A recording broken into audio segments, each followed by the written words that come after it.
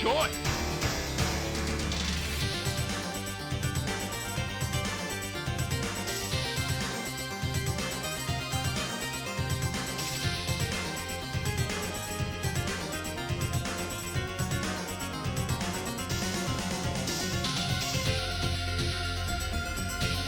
Good choice.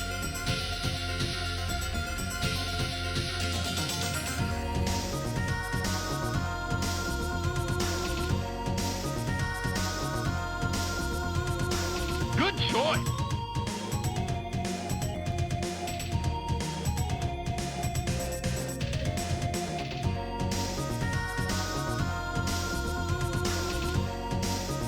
Good choice.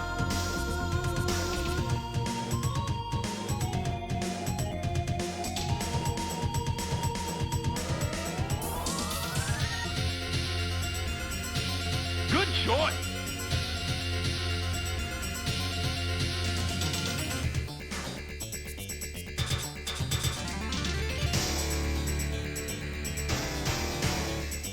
Good choice.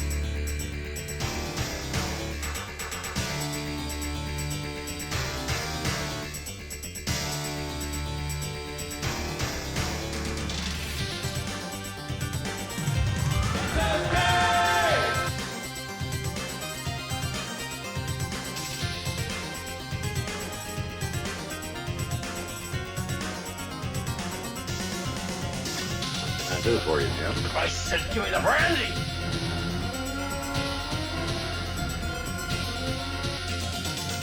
When are we going to get a David Lynch gaming stream in honor of his passing?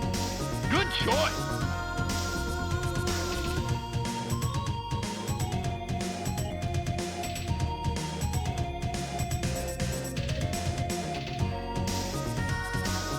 Good choice.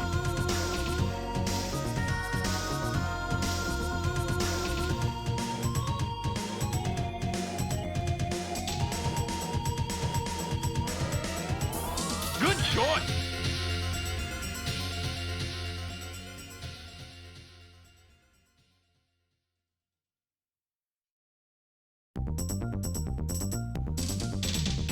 Good choice.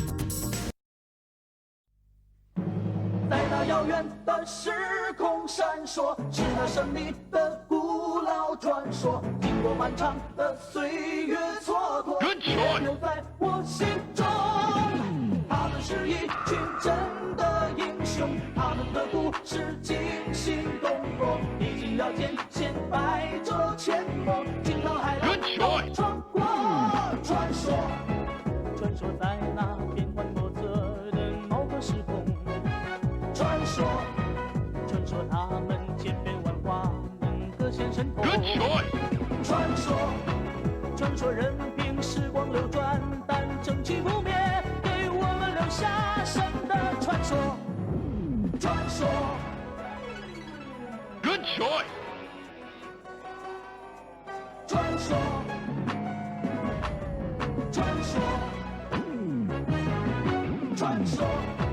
传说任凭时光流转， Good choice. 但正气不灭，给我们留下神的传说。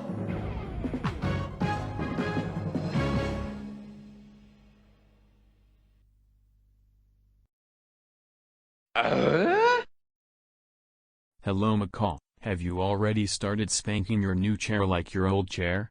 How many times have you spanked your chair?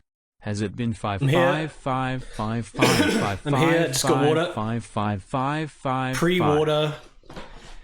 I got the pre-water. Did it quick. We're starting the stream quick because I need to play games. 5 5 5 5 I need games, Chad. I need 5 5 5 5 5 5 5 5. What's going on here? 5 5. What is this? What is this? 5 5 5 5. I didn't see how many fives there were. Do we need to skip it? 5 5 5. 5 5 5 5 5 5 5 5 5 5 5 5 5. 5 5 5 5 5 New chair. 5 5 5 5 New chair. 5 5 5. It's a new chair. Now, if you're playing the movie on a telephone, you will never, in a trillion years experience the film. You'll think you have experienced it, but you'll be cheated. It's such a sadness that you think you've seen a film on your fucking telephone. Get real. Sag. Now, if you're playing the movie on a telephone, you will never in a trillion years experience the film. A trillion You'll years. think you have experienced it, but you'll be cheated. It's such a sadness that you think you've seen a film on your fucking telephone. Get real. Phones out for King David Lynch. Good choice. He's dead! David Lynch died while I was gone.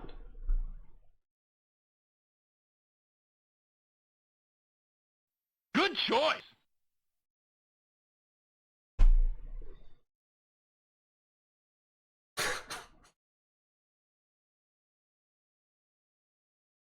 So now I'm back. Now, if you're playing the movie on a telephone, you will never in a trillion years experience the film. You'll think you have experienced it, but you'll be cheated. It's such a sadness that you think you've seen a film on your fucking telephone. Get real. So I'm back To be now. clear, a David Lynch gaming stream is a cryo gaming stream. Now, if you're playing the movie on a telephone, you will The level 5 never hype train in a from David trillion Lynch. years experience the film. Level 5 hype train You'll from David think Lynch. you have experienced it, but you'll be cheated.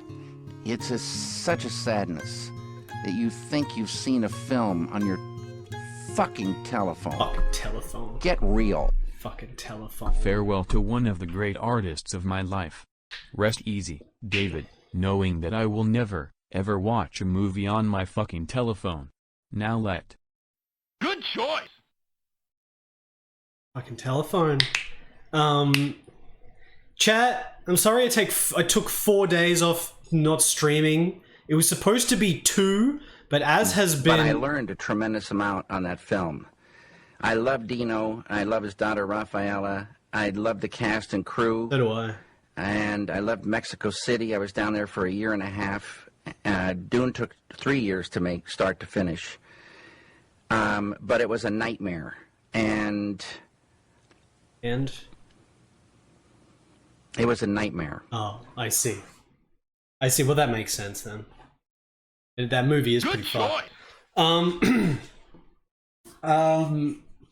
Dragoon Zero going out of control and gifting 5 subs, causing the hype train to now go to level 6. Good choice. Level 6. Before I start get playing, let's start get playing here. Before I start get playing here, with with Japanese choice. action adventure games, like last time I streamed, that was when we played Shinobi on the Saturn. Good choice. Shinobi on the Saturn is like got some good shit to it, but ultimately it's pretty terrible compared to the Mega Drive games. So you know, we're gonna get back to stuff like that. I want more Japanese action ninja adventures and cyber and ninja and cyber and action and machine guns and like playing as a ninja that has to fight dudes that have machine guns and rocket launchers and shit. Good choice.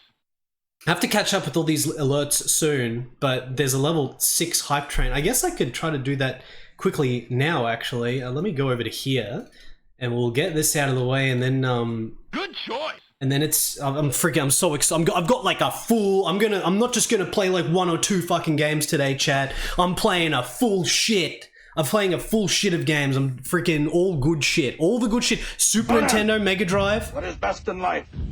To crush your enemies, see them driven before you, and to hear the lamentation of your women. That is good. That is good. In honor of David Lynch's passing, That's we good. must now watch the stream on our fucking telephones. I'm sure there is a lot of people watching on their fucking telephone. Not in a trillion years would they understand the full proper McCall 45 experience. Good choice. This is cinema. This is cinema. You got to watch it on a big screen.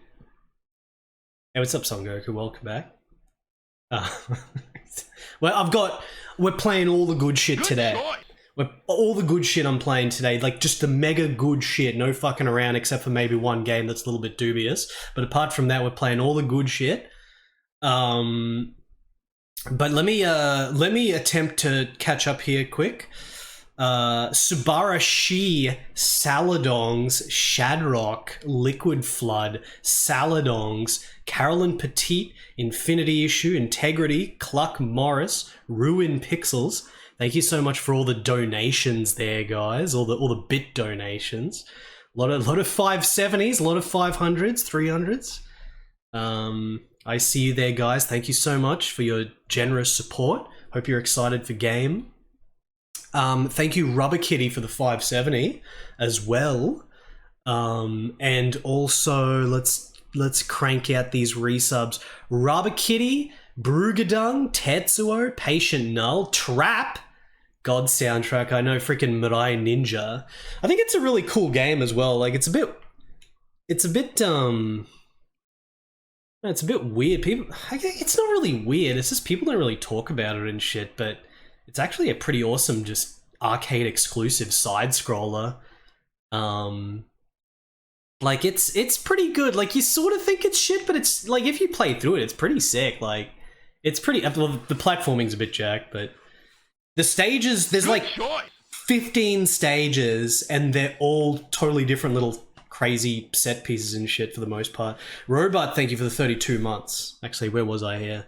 Toll Plan, Alex, Bony Skelly Man, Slap Ups, 55 Home Run, Marty.Zone, The Comfy Panda, Hugo, Foamed, Sniper, 05 Pro, Bo the Schmo, Revenant Seraph, Keaton, Carolyn Petit, Robot. Thank you so much for the resubs there, guys. And now over here we got Dragoon Zero gifting subs to New Chair Hype, Retro X Furnace, Various Spaghetti. There's all kinds of spaghetti. Matrix, Kev BZ, Ash West Writes, Sneed gifting subs to Joe Satriani Official, Saladongs to David Lynch himself, Dragoon Zero gifting a sub to New Chair Hype, and Full Shit. We got the full shit we're playing today as well. Got the full shit. Dragoon Zero gifting 10 subs. 10 more subs. Holy shit. The hype train is level 7 now. That's a pretty solid D&D level. You're playing Dungeons and Dragons. Gifting subs to Cheesecake, Arta, J-Ron Fenkel, The Green Herring, MG42, That Gamer Chick, Laxa, Laxtra, Roland, and Serial Degenerate. The Serial Degenerate has got his sub now, thanks to Dragoon Zero. Thank you, Dragoon Zero, for your very kind generosity and support there. I appreciate it greatly. Good choice. We got Space Coyote with the 44 months. What happened to the old chair? Dismantled. I dismantled it. Dismantled and thrown in the bin. Good choice. Things of your mind. Thank you for the 5-month resub. Ashens, thank you for the 59-month resub. Did he say that at some point? Good choice. It would surprise me if David Lynch said that at some point. I was in the theater and I was trying to understand what the Wookiee was. It was like a big... Anyway. Oh, is that where George Lucas got... That's where George... Yeah, no, I know that clip now. Let's watch it. Let's watch it. That's actually pretty funny, where George Lucas tried to get David Lynch to direct Return of the Jedi or some shit. David Lynch... watch Star Wars. Did you turn down George Lucas?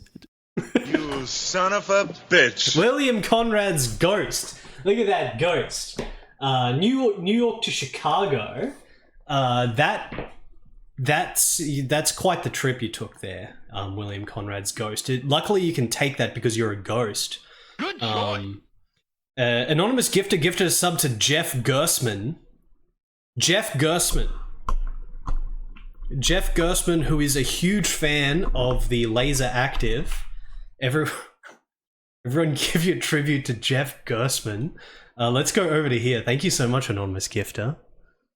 Thank you so much. Let's capture this. Capture this. The Good Blorp. choice. Well, if it isn't the Blorp with 59 months. Thank you, the Blorp. I like that username. For directing Star Wars Return of the Jedi. I was asked by George to come up to see him and talk to him about directing, which would be the third Star Wars. And I had next door to zero interest. But I always admired George. You know, George is a guy that does what he loves, and I do what I love. The difference is what George loves makes hundreds of billions of dollars. So I thought I should go up and at least visit with him. And it was incredible. I had to go to this building in LA first and get a special credit card, and I had to get special keys, and a letter came and a map. And then I went into the airport, and I flew up, and then they had a rental car all ready for me, and this keys, and you know, everything was set, and I was to drive to this place. And I came into an office, and there was George. And he talked with me for a little bit, and then he said, I want to show you something. Now, right about in this time, I started getting a little bit of a headache. You know what I'm talking about. Okay. So he took me upstairs, and he showed me these things called Wookiees. And now this headache is getting stronger. And he showed me many animals and different things. Then he took me for a ride in his Ferrari for a lunch. And George is kind of short, so his seat was way back, and he was almost laying down in the car. We were flying through this little town up in Northern California. We went to a restaurant. Not that I don't like salad, but that's all they had was salad. Then I got a really, almost like a migraine headache. And I could hardly wait to get to home. And even before I got home, I kind of crawled into a phone booth and phoned my agent. I said, there's no way, no way I can do this. He said, David, calm down. You don't have to do this. And so George, bless his heart, I told him on the phone the next day that he should direct it. It's his film. He invented everything about it. But he doesn't really love directing. And so someone else did direct that film. But I called my lawyer and told him that I wasn't going to do it. And he said, you just lost, I don't know how many millions of dollars. That's why David Lynch didn't direct Return of the Jedi. Good. Good choice. Iranterus, thank you for the 25-month resub. Iranterus, thank you for the 25-month resub. Are you ready for games? Are you ready for game? What is best in life? Anonymous poll. Crush your enemies, see them driven before you, and hear the lamentation of your women. With the new chair. That is good. Look at the new chair. Chat, on the count of 3, I want you to type the name of the person in chat who's most likely to fuck the hole in the old chair. Think about it for a moment. Okay. Here we go. 1, 2, 3, Goaty. Yes. Exactly. You already got it. Very successful poll. The chair doesn't make really, really loud noise every time I move now. It doesn't make really, really loud noise. It's just silent. It's silent. This chair.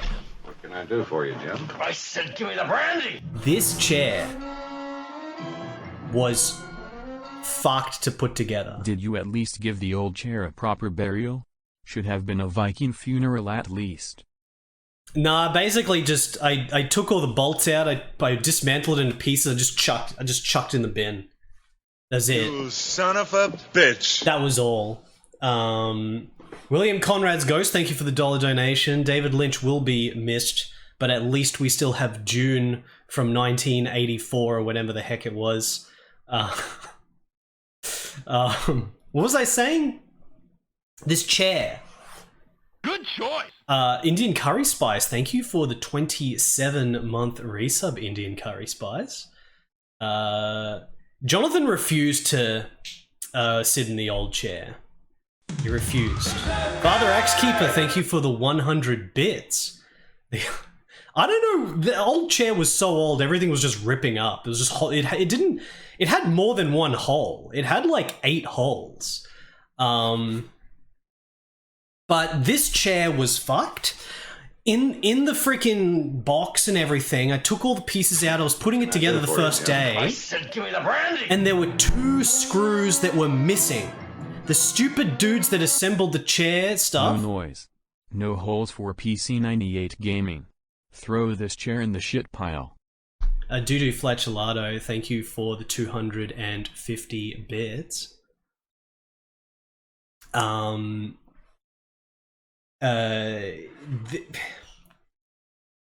the shit pile just yet. Not just yet, but this freaking chair, it didn't have 2 of the screws that were supposed to be in the package. Like 2 screws were missing. And then the place I got it from had closed by the time I was putting it together because they didn't phone me like they said they would that when it was going to come in. So I phoned them before they closed and they said, oh yeah, it's here. I'm like, well, I've been fucking waiting for the phone call. I had to phone you. So I went and got it. And then I came back here and then I started putting it together. Usually I can put the chairs together in like 2 seconds, like 20 minutes or so. But the 2 screws were missing. There was 2 missing screws. Chat? And the place was shut, so I'm like, for fuck's sake, just 2 missing screws. So then I had to drive to the hardware store and get 2 screws. And then I had to come back and put it together, but for some reason, this chair, compared to all the other chairs I put together in like 20 minutes, it's easy peasy. For some reason, this chair was really, really, really tight. Like, really tight about, like, lining up all the screws and shit on the sides. So instead of taking me like 20 minutes, it took a lot longer. It took like an hour. I was sitting there trying to line it up, and it was like, what the fuck? Why is it so jacked? Why is it so specific? This chair... Anyway, it's put together now. Now the chair's put together and we can rejoice. Zuajin, thank you for the 59 months. Skyline, thank you for the 23 months. It's okay now because now the chair is together. Now it's here. Yuguni, thank you for the 5-month resub, Yuguni. How's it going? What is up? Ruined Pixels with the gigantic Dangel emotes as well. Things of Your Mind with the gigantic Viper emotes. Good games there, good games. Thank you, LCC. I've got the new chair. So now we need to play games with the new chair. I'm going to play games with the new chair, chat. Or we could just watch Truncho while I get more water because I'm really thirsty.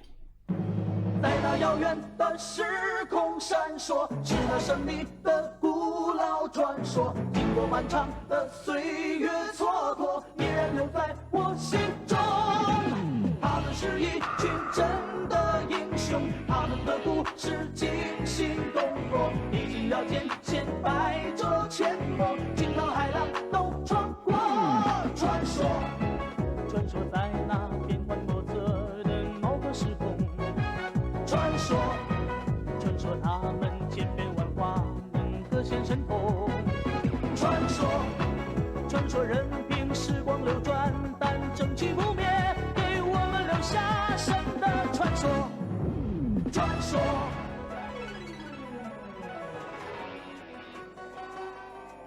传说，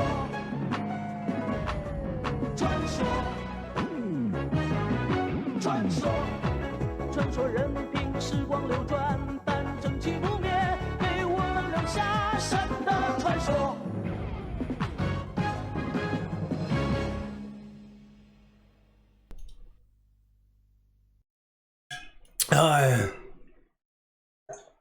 That's all we needed. Alright. Alright. Good work. Now do it again. Do it again?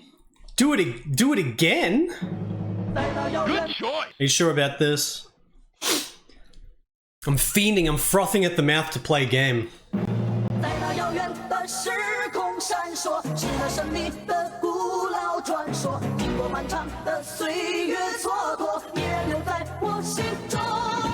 他们是一群真的英雄，他们的故事惊心动魄，历经了艰险，百折千磨，惊涛骇浪都闯过。传说，传说在那变幻莫测的某个时空。传说，传说他们千变万化，能各显神通。传说，传说任凭时光流转，但正气不灭，给我们留下神的传说。传说，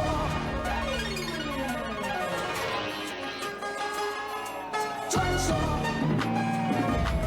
传说，传说，传说任凭时光流转，但正气不灭，给我们留下神的传说。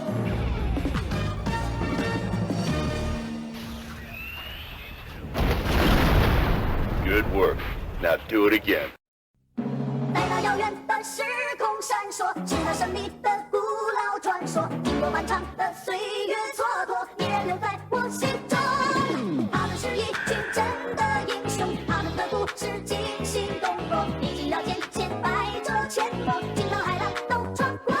传说，传说在那变幻莫测的某个时空。传说，传说他们千变万化，能各显神通。传说，传说任凭时光流转，但正气不灭，给我们留下神的传说。传说，传说，传说，传说，传说任凭时光流转，但正气不灭，给我们留下神的传说。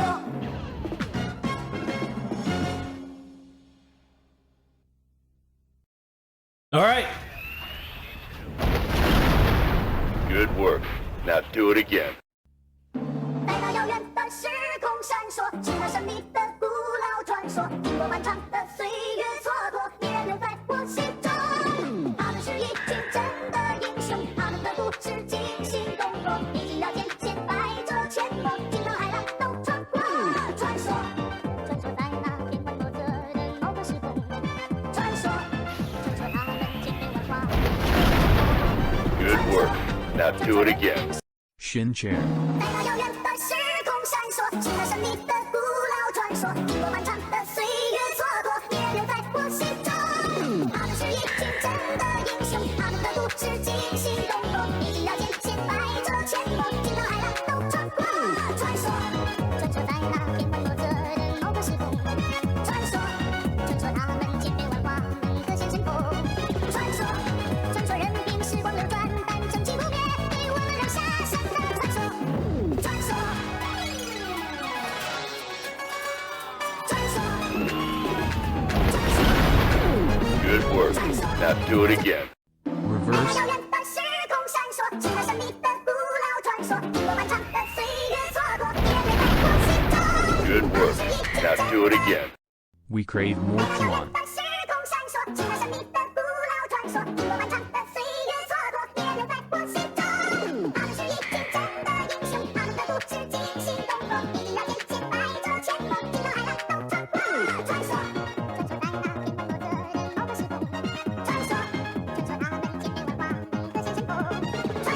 choice.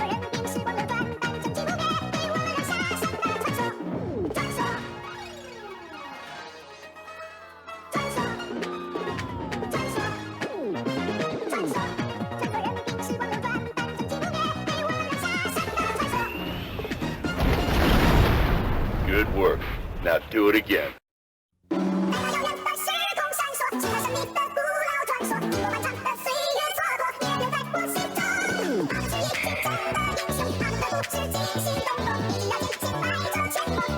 Good choice.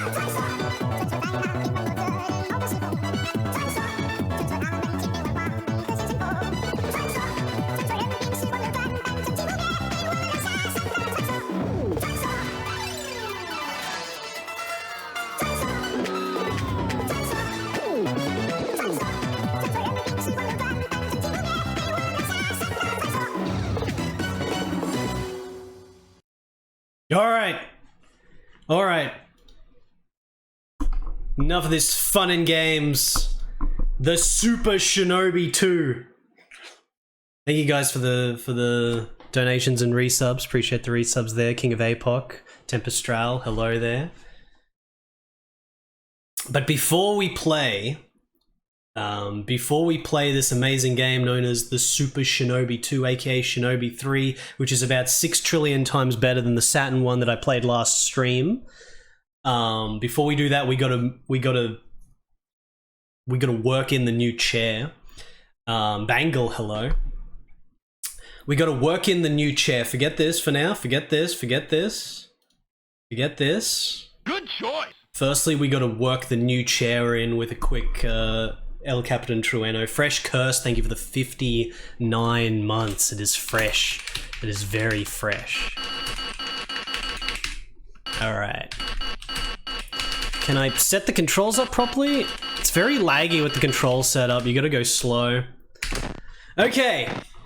I'm playing games on the new chair. It's so good. Look at this. This chair feels like I'm higher. It feels like I'm a bit higher. Maybe I gotta put it down a bit as well. This is what I kind of gotta test the levels. Like I gotta put myself down a tiny bit like that. I think this is a little bit more in line now. Proto Man. You're hit. You're bleeding, man. I guess this is about right. Okay. We're calibrating the chair. Drinkable water symbol. Droplet. Nervous sweat. Drinkable water symbol. Drinkable water symbol. Droplet. Nervous sweat. Drinkable water symbol. I like drinkable water. Compression. Like those other waters. Compression. Compression. Compression. Compression. Lounge. Thank you. For you, Jim. I said give me the brandy. Oh! I was recalibrating the chair in relation to the headphones. To be christened with the beatings that can only be fully powered by the rage of playing impossible Korean DOS beat-em-ups. Man, Korean DOS games are so good. So are Taiwanese DOS games, but Korea has better bloody action games for DOS. The beat-em-ups, Electronic Popple, that whatever the heck it's called with the gigantic name. Those very good games. Retro Hitch, what's going on? Retro Hitch, who very much looked not in the mood or the mindset to be playing a Japanese adventure game and not understand anything, but then getting sucked into the atmosphere of Belzerion. I love Belzerion. I actually like the original Macintosh version. I'm not the biggest fan of. I remember getting it. And I was like, but the 3DO version is pretty awesome. It needs a translation. It needs a translation. It's got like 7 chapters, and every chapter is just like a different sort of little sci-fi concept that it explores. Proto Man. Like an Alabama tick. You're hit. You're bleeding, man. Proto Man. I ain't got time to bleed. Okay. No, Proto Man, thank you for the 260 bits. Sake. Ribbon. Party Sake. face. Sake. I like sake. Ribbon, party face. Sake.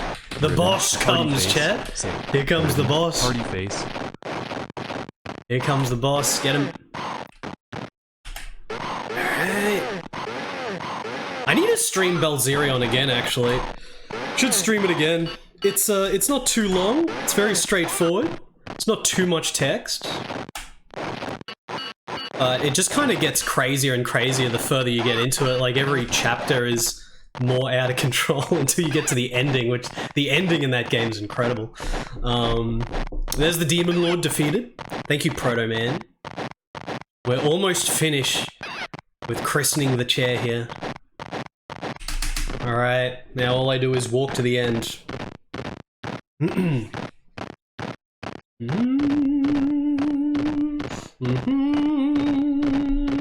Capitan?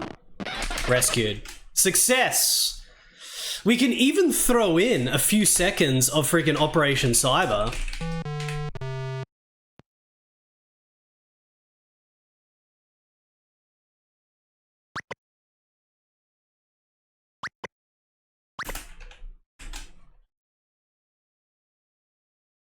Alright.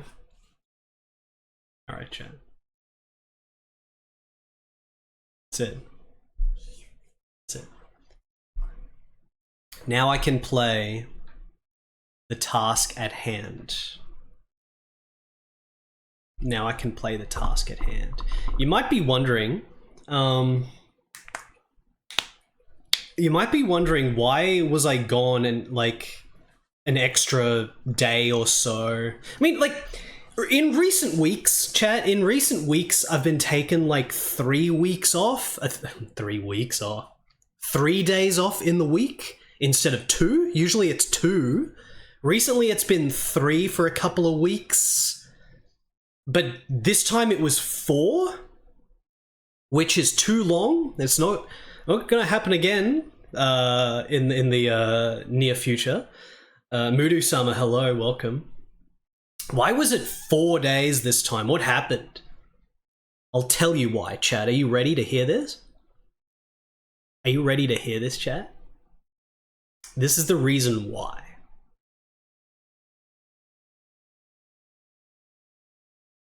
I'm trying to become the lawnmower man, like in the movie The Lawnmower Man. If you're playing the movie on a telephone, which you don't watch on a telephone, you will never in a trillion years experience the film.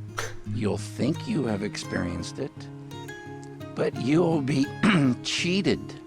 It's such a sadness that you think you've seen a film on your fucking telephone. Get real. $5.70, thank you. Rest in peace, legend. Yes, David Lynch will be remembered very fondly on this stream, I'm sure. We're not going to forget him. Thank you so much for the $5.70.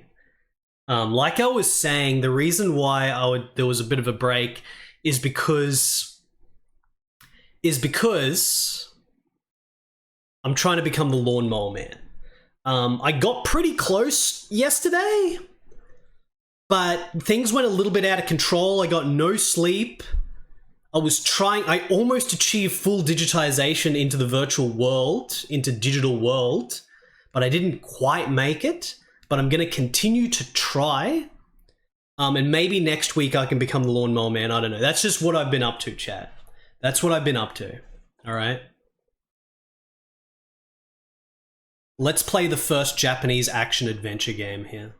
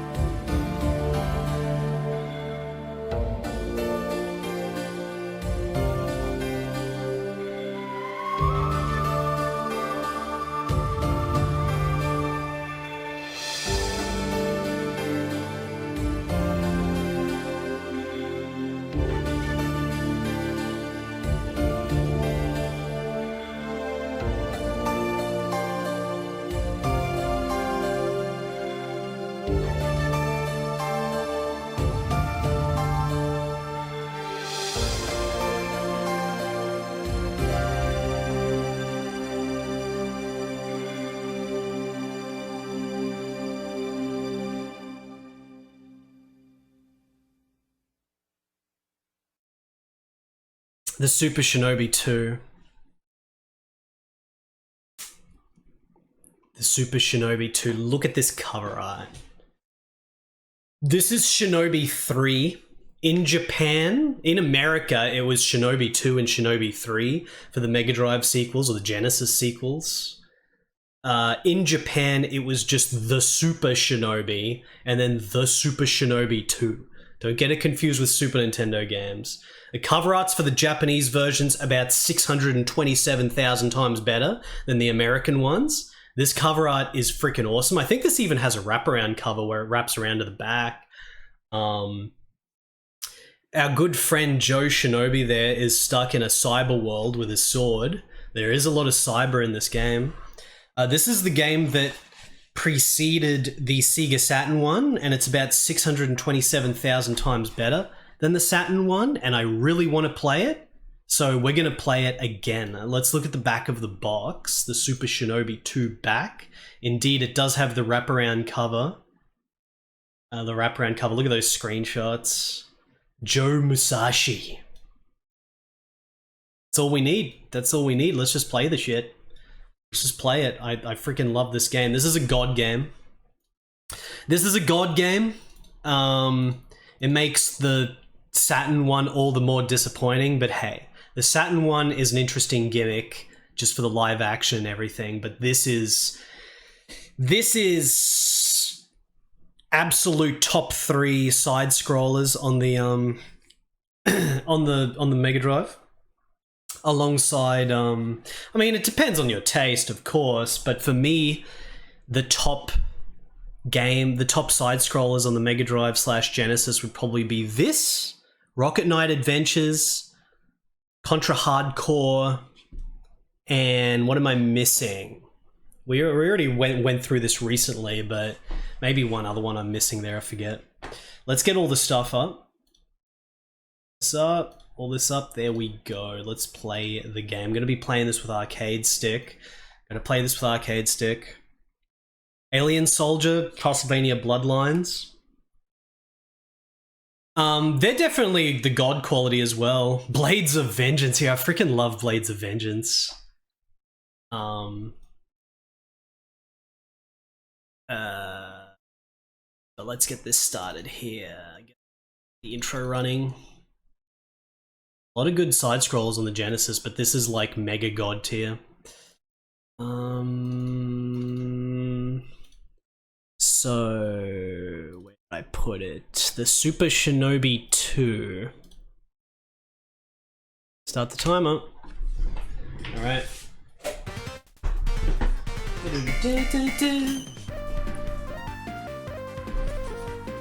Might have to crank the volume here. Let me give the stick a wipe down. Have not wiped the stick down in a while. It needs a good wipe down. Quite a lot of dust. Haven't used it in a decent while, actually.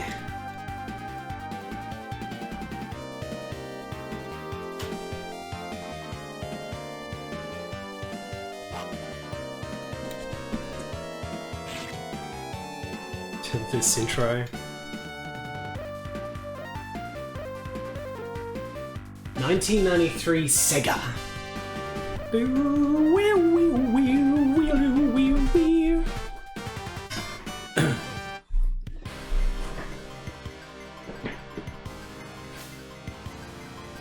You think Mega Man is better than any Mega Man? Any Mega Man, if indeed? Any Mega Man is better than this game? This game's pretty sick. Look at this. I'm gonna put it a little bit louder.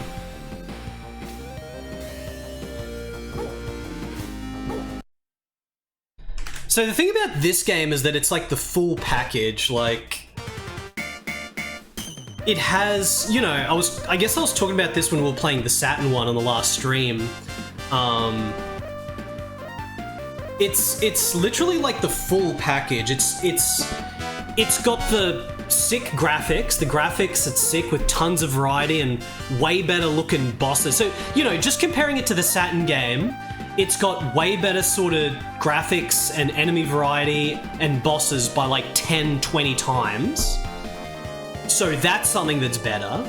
Then the stage design is way better. Almost every single segment in this game has like a mid-boss and like variation, whereas the Saturn one was just like one note for every level. So this game's got like the god graphics and variety. It's got the god stage design, and then the actual gameplay as well in this feels so good. The gameplay in this feels so... that freaking running dash attack gives you iframes is so fun. I'm playing it. I'm just fucking playing. Why is the controller not working? Ah, because I haven't turned on the bloody Xbox One controller, so this is detecting in the wrong slot. So now I need to freaking restart the shit. I don't think there's any differences with the regions in this game, but I don't know. I'm playing the Japanese one anyway. I don't think they made any changes with the American one. But okay, this should work now. There we go. Alright, options, level normal, hard, hardest. Okay, let's just try normal here. I remember this is pretty hard, so let's go. Let's go! Round 1, the resurrection of Zed. It's Matt. Oh, the run, look at this, look at the freaking leaves. There's no timer, so it can actually be pretty comfy here. Oh, dude. So you've got the melee attack when you're close. If you're far, he throws the shuriken. That dashing attack though. You've got the kick as well. Is there like a block? Yeah, you can block holding the button. Dude. Just get that dash. That dash attack is so good. Look at this. It's already just so much more fun than the Saturn game. Freaking dynamite. I want to kill all the enemies. We've got cash registration score. Very good cash registration score here. Look at the level design. Level design is sick. Going into the cave here. Look at that. Oh yeah, dude. Look how good this is.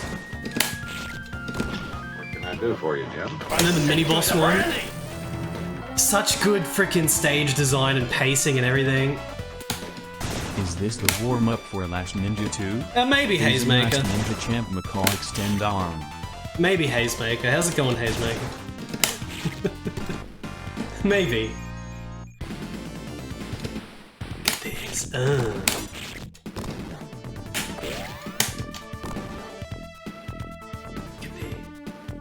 Might be better, Hazemaker. It might be better than that game.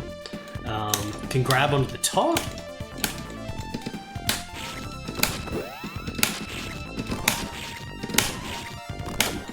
Gonna get all the shit. Oh, we've got the attack, so now instead of meleeing with a little knife, I've got the big sword.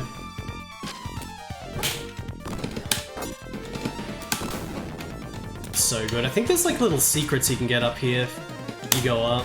You can dash through here. You've got the double jump, of course, but the double jump you can only do at the tip of the jump. If you do a stage without using kunais, you get the special bonuses as well. There's like tons of special bonuses in this. There's a no-hit bonus, there's a no kunai bonus. So this game's pretty high-tech for... oh, the wall jumping is so good. Like, how could they fuck up all the mechanics as much as they did for the Saturn one? Like, this is just so much better, it's insane.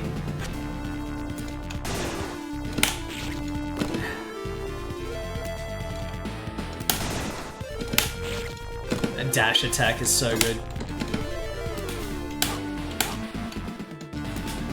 Here? No.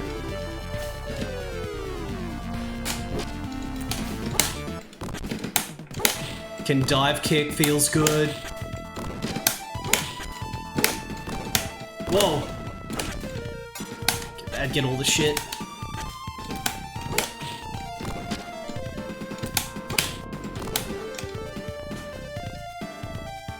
Oh, there's something up there. I think I missed one secret before. Hey, 1-up. Got the 1-up. Health. There we go. Boss, the Lobster Lord. I'm a lobster.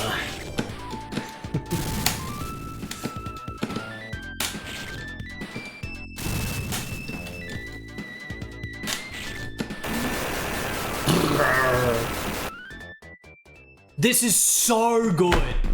This is so good. This is like so top tier. If you combine all the platformers from Genesis and Super Nintendo, this is like top 3. It's so good. All right, stage 2.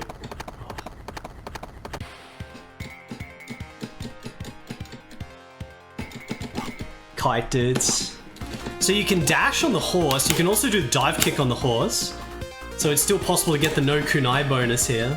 But we're not going to be going for no bonuses. We're just going to play properly. Good choice. See if I can try to 1cc it, but probably not. More satisfying just try to go for the 1cc first here. Agent Spork, thank you for the 26 months. How's it going, Agent Spork? Look at that score cash registration. Dunk, dunk, dunk. Alright. Like, something like Hagane on Super Nintendo is top tier, but even Hagane is nothing compared to this game. Like I said before, it's— whoa, 1-up, 5 lives. Like I said before, it's the fact that this game has everything. This game isn't just sick stages or just sick graphics or just sick gameplay. It's all 3. The game has all 3. It can't be stressed enough how just smooth and good the gameplay feels. And when you combine that with just like some of the sickest bosses and stage design, it's just, you know, Annihilation and Mr. Saturn's Coffee, thank you so much for the resubs. Well, get this guy. If you get hit, you lose your power-up, right? Yeah, the power-up's gone now. Lost my power-up. Another mini-boss. See, there's like little mid-bosses for the stage sections. And then there's a different stage section. In the Saturn game was just one boring stage section that drags on, and then that's it for every stage.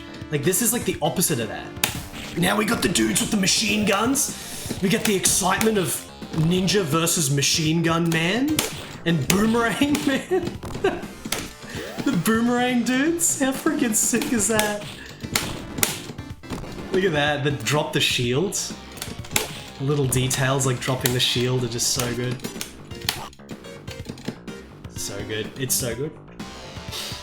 Good choice. Carbon 16, thank you for the 19 months, Carbon 16. The 16th one that there is. It's so freaking good to play this again. Look at this. Bloody jump kick. Oh, elevator section, just like that really shit elevator section in bloody Saturn 1. Look how good this one is now. The flashing light. Little dudes that are in the holes. Look at this, the dude had like an M60 mounted. It's so good.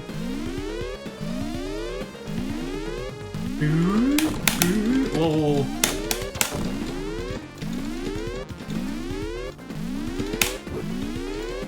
I've also got the magic. I haven't used the magic yet, but you can actually select your magic. Ikazuchi, if I remember right, is like armor. And then these are like attack magics. This is like the Bunshin or whatever. Changing backgrounds. Better enemy layout and better visual variety than the elevator from Saturn Shinobi.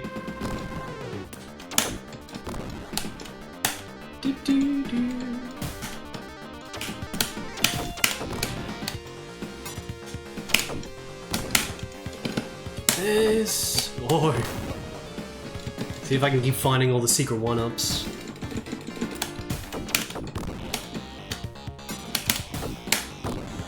How? Oh! Lost the power.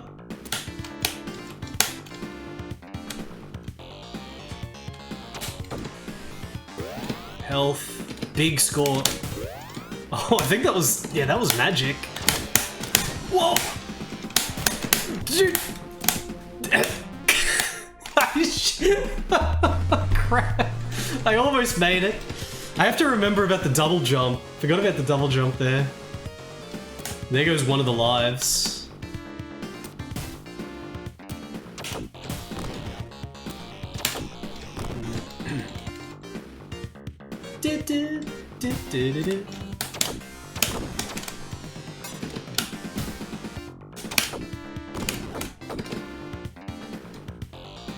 Okay, those only trigger when you move onto them.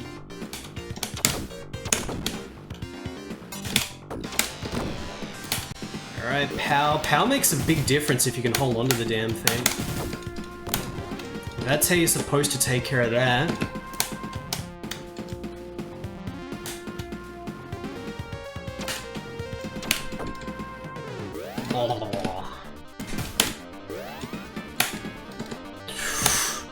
Oh, okay, did it... Yeah, it's tricky to get that magic because of the scroll there. Good choice. Very tricky. Neo Antoine. What's going on, Antoine? Thank you for the 51 months. Welcome to God tier Japanese action.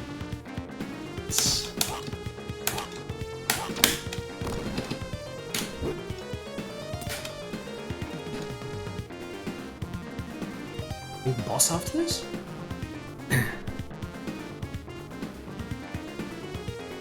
Yeah. Let me just wait a bit and see if there's secret. No. Alright. Oh, the brain! Bloody brain. The brain which deflects your kunais.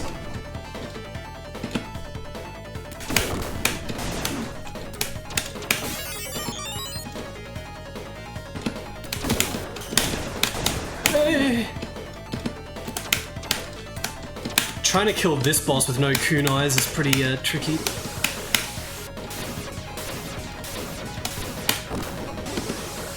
You could probably like two-shot this guy if you had your power up.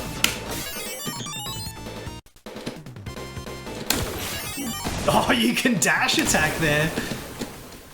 You can hit him with the dash attack. Alright, good. Look at these pictures. No ninjutsu bonus, 10,000. Technical bonus, 60,000. Special bonus. So there's another bonus there, which is the no-hit bonus that it doesn't show you. You have to, and then I think if you get all of them, there's like another secret bonus. There's like 2 secret bonuses. No hit, and then everything together. Oh, dude, the bloody Biolab. Let's go, Biolab.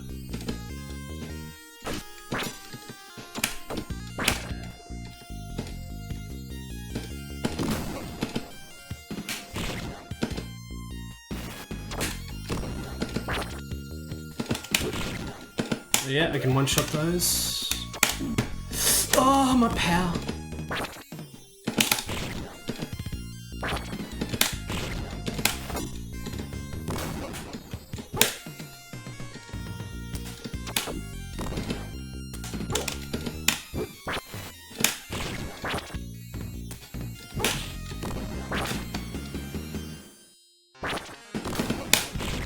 Good. Slowly delete these enemies. Stay crispy. Oh crap. Can I hit those before they... Man, I just got hit by all 3.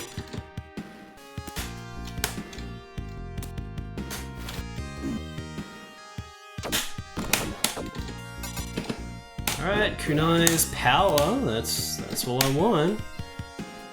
Neo Zeed. Shoutouts to Zeed. Okay, let's see if I can do this now. Okay, it is possible to hit them early, I just gotta go real early.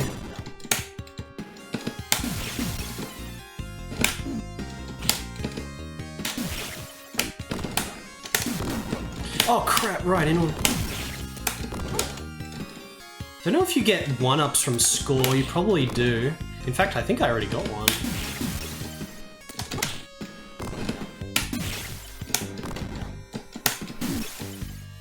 I jumped into that.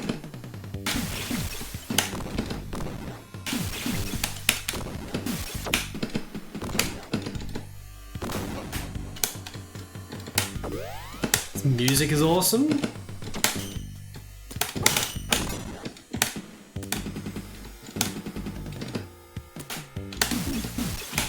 I should have seen that. Just jumped into it. Do have a lot of life though. 6 lives. Did I get another life from score or something?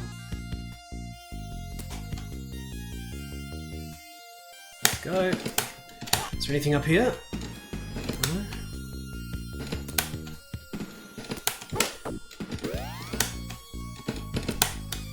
10 points for that.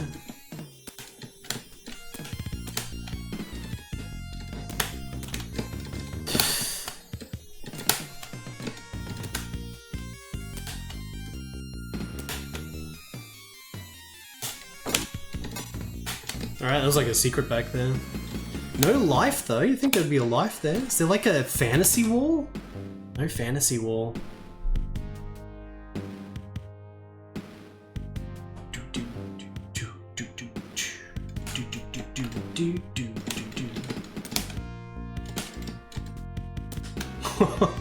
What is this? Oh! What did I miss there? I gotta get it. Good choice. I gotta get it. Could be a 1-up. Whoa. Could be a 1-up. TDX!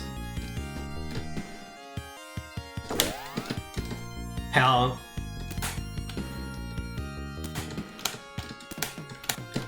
Oh crap.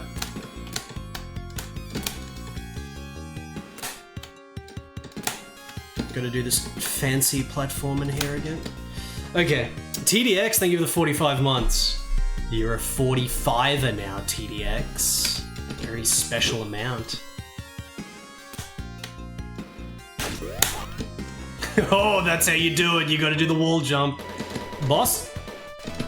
What's the boss?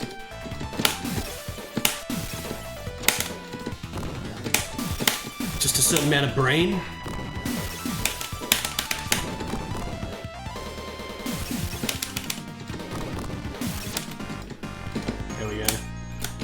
Easy. Oh, we go down. Oh, into the guts! It's so... Oh yeah, that's right, the boss is in the background trying to hit you. It's so crazy how even the individual stage segments are better than the standalone entire stages from the Saturn game. Even just these little segments. Oh crap, he locked on. Guess you just can't get locked on at all. Very good gut stage. No! Alright. Like I said, you can't get him off if he locks on.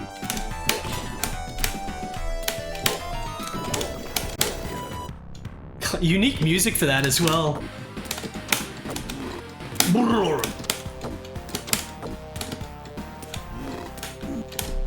I gotta get better at dodging that.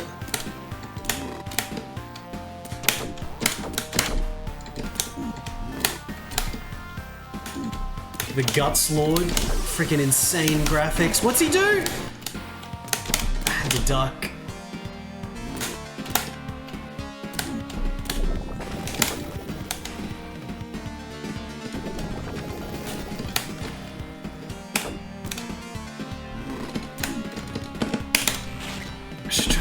Dashing attack that does way more damage than my non-powered up kunais.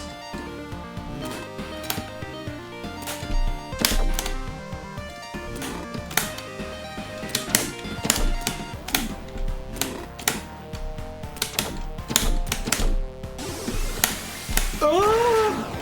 Holy shit. Don't die! Come on, I'm so close. Oh my god, just use the magic, see if we get some defense. Dead? Okay. I didn't need the magic, but it's a safety net anyway.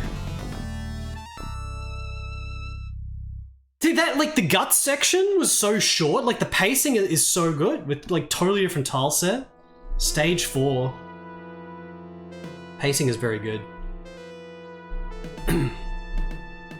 Factory. Oh, the damn bloody jet ski thing. Jet board. Just like the horse stage. Okay, I just missed the power up.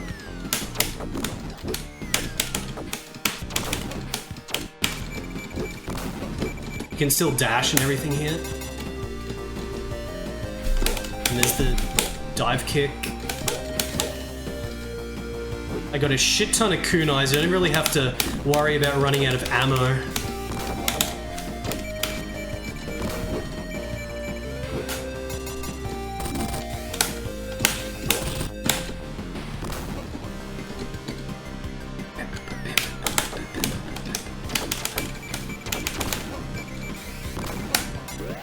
Health and power.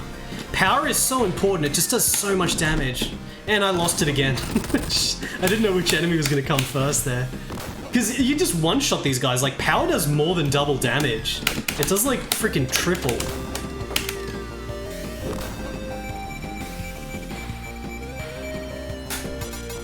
Get it. Oh, there's no physical contact damage with the enemies. I forgot about that. There's the 1-up, 7 lives. Still on the 1 credit. Boss? This is like the mech dudes, yeah.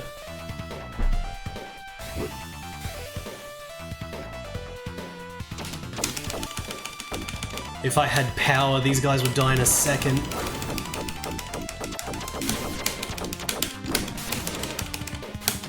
Okay, let's actually dodge stuff.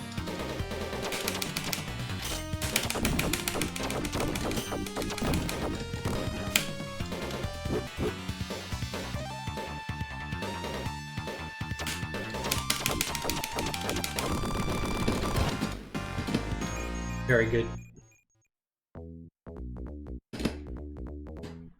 People were talking about the PS2 Shinobi last time and then said that it was Kunoichi, which I did play. Like in Japan it was called Kunoichi, but I didn't know. I didn't like the. Is it Nightshade was the English name or something? Is there actually a Shinobi on... Oh, Shinobi's different from Kunoi. Oh, there's multiple. Okay, well, I haven't played all of them yet. Also, the game that I finished, which I thought was Kunoichi, is not actually Kunoichi. I did play Kunoichi, but the game that I finished or I played more of was Azumi, I think it's called on PS2, which is another sort of Kunoichi 3D action thing. I think Azumi is what I got confused with last time. Which I think might actually be based off a movie. Look at this guy. Whoa. Oh, use the spread shot. If you do the double jump, you do the spread shot kunais like that, which is pretty good, but it uses a lot of ammo.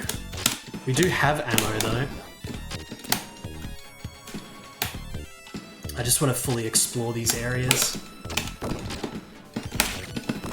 so that I get all enemy score plus loot.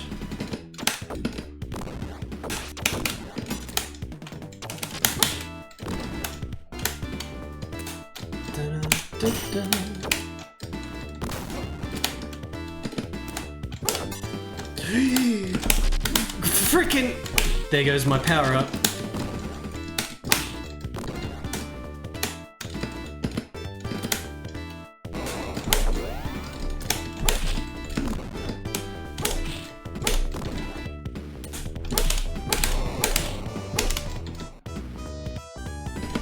Alright, cool.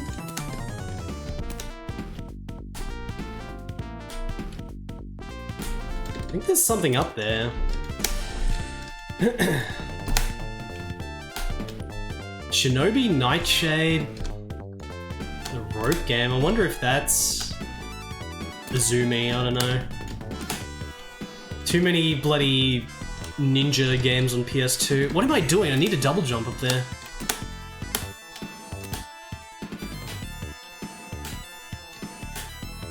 You know what I'm a big fan of on PS2 that I got to stream? Bloody Samurai Western.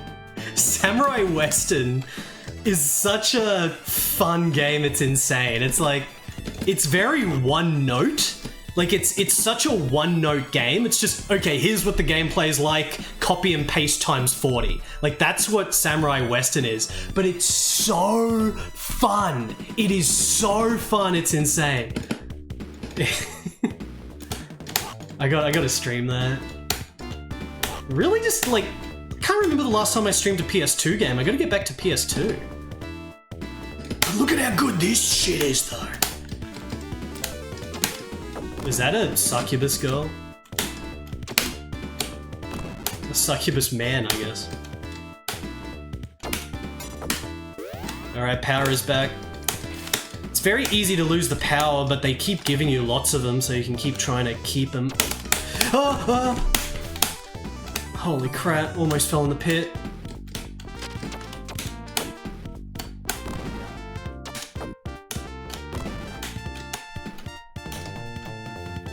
Getting all the stuff. Listen to this friggin' music going crazy.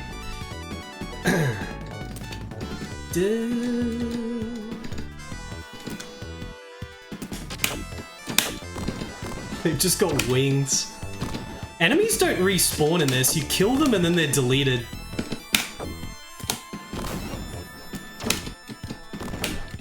Very satisfying to go through these levels and just pick them off. Okay, now, it's very possible that something like that over there could be a secret. So let's try to double jump there. Very good to hear that, Retro Mega. Super C is bloody good. Can we? Okay, that's no! That's definitely gonna be a 1-up. I guarantee that's a 1-up. I don't know if you can get more than 9 lives, but... yeah. There we go.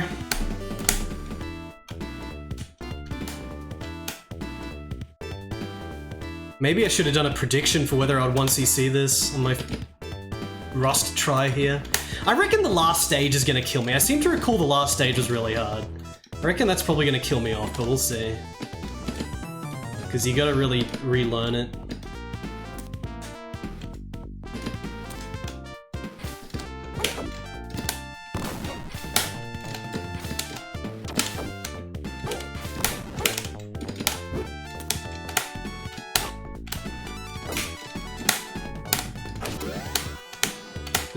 This game just doesn't stop being awesome.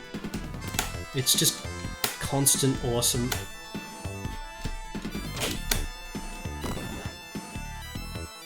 Now, if you're playing the movie on a telephone, that was another life. You will never in a trillion years experience the film. You'll think you have experienced it, but you'll be cheated. It's such a sadness that you think you've seen a film on your fucking telephone. Get real. Carry on your hate of fucking iPhones in heaven, King. Rest in peace. Indeed, Ralph. Thank you so much for the 570 bits. David Lynch will live on with these alerts. How old was David Lynch anyway? He must have been pretty bloody old. Thank you so much. 78? Oh!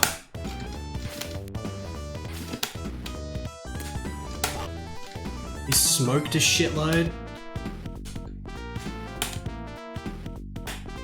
Good choice. So I definitely got a 10th life, but we'll see if it actually counts. I lost my power up.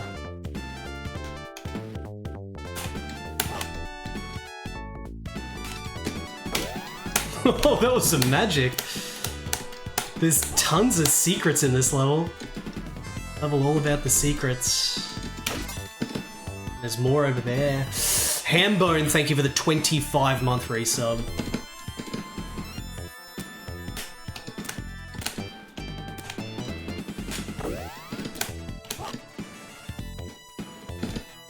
Alright. Oh, look at this. Try to get mileage out of my power. And, okay. That's how powerful the powered up shot is. Of course, there's more to this boss than just that. This is multi-phase. Looking like a mech out of Assault Suits Vulcan.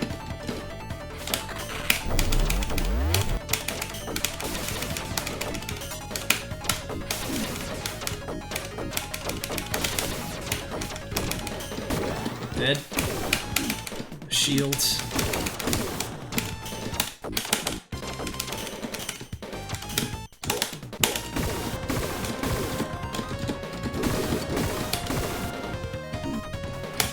Almost.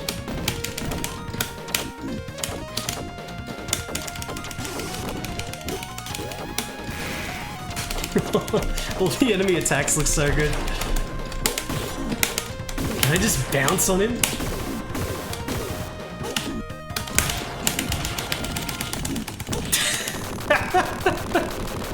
This game is the best shit. Look at that. Look at the picture. Our surfboard bloody ninja. Every stage is sick. Multiple boss fights, multiple awesomeness. Round 5. I think there's like a lot of rounds as well. I want to say there's like bloody 9 rounds or something. Like there's a lot of content that's just very well paced. Just constant fast pace. Secret? Is there a secret here? Burning forest. Okay, these are mines, which I can jump over a little bit. Machine gun is back.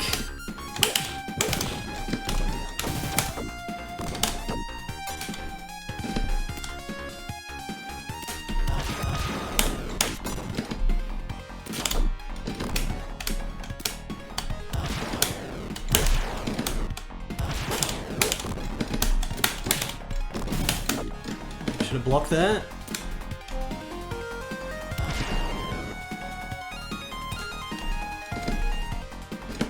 Next death. Oh, the mortar guy holding his head when he fires. This shit is so good.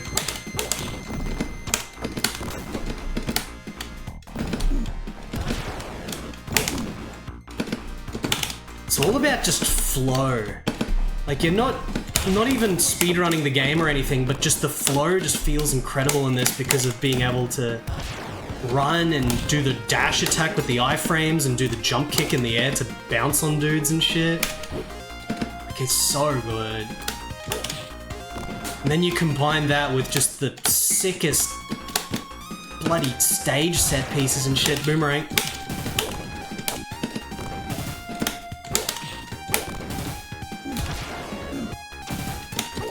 Good choice. I want to... There we go. Kill him. Oh, crap. Crap.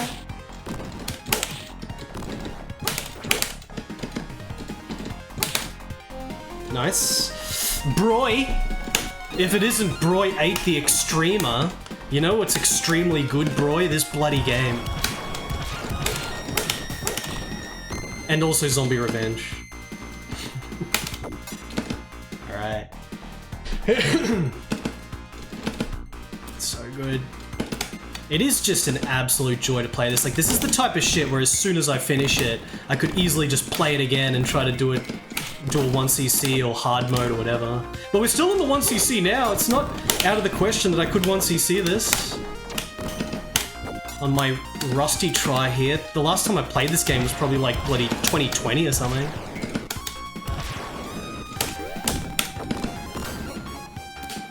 Is there a secret in here? No. Oh, boss. Mini boss guy.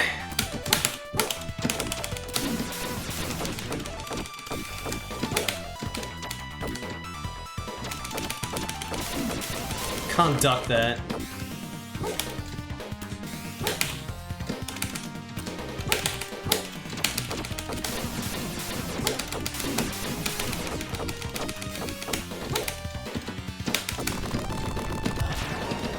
Oh, the explosions look awesome.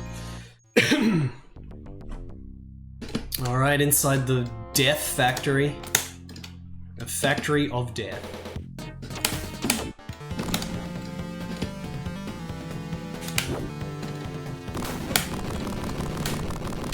Oh, okay.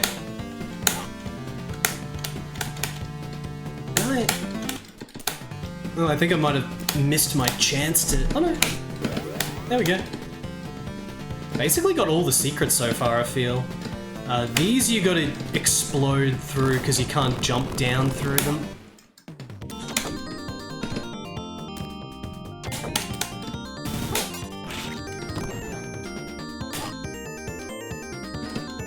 Godzilla's in the background. The Mecha Godzillas.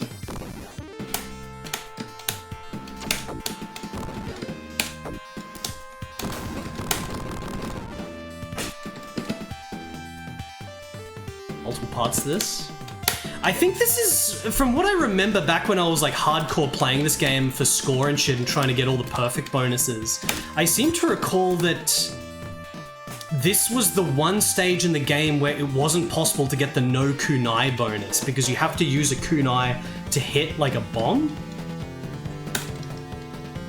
And because you can't get the no kunai bonus in it, there's you can't get the special bonus as well. Something like that. Quickly, Catherine. The alpha ozone is gone. It's gone! I've been working on it for 30 years. I finally succeeded. And now it's gone. What are we going to do now Oh, at the International Clean Air Conference? Everybody's waiting to see it. What can I do? I'm so old now. Who is going to help me find the alpha ozone for me? Who's going to help me, Quickly, Ralph? Alfred. I've been busy for 30 years, and now it's gone. I'm so old now. Who will stream Dr. Ozone directly into my skull for me? I'll try to. Don't know how much I'll succeed, but I'll try to. I knew that there's a secret somewhere here. Can I reach that? Oh, I don't know if I can reach that. Did I like mess up secret potential here? Ralph, thank you so much for the 555 bits. I don't think I can reach that.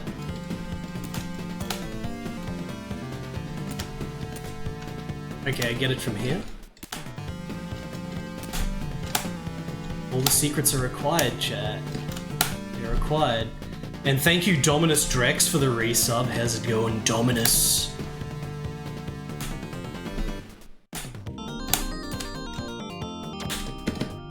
Why is there a little bit up there? Magic has a higher jump? Is there a jump magic in this? Maybe we don't need to use it. RG, what's up?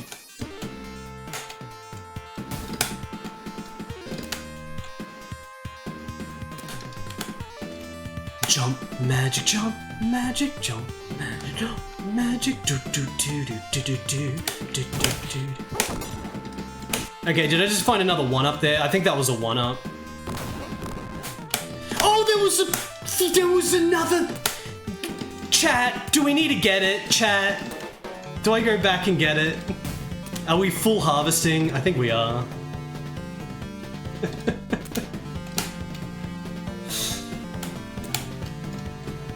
I really want to play the Labyrinth game on Famicom. That's what I gotta play. There's something down here as well. Look at this.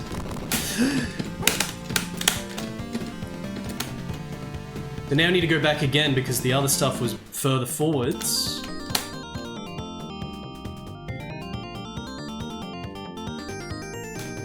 Nine lives.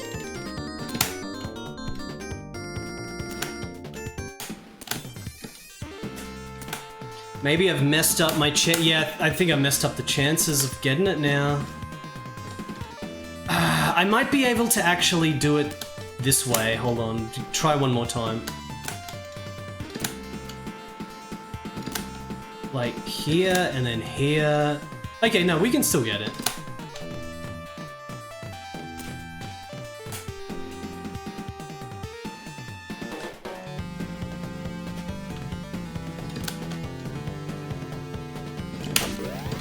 Hey, magic! There's a magic. Worth it. 2 magics. It's gonna break the ground. Well, it's not gonna break the ground because I'm not gonna detect it. Everything is fine.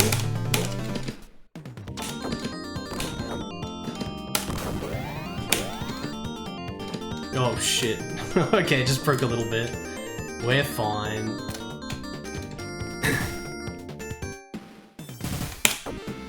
Got the power.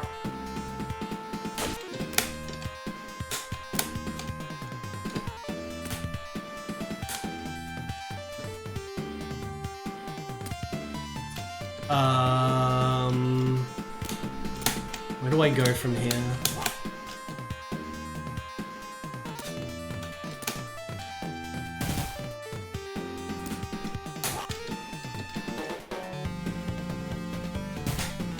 We go here.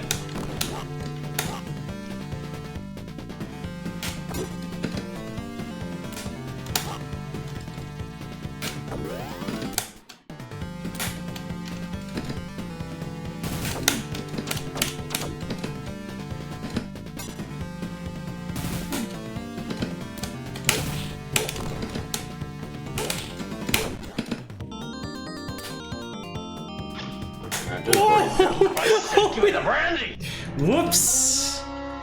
I didn't realize there was just gonna be a big chasm. There's the second life. We do get more than 9 lives. Bought spools of shurikens like how we bought spools of CDRs in the 2000s? Nah, he doesn't have to buy them. He just finds them all over the place, though, crates. This ninja in particular, at least. I don't know about other ninjas, but this ninja just finds them. He's fine. He's good to go. Thank you for the 250 bits. I said give me the brandy! Liquid Flood, thank you for the cheer as well. So we lost a life, but I've got above 9. Which chat username would make for the best video game? Cyber Tucker Alpha. Battle Hamster. Dark Rift. I think there is a game called Dark Rift on 64. Barfy. The Infinity Issue. Is that the 64 game? With the chainsaw. Mustang Red Cloak. Neuromantic. F me gently with the chainsaw. Optimus Mega. Oh, yeah, that's what we needed. With the chainsaw. That's what I needed. 96. What about Liquid Flood? The chainsaw. What about? I guess Liquid Flood is already pretty much a game with Wetrix. Wetrix, basically the best puzzle game ever made. Who cares about Tetris? It's all about Wetrix. I'm gonna go down here. Thank you, Liquid Flood.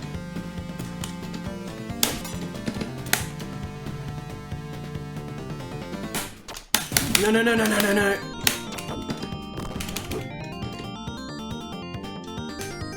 Oh, look at all this.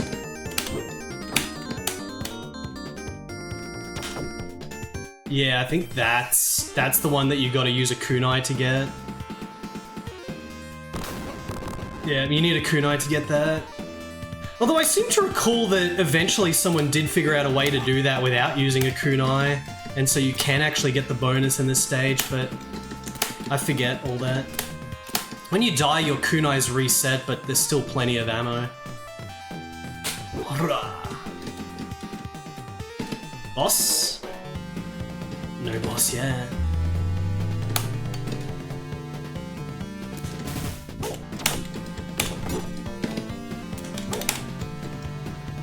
What are we doing here? Yeah, there's a lot of off-screen shit you can get away with in this, which is good. This is kind of feeling like that El Viento stage where you're destroying the little explosives to break the ground.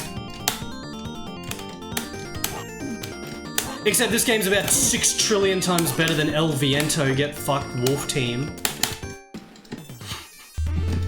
It's still good though.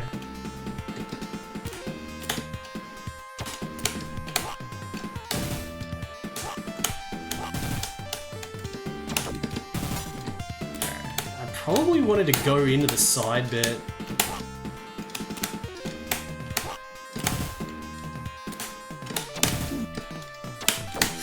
Dana Chrysalis, how was AGDQ? Yeah, I missed something down here.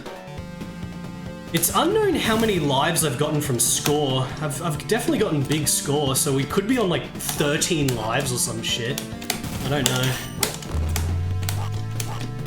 This is normal difficulty. There's 2 difficulties above this. But then even beyond the difficulties, there's trying to get the special bonuses in every stage if you want mega technical score. Thank you, Pew Pew Pal. It's very kind of you, Pew Pew Pal. You watched Waterworld live? I don't know why you'd want to see a stupid game like that live, Dana Crisell.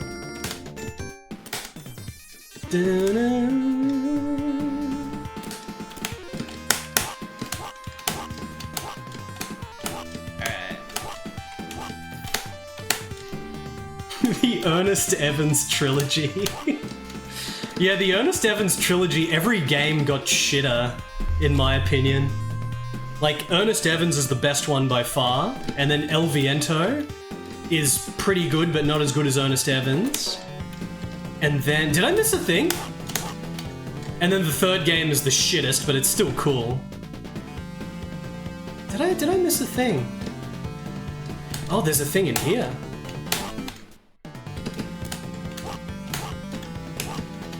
Yes! Yeah, I think that was another one-up. What I really need now is health, though. Ernest Evans is way better than El Viento. It's goofy because of the stupid ragdoll character, but everything else just makes it a masterpiece. It's probably one of the most set-piece driven action side-scrollers where every stage is like an action scene spectacle thing from a movie. It's absolutely incredible. The problem with El Viento is that a lot of the levels aren't actually that good. It becomes almost like a puzzle game. It's like really fast and smooth, and the first level feels like a treasure game or something. Like, the first level feels like Gunstar Heroes or whatever. But then after that, it degenerates into really weird, like, stage design. Especially, like, you know, and it just gets more and more like that with each stage until you get to the final stage in El Viento, which is just trash. It's an awesome game, but the level design is what holds it back. It's still awesome, but yeah, it's just that level design. How? Star Ocean 2. Yeah, that counts. Alright, a little bit of health.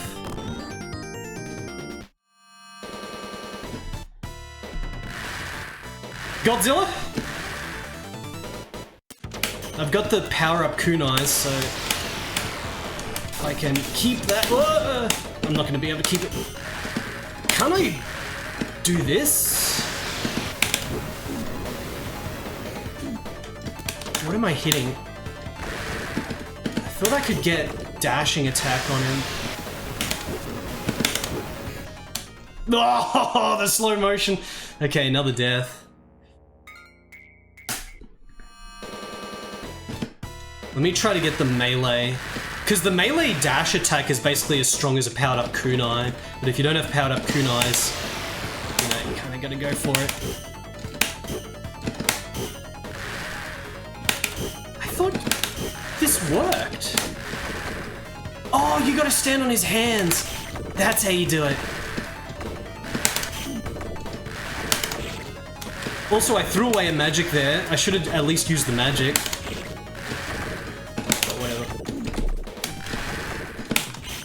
There's been tons of magics I've thrown away whenever I got a second one.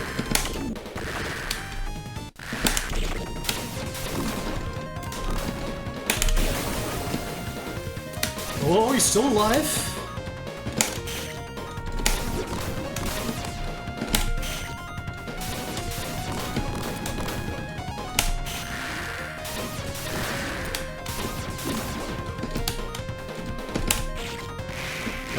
That's so fun. Look at these explosions.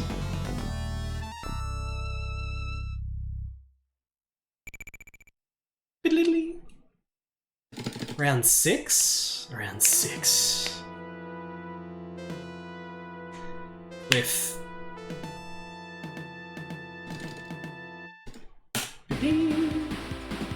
Oh shit, this stage.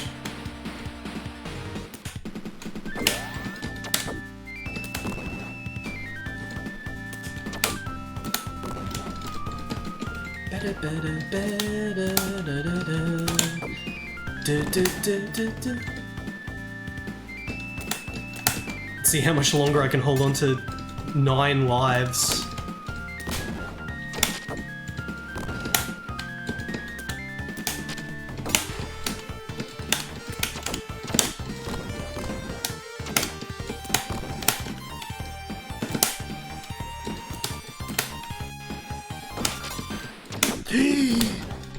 I'm good.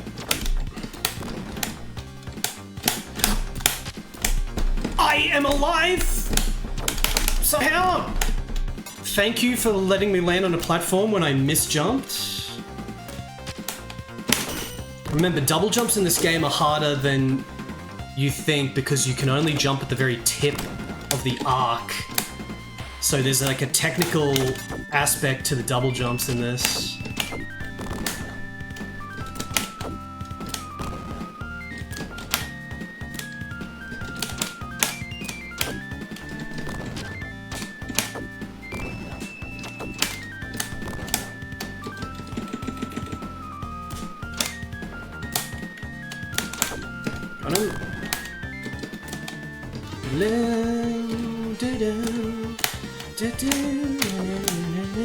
One up. Look at this shit! No! The last platform! That was the last platform!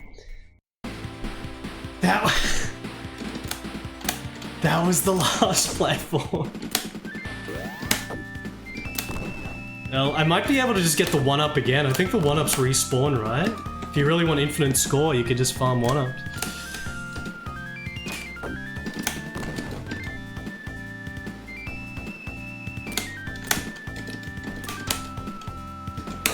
Is there a mod that wants to make a prediction for whether I can finish the game with no game over from this point on? Does anyone... Shit, I just took another life though. We're still on 9? We're still on 9. Is there a mod that wants to do that? Cause I don't know what's gonna happen. I reckon I'm probably gonna get destroyed, but...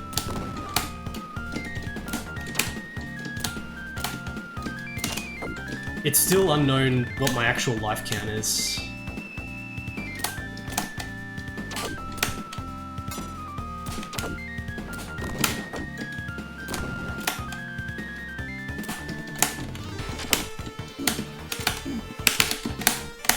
Oh my god! I fell in the little gap. Still on 9 lives. So that's 3 lives here, lost. I've lost 3 lives.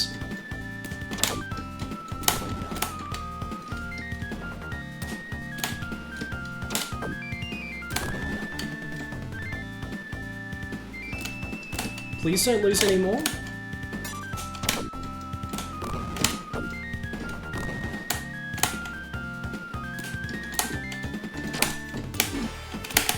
Don't do the same thing! Love the feeling of the running jumps in this.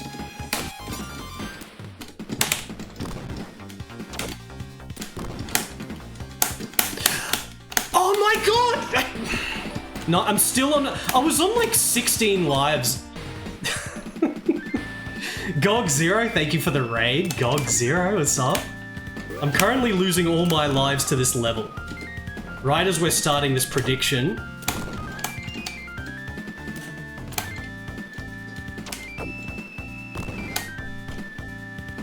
Alright, I just gotta play good.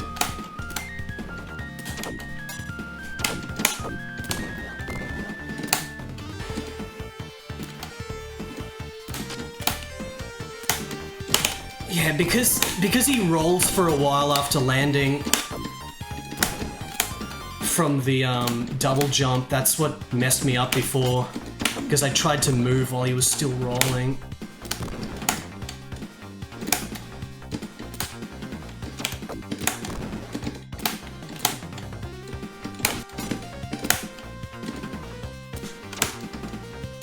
Like, I could use a magic as well to ease this.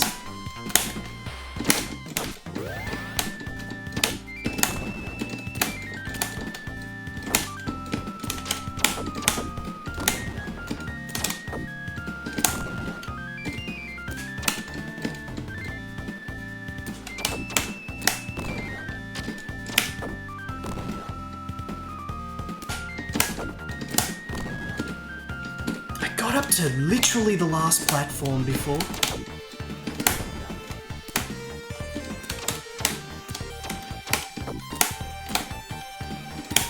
Get it?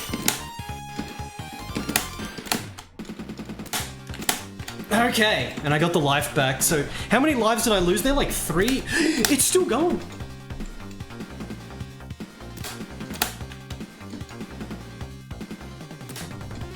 Tiny one.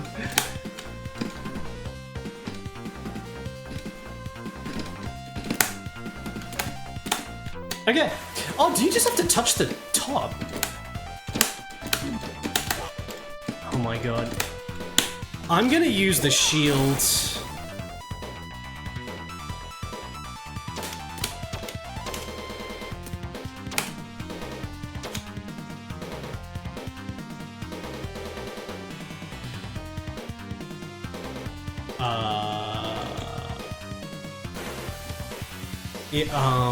Can I fight the enemy? There he is.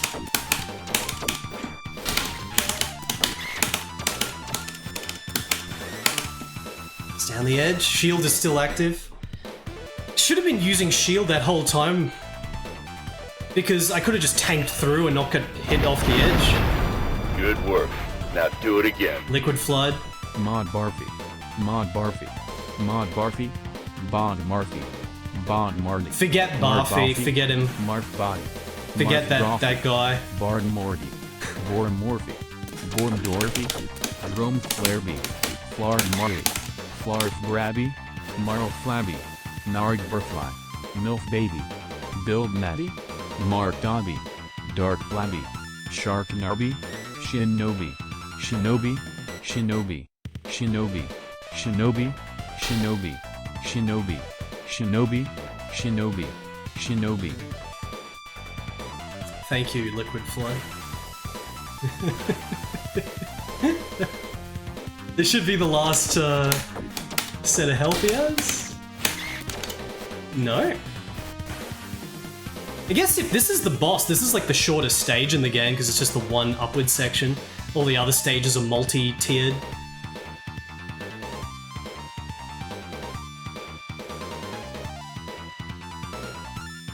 Maybe this is actually the second last stage. Maybe it's the first Shinobi on Genesis that's got like the 10 stages or whatever. Because I don't remember any other stages after this. Apart from just the final stage. There we go. Easy. Look at that cash registration score. Oh shit. There is more to this stage. Is this the final stage? There was a magic hidden behind there. Listen to the music. 38, 39, 40 quarters. This better be good. Game over. Please deposit 40 quarters. What a rip! Rip. Ralph. Someone get Liquid Flood some help. He's clearly having cognitive impairment. Also, Mod Barfy. One of these days, Barfy may very well become a mod. But before that happens, he has to prove that he's not evil. I don't know about that at the moment. Really unsure about it.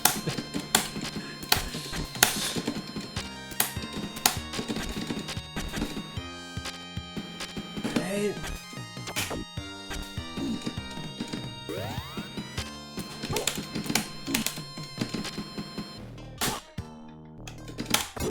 So I guess this is sort of like a callback to the final stage in the original Super Shinobi or Shinobi 2. With the big maze thing.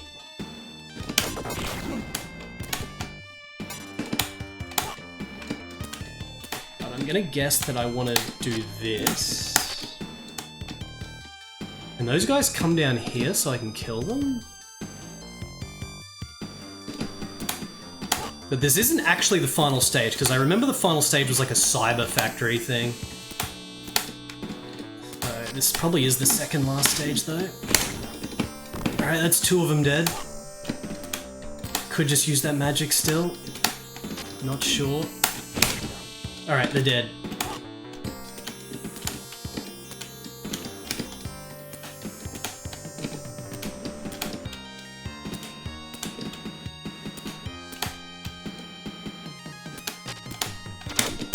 What the heck did I do that for? Maybe I can still dash and go in. I can't. Oh man. Okay, what about up here then? How? Okay, let's just go through that again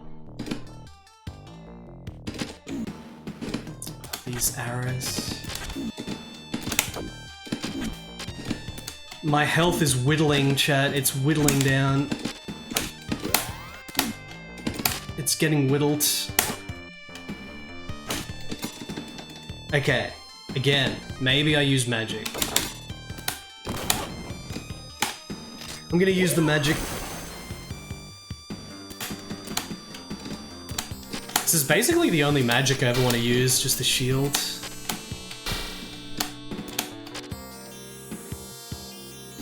Alright, 4. So now through one of these. Oh, and more health. Thank you, game.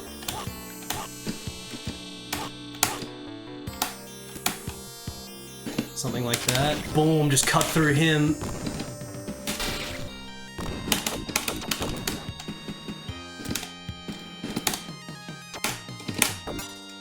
Okay.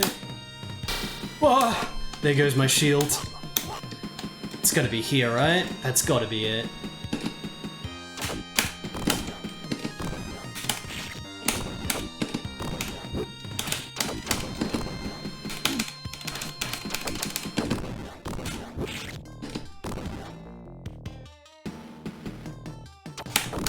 First door? It can't be in the first one, it's gotta be like through all this shit. Or is this— oh my god! Wasn't expecting that! It's gotta be like through the hardest shit.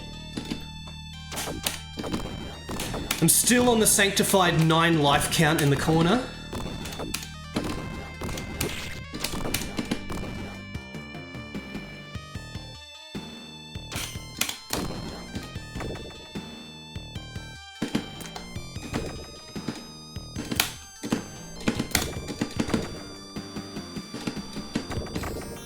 Oh, oh.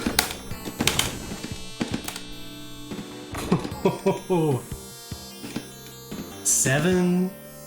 Oh, you look at the Dark Lord's Mega Super Throne. But what happens if I go beyond it? Yeah, I can't just go in the Mega Dark Lord thing when there's a big secret seeming... I can't go back. I can't go back. This better be a good secret with heaps of lives and not take me back to the very beginning.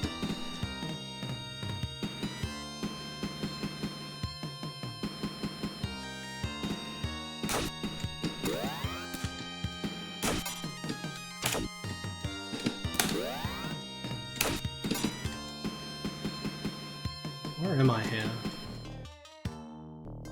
There's probably really good shit in there, but I don't really want to risk doing it. Back to 3. Oh, it's back here. It's to be expected. I did get a magic. I'm just gonna use another magic.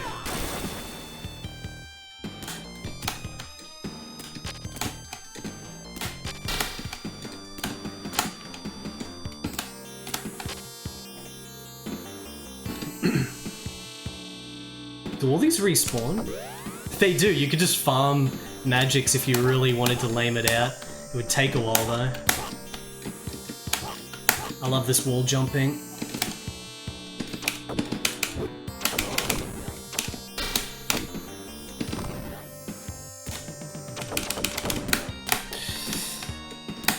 Holy crap.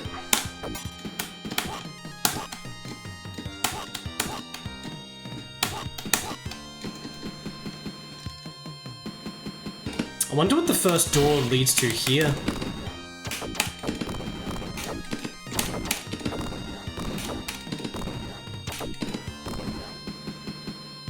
This door here. I'm not about to find out just yet. I've still got the shield. The shield just lasts for like 3 hits. It's like it's a really good shield. But I just took a hit there. Invincibility or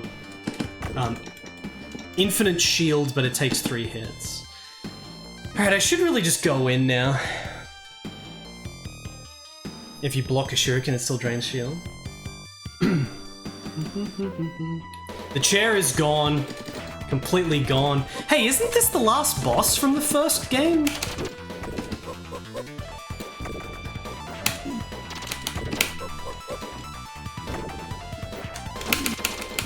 Alright, there's the real one.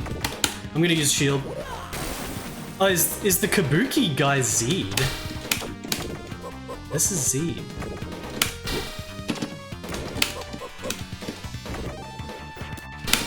Come on, give me a dash attack. There we go. Nice dash.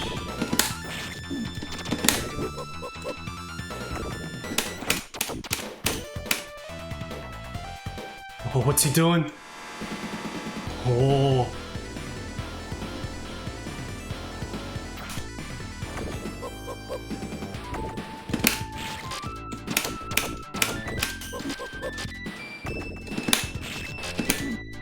He's already gone red. Those dash attacks just do so much damage.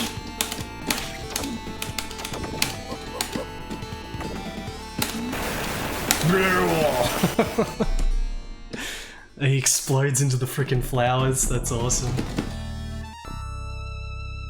So that's what it tries to trick you into thinking is the last boss based on the other Shinobis, but then there's the super duper mega Neo Zed shit now. Gans, thank you for the 60 months.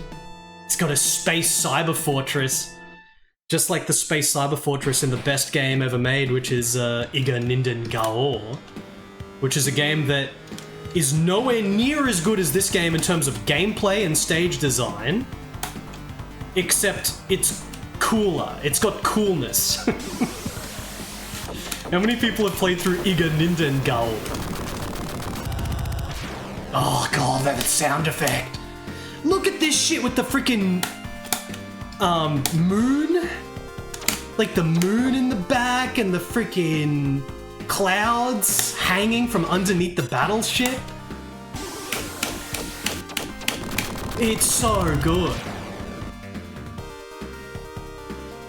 Coolness is all you need if you're playing Iga Ninden Gao. I think Iga Ninden Gao and Zardion are my 2 favorite side-scrollers for coolness. But they're also pretty weak gameplay-wise. But they're still freaking amazing. Oh! Joe! I still got 9 lives. The stage is so freaking awesome.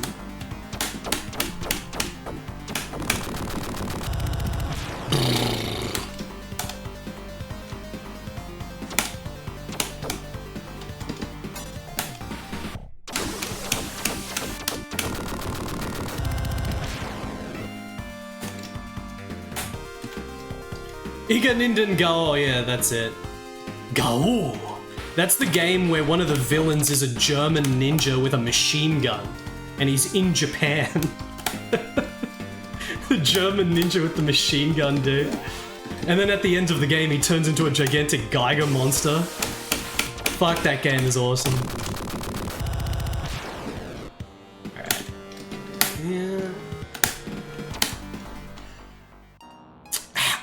What? What? I looked at chat for a second and then I was not... 8 lives. 8 lives.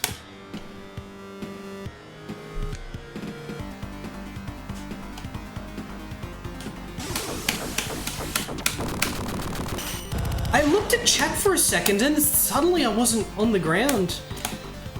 You gotta be very careful with the climbing here because when you move on these, he moves in a big block, so he just falls off the edge, which is what I think has happened twice now. So if you want to readjust yourself like here without falling off, you sort of have to do this with a jump. I have to keep that in mind. Now that I know that, I'm not going to lose any more lives. Just readjust with a jump.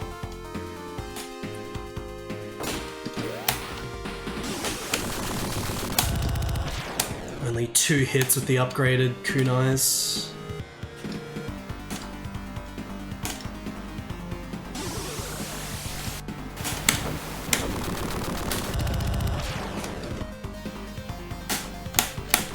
Oh! I missed the double jump. Input error. I missed the double jump. I did get an extra life from score at some point there, I suppose. I've lost a lot of lives, so I think it really is like every 30,000 points or so we get an extra life. Every 40,000, 30,000, because I just had too many lives.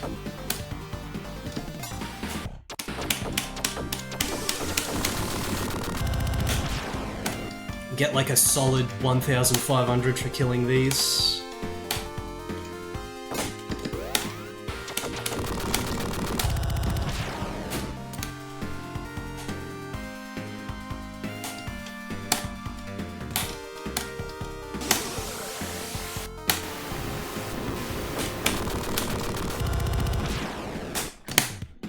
There we go.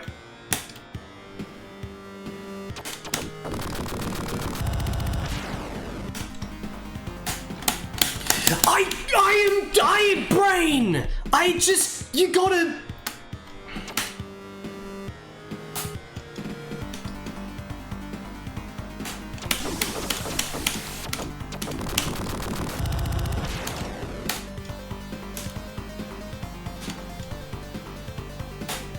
Double jumping. It's hard in this. Never heard of that, Nick.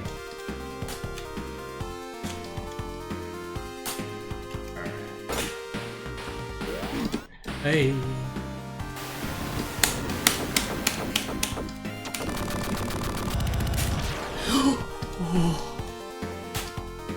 Right on the edge.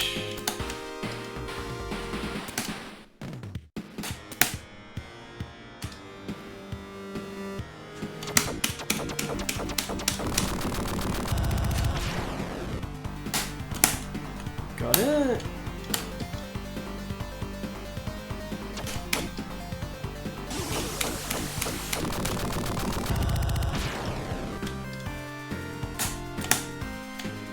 Alright, I'm not messing up this time.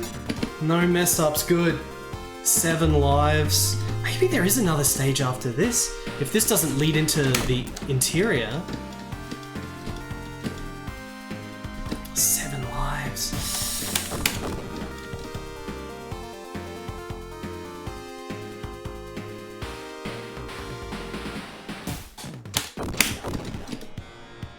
Easy battleship.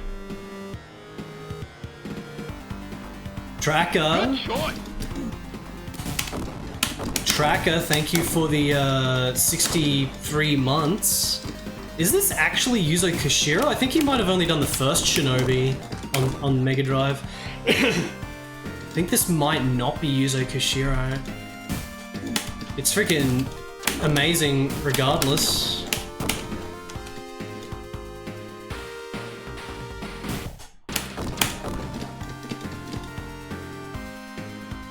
Three other guys that own. They had to get 3 guys to make up for 1 Yuzo Koshiro. Oh!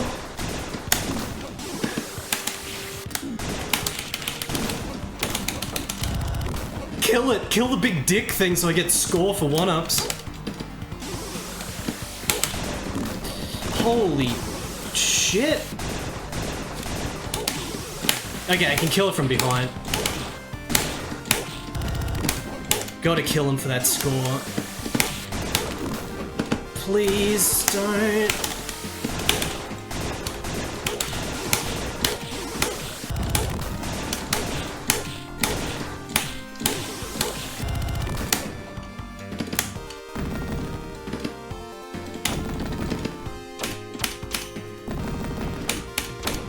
Such a satisfying battleship, just breaking off all these parts.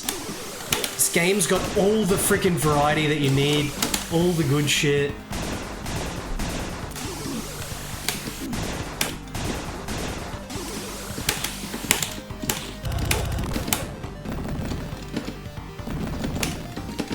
All the content of high-powered action game is in this masterpiece.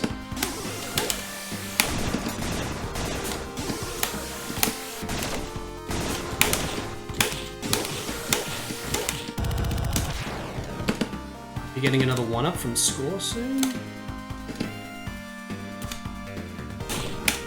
We can break these.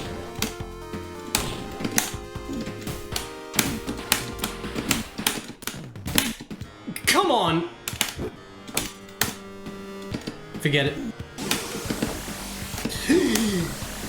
Just use the damn magic!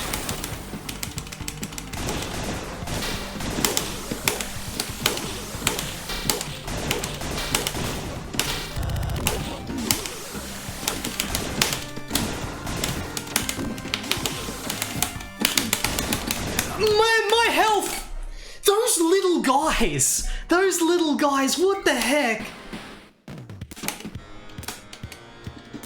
Just staying off screen. I did get a 1-up, but now we're just back to 7 lives anyway.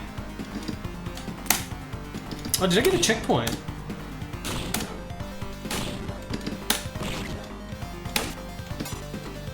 Okay, maybe the best way to kill him is just the dash attack. Maybe, no.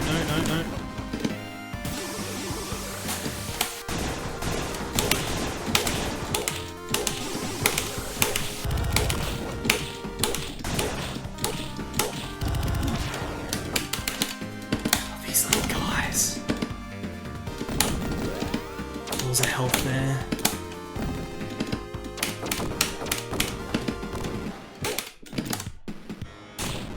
Should stop and kill the drones before they start causing issues. Alright. Oh, he breaks through the door. Every bloody transition has got good transition.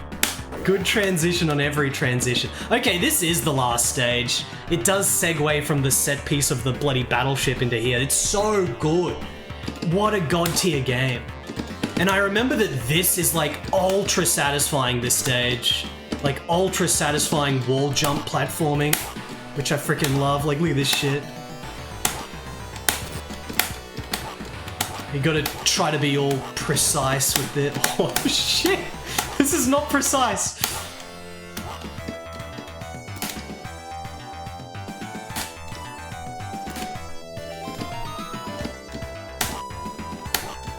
It's probably just a pit underneath there. It's so satisfying.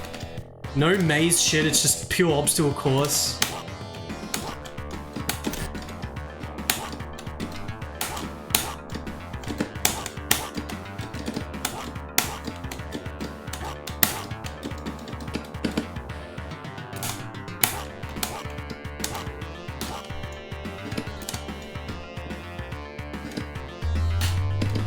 So good. What does this one lead to? Stuff. Gotta get the stuff. I wonder if there's gonna be a 1-up hidden in here.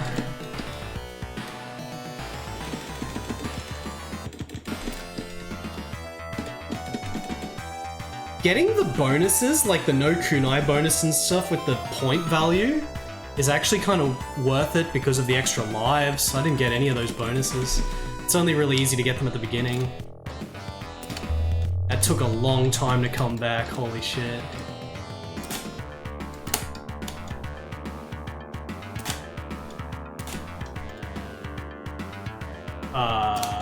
Oh shit, I can grab onto this.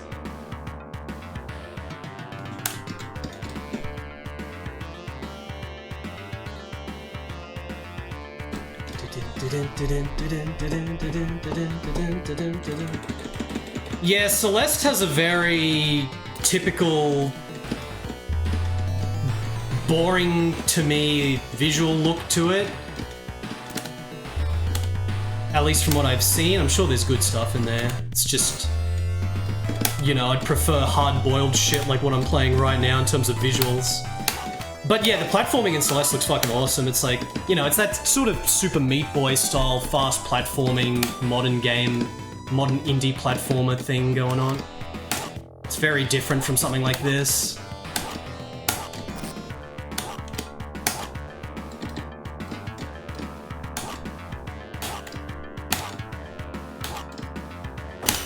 Okay, there was a 1-up. Good. If we can keep getting that 1-up if I die, I can maintain equilibrium. Equilibrium?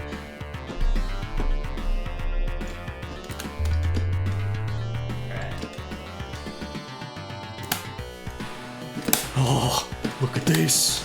There's no enemies here, it's just pure platforming awesomeness.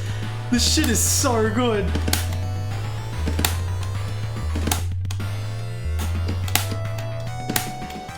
Alright, there could be something to the left. Oh, you freaking... We can get the 1-up again. I can get the 1-up again. Well, can I? Shit, maybe I can't. I think it was before this.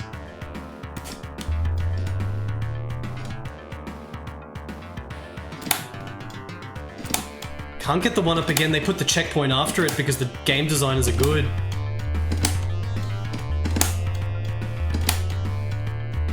Maximum satisfaction platforming. Okay, this time... There was a 1-up there as well. Well, I mean, I've still got a good amount of lives to try to beat the last boss, right?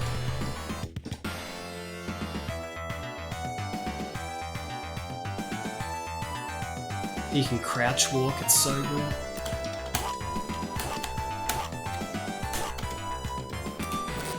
Shit.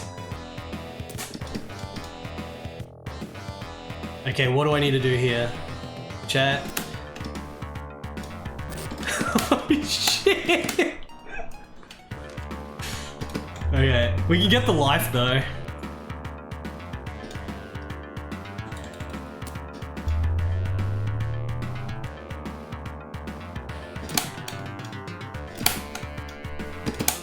So if this all counts as the final stage, which it does because it's all the final stage, compare all this to that final stage in that freaking Sega Saturn.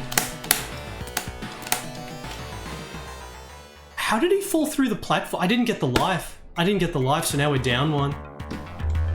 Compare this to the Sega Saturn Shinobi where the final stage was just that one tunnel sequence with the missiles. How boring and long that was. In this, we've already had the absolutely insane outside the battleship scenes, which were so good, but then you also get this platforming gauntlet that's completely insane. A million times better stage. I gotta stop talking like an idiot and just focus. I'm mega focusing here.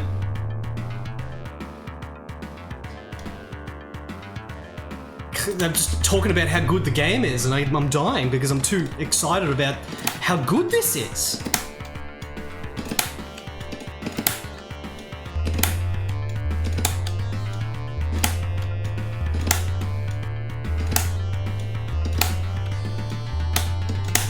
There we go.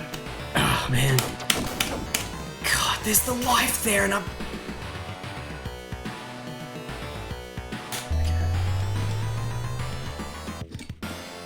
Because I'm gonna need a few lives to figure out the last boss, I reckon. I remember that the last boss was like this cyber ninja guy. Neo Zed.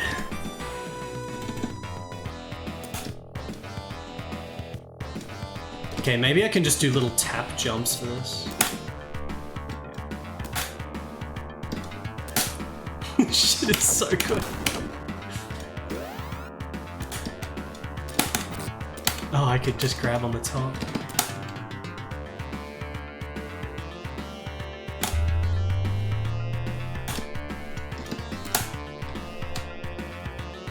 Okay. There's more! Immediately know what the deal is here.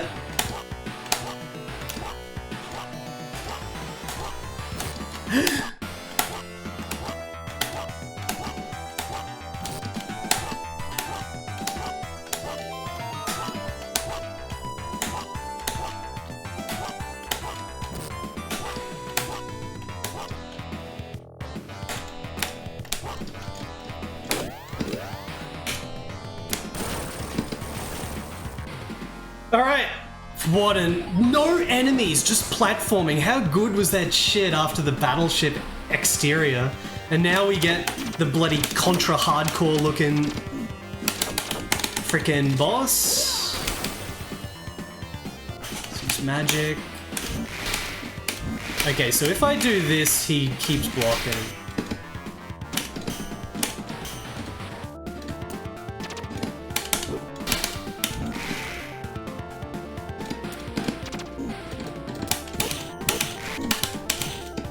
How do I fight him?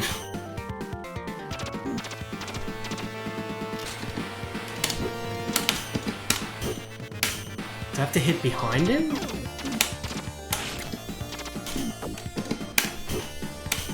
Sort of got to get him. 1, 2, 3, 4, and then you can hit him. Can you get him off the jump?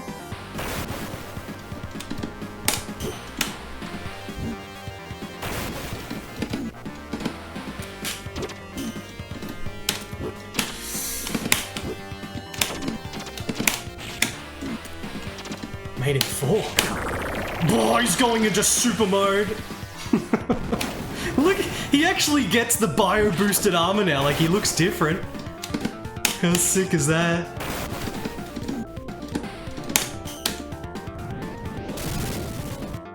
Oh! Gotta jump it. Okay. Okay, I should have this.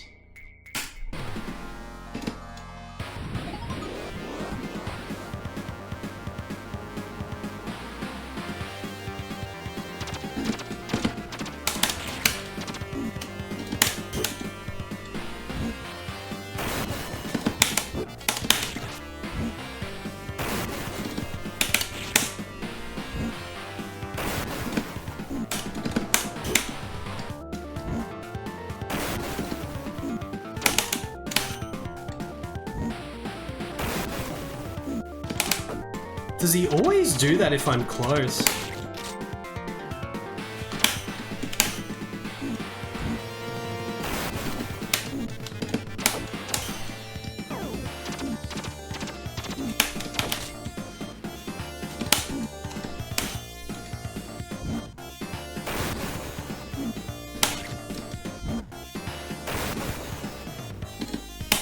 This is not going as good as last time. Let me use the magic at least while I freaking learn a pattern.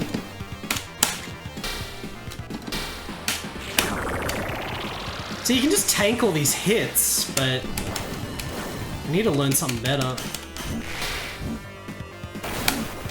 I thought he was going to do the unblockable one. He's got a Shoryuken.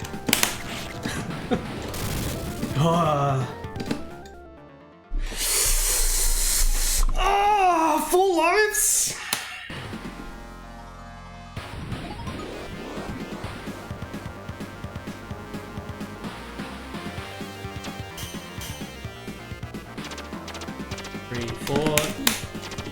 How did I not hit?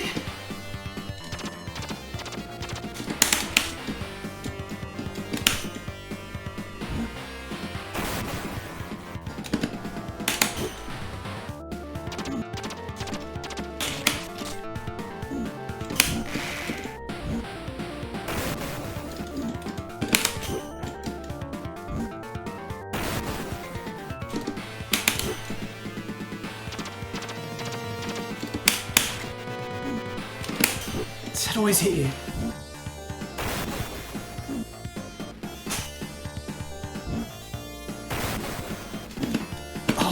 the other way.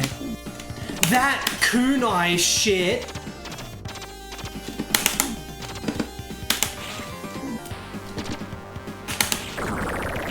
That kunai shit. Okay, immediate shields.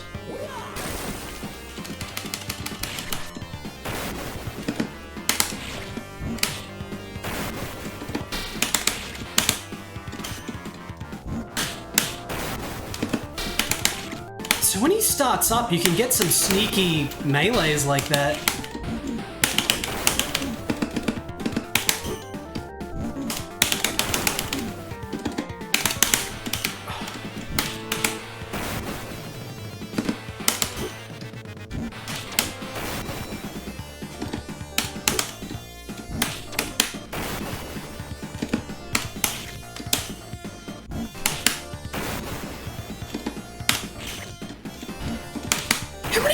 Does he have? I got like a mega strat here, but does he have another phase? 1 health point. 1 health. That was a good loop at the end there. Can you believe how good this game is? This shit is freaking 1993, dude. Like, what the fuck? Like, god tier mechanics with how smooth and how fun the mechanics are, the feedback on hitting dudes, your whole move set. But then like the stage design is god tier, where every stage is constant set pieces of awesome shit, constant mini bosses, the graphics is sick, the music is sick, just freaking... The only, like, I think this is better than Contra Hardcore as far as Mega Drive side-scrollers go. Mr. Target, thank you for the 10 months. I think this is better than, Hardcore. Although, the thing with Hardcore is that it's got the routes in it, it's got, like, so much content with all the different routes.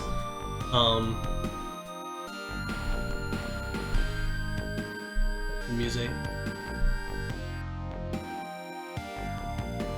I definitely prefer this to Alien Soldier as well. Alien Soldier's really sick, but this is the more rounded out, fleshed out experience. I mean, Alien Soldier's trying to be a crazy boss rush, but...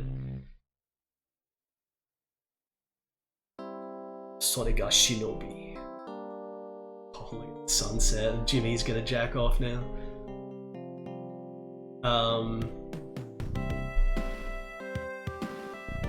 Maybe Rocket Knight Adventures is as good as this on the Genesis. Maybe Rocket Knight Adventures.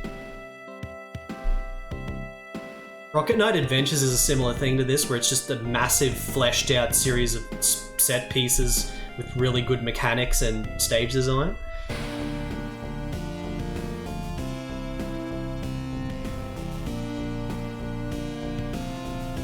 Yeah, that's the problem with Alien Soldier, is that it was supposed to be a little bit more fleshed out, but it got rushed. It's still like an insane boss rush, like it's top tier.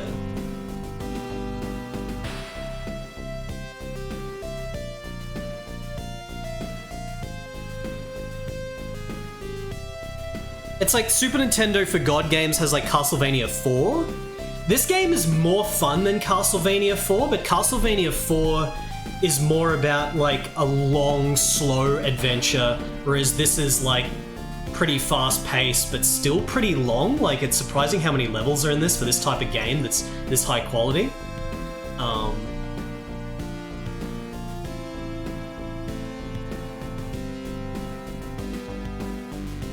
Just like, you know, this game's a lot more technical than Castlevania 4, so it's like a bit more fun with like replaying it in some ways, but... This is one of my all-time favorite games. I feel like most action games haven't topped this. It's very good. It's very bloody good, this game. Very bloody good. Thank you for the 250 bits. Extremely bloody good. I should play Rocket Knight Adventure again.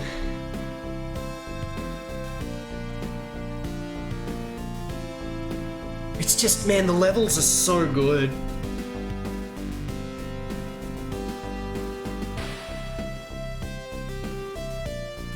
I do need to play Light Crusader. There's a lot of isometric action RPG shit I need to play, like, I need to play Light Crusader and, Landstalker.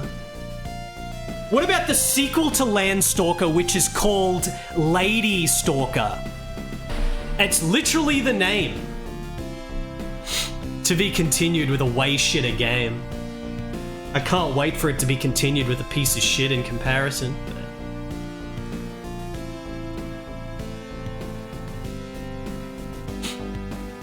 The Japanese dudes were sitting around a table and like, oh, it's so cool. It's so cool if we call it Lady Stalker. It's like a bloody Frazetta picture or something with the name. It's like, oh, the Lady Stalker. Except there was no one at bloody Sega of frickin'... I mean, that's actually a Super Nintendo game. No one at Nintendo of Japan told them the connotations of that name.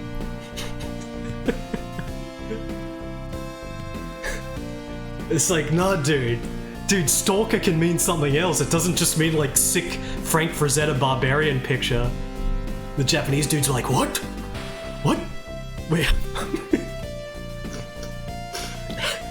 It looks like a good game, Lady Stalker. Honestly, I think Landstalker kind of looks a bit more appealing. And the best one out of that trilogy is Dark Savior. From just the look of it, but I haven't played any of them.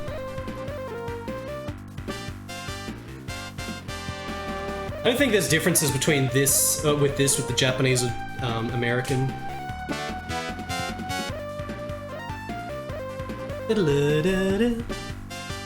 Dun, dun, dun.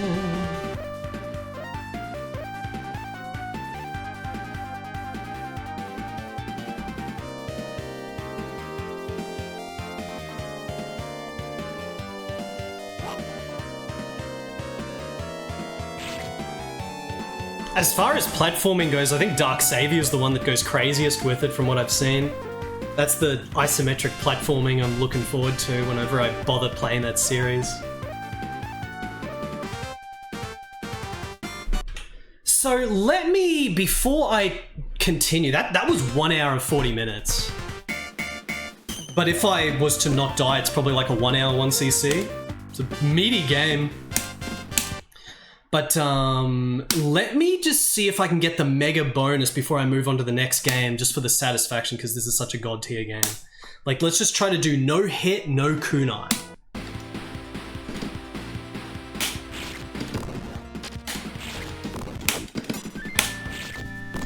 No hit, no kunai is how you get, like, the bonus that's literally like 100,000 points or something.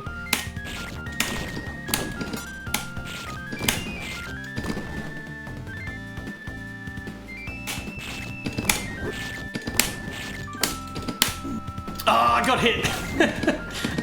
So I could still get the no kunai bonus, but yeah. This game's crazy with its technical secrets you can get to get score bonus. God, the stages are so fun, man. You could just run through this game again and try to 1cc on hard mode. Normal mode got the 1cc, next is hard mode 1cc. 1 credit clear.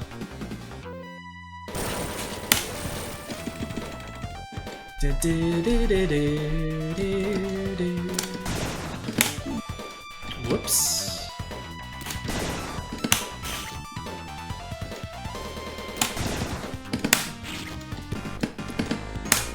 Even the explosion of that guy is so good.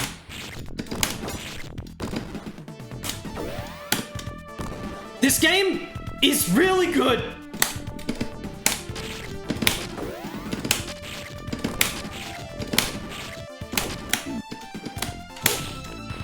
It's really good.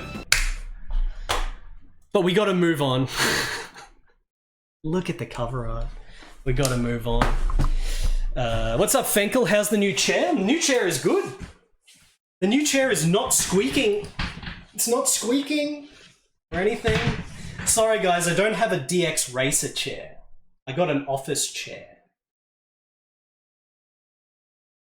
I'm not a streamer that buys a DX Racer chair, believe it or not. I bought an office chair. Do you know why?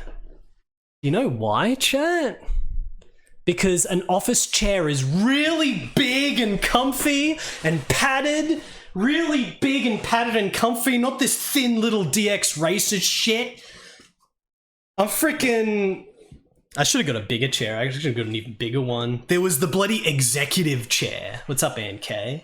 There was the executive chair, which was like twice as big as this, but it was so comfortable when I tested it out that it's like, I'm just going to fall asleep in this. Like, you sink back into the bloody executive chair. It was too back and relaxed and big. Like if I'm gonna be productive, I needed like a mid-range chair to at least keep me upright and keep me like not from just sleeping in the chair all day. Yeah, I'm gonna take a quick bath. Do I want a bathroom break? No bathroom break. We're gonna keep going here. Crentus the dentist, thank you for the 32 months. My favorite dentist. Secret lab chairs. I don't know. What I do know, though, is that we're going to play this next. This is going to be the second game. We're going to move from the Genesis to the Super Nintendo. In fact, all the remaining games I have today are Super Nintendo. No more Genesis. It's all Super Nintendo. I'm going to put the arcade stick away. We're moving to the Super Nintendo, chat. For the next premium god game. Premium god game Dae. What's it gonna be? I'll show you.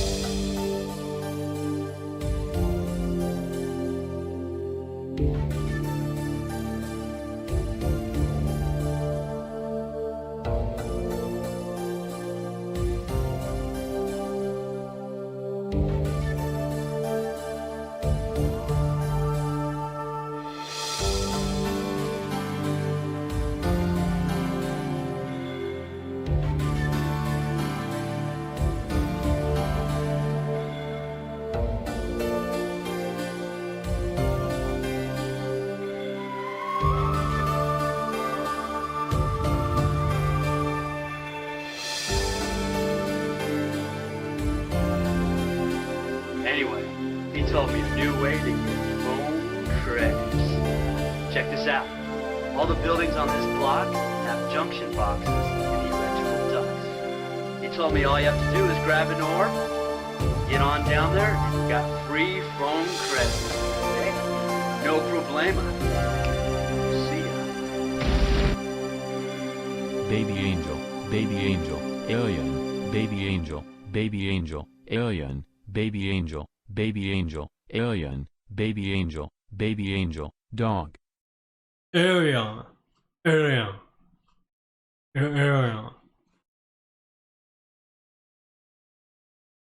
there's not many Hakenden games.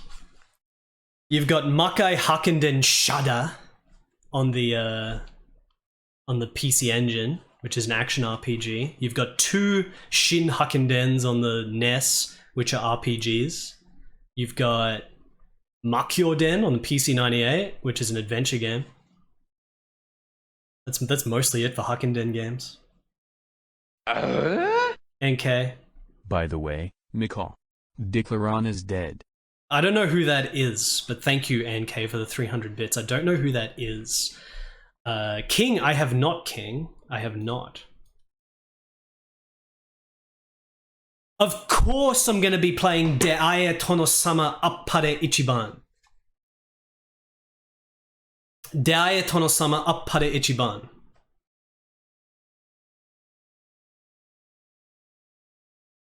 I'm playing Deae Tonosama Appare Ichiban, which is one of my favorites on Super Nintendo. Freaking love this game. It's time to play it again. But I have not, Nick, no, because that's the shit English version, which has a different soundtrack to the Japanese version. The Japanese version is what you want to play. The Japanese version is Sword Maniac, The English version is an absolute piece of shit. They changed the story, so it's got a generic story that's not hardcore, and they changed the music. And the music is shit. Dae Tonosama Appare Ichiban, which means charging feudal lord Appare number 1. What could you translate Appare to?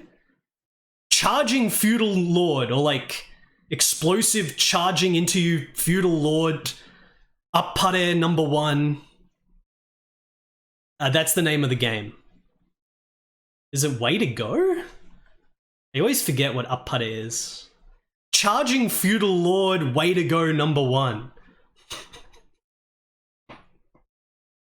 So this is in the genre. This is one of the so-called bakage genre in Japan. Baby blee. Basically, the bakage just means it's like a goofy comedy shit. You know, like Choaniki and shit, where it's just like goofy, silly comedy shit. So this game's sort of a comedy, but it's insanely high production values. Like the production values of this game, Sunsoft, absolutely insane. This has some of the best pixel art on the Super Nintendo as well. For those that don't know this game, if you've never seen me play it before, this is of course essentially a Pocky and Rocky clone. Appare is bravo, well done, I see. This is essentially Pocky and Rocky style game. You've got big muscle dudes. And you've just got top-down linear action game. I love this game. This game is a god game. I'm gonna play it. I first discovered this when I was like in high school or something, and it's always been one of my favorites. I still never got a physical copy because it sells for like thousands of dollars. It's always been like a big freaking cult classic in Japan. Don't know how known it is outside of Japan, although I'm sure outside of Japan there's probably about 400,000 French dudes that are buying up all the copies. But let's play it. This is like 1995 or 1994. Dae Tonosama Appare Ichiban. SNES 1994? 1995? 1994? No. Can I fit the text there, please? Alright. I'm gonna be using pad for this. The cover art on this. Very interesting cover art. We've got the Japanese Lord and the French Lord. There's two playable characters in this. You got the Japanese Lord and the French Lord. We're going to be playing the Japanese Lord because the French dude he's got like long range attacks, whereas the other dude's melee attacks, and it's much trickier and not as fun to play as the French guy. But this game's also got like Street Fighter moves in it, which is kind of interesting. Actually, we'll do another prediction. I never know how this game's gonna go, and I don't even remember the last time I played this, but let's do another prediction here for will I finish with no game over? Yes, no. Give 5 minutes to that. There's another prediction, guys. You can continue your gambling. I never know how this game... But the one thing I am going to do in this game is I'm going to do all stages. It's possible to play this game skipping some stages, but I'm not going to be skipping any stages. I'm going to be doing 100% content. So that's what you have to keep in mind. If you do 100% content, you get access to the second bonus level, and the bonus levels are pretty interesting to see. So let's get this started here. Game's got like goofy style, goofy... Well, it's not really a goofy style. The graphics in this game are actually very sort of realistic and grounded. It's just that it happens to take place in a silly, goofy sort of joke game. I don't know. This, honestly, thinking about it now, this game's got quite like pretty unique because honestly, you probably, apart from the main characters, everything else is sort of serious in this. It gets a bit goofy later on, but everything is basically played straight. Like the whole game is played straight, and it's just your main character that's an idiot. So it's like your main character is goofy, but then everything else is like normal, and that's kind of what makes it so sort of interesting with the theme. But the action's pretty good, actually. It, like, just as an action game, it's pretty good. It's, you know, it's nowhere near as good an action game compared to what we just played in terms of everything, even though this is different. This is top-down view. But honestly, the pixel art in this is probably better than Super Shinobi 2. This probably has more technically proficient pixel art. If I can just find it. Okay, here it is. Finally found it. Alright. 1995 this is. This is getting on a bit later. Appare? Appare? Appare? Wait, reset. You guys got to see the intro. Sunsoft. I should get him pink paperclip. Appare? Appare?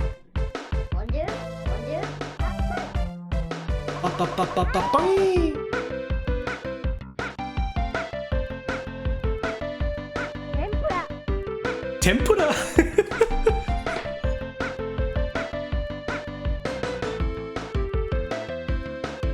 Deae Tonosama Appare Ichiban. Gonna put the volume down a bit.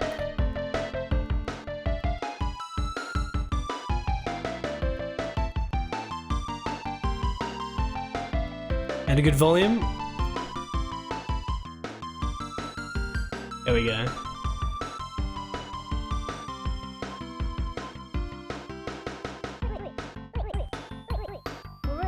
Très bien. Astela. Tempura. I don't know what the Japanese is there. So just, you can already see, like, the pixel artists working on this game were like the highest grade shit.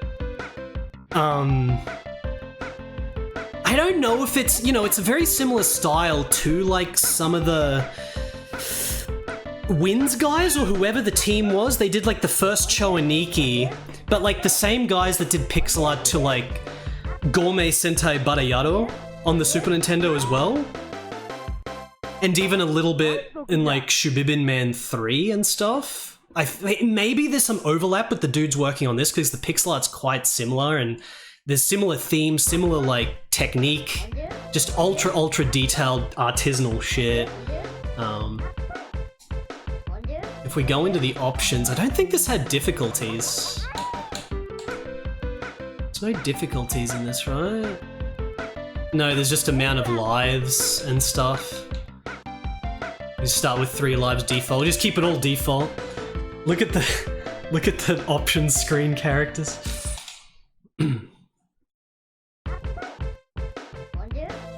Dieu. Boom boom boom boom.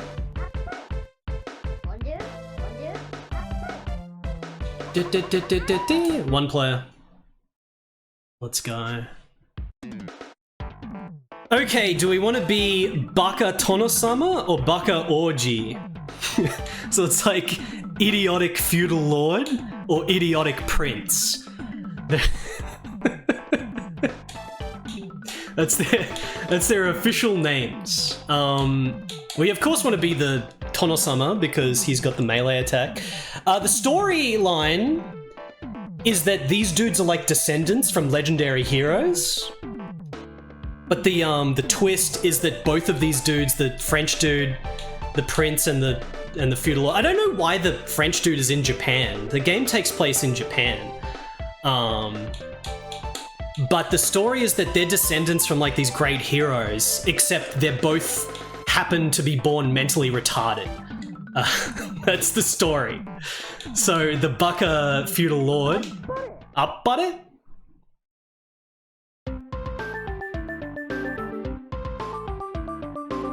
We get some story here. We'll watch all the cutscenes. Yeah, so he's like an idiot. So he's just messing around. But the pixel art's so good. This is like our grandfather, legendary hero, who of course is a fully muscle-bound bodybuilder.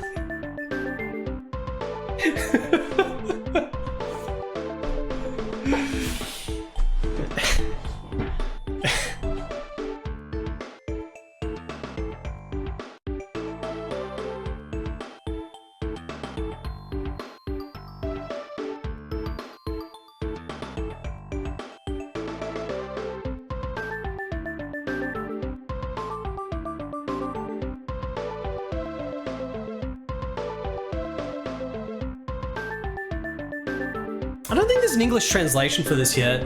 Okay, so the spirit of him fuses into us, so we can call upon him when it's possible. We're having Kojima assault the chat here. Someone summoned Kojima. You can choose your magic: flame, water, air, thunder. Air and thunder are both muscle dudes. Flame and water are girls. Let's pick flame so that we have a little girl to offset all the muscle-bound action. I don't even remember Helvetica. I don't even remember.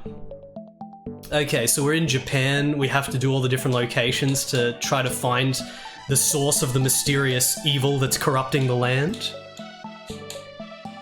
Yeah, Yasu's castle. It actually says yeah in English. So like this is just Ieyasu. Ieyasu is like the Sengoku lord or whatever. Except in this game he's called Ieyasu. You can go and fight him straight away. Or you can do the stages first. If you fight him straight away, that there's like a boss rush, and then you fight him. But if you do the stages first, the bosses for each of these stages is the bosses you fight in the boss rush here. And when you defeat them in the stage, they get deleted from the boss rush. So it's not that hard. You could just learn it and just do this straight away and speedrun the game. But who wants to do that when the levels are as rich and thick as they are? Every level has like 1 million unique sprites and multiple mid-bosses and shit. So we gotta do all the content. So let's start up north here. Where the character usually says some stupid comment related to like the region that you're going to. But I forget what the translations are. Dun-dun-dun. Dun-dun-dun. Yes. Dun-dun-dun. The voice acting on the frickin' birds.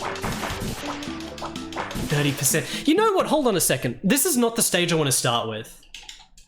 Let me quickly reset. I want to start with the default first stage. That's not the default first stage.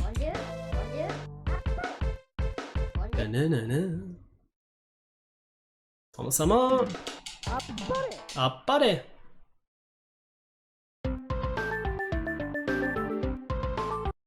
Skip the cutscene. Flame. Okay, this is the default first stage. This one. Ado? Ado. Here we go. So we've got melee attack, got these little dudes. Oh, look at all the percent we got. No score in this game, but we do have lives. We've got health at the bottom. We got percent. Percent is what you use to transform into your ancestor. Has to be over 50 to use it, so now it's over 50, so it's flashing, so we can use it. You can see our character, he walks like this.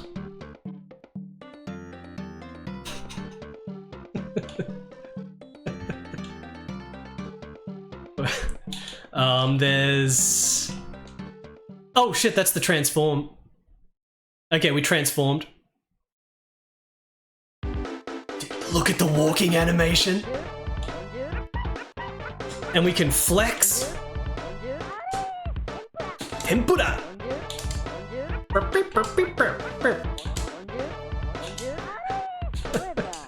How much time am I gonna waste in this playthrough flexing?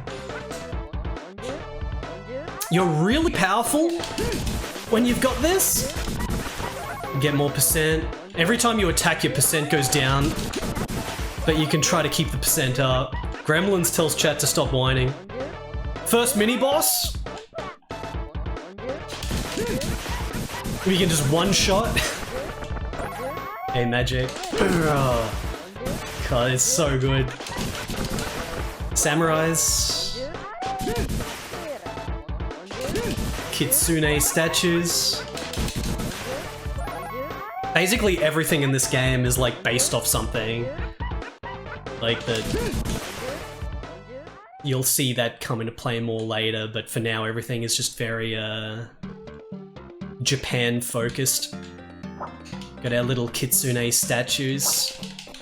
Like shrine statues, little bloody samurais. There's a lot of slowdown in this game.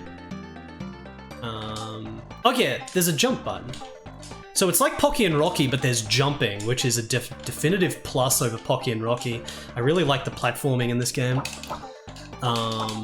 You've also got special moves. So forward, back, forward. Forward, back, forward. And like you can do it vertically as well. There's like Street Fighter style special moves. Forward, half circle forward. Does a projectile. And you can do it like this. You just have to change the direction you do the controls. There's tons of other moves as well, but I forget how to do them. There's like 3 other commands he's got. There's like some shit where he fires all these explosives and stuff.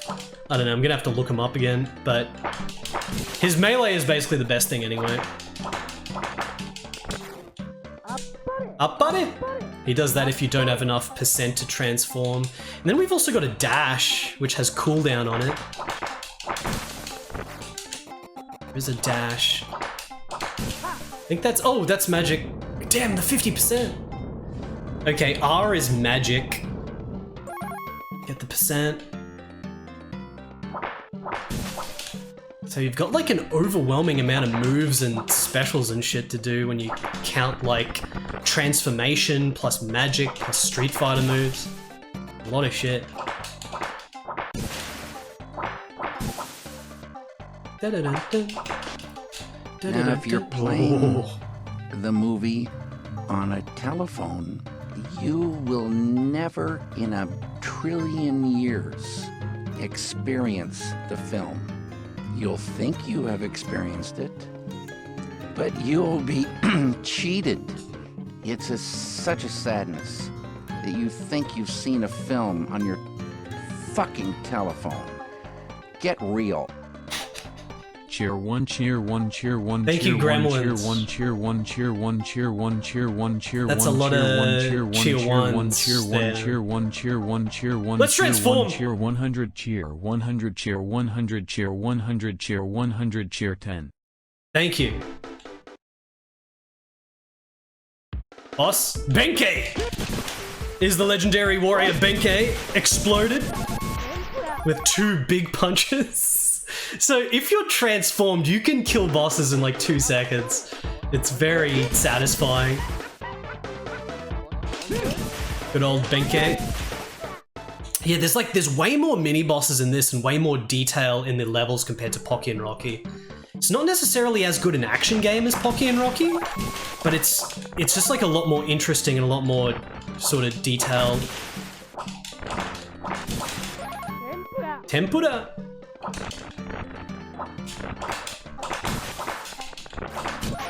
And back up to 100%.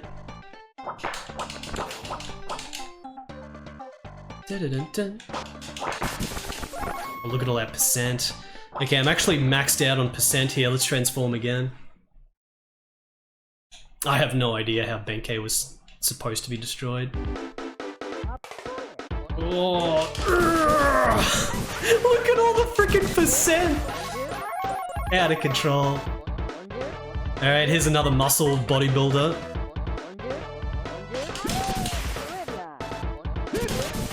Got him. That's already 3 bosses in this stage. Castella. Get some satisfying walls to break through. Sumos. Platforming. Platforming coming into play now.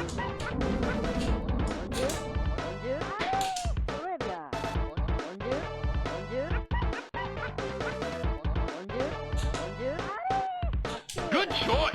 Chengle, thank you for the 43 months.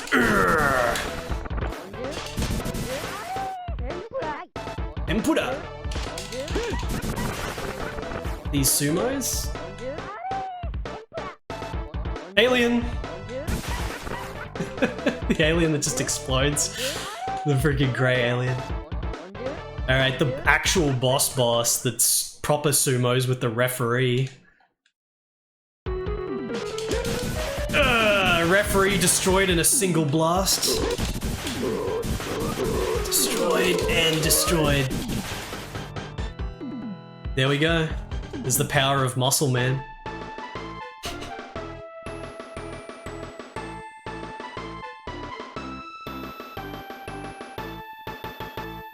Niari. There's a lot of bosses, but we just deleted all the bosses in that stage because I beat all of them with muscle form. The fan. It's a little fan. Alright, next. Now we will go up north here. Yeah, the screen changes depending on what form you are when you beat the stage. I actually ran out of super just as I beat the last boss, but it was with the last hit, so it still counted.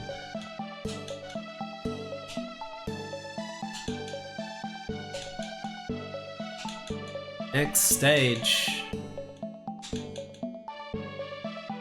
Oh shit, I was just doing the same thing over and over again. I had to do left and right, not up and down. Okay, let's go here.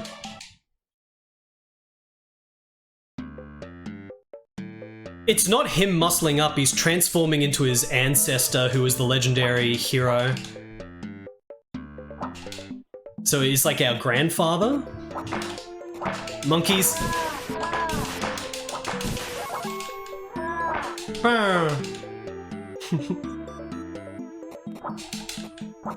Bloody monkeys. Oh, you can destroy the little plants. Little.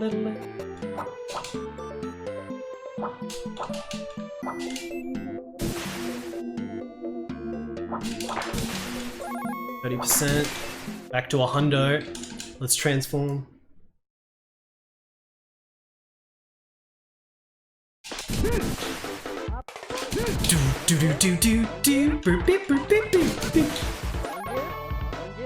Little shrine here.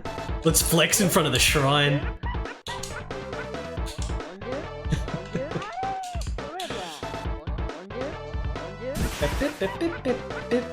Up into the mountain pass.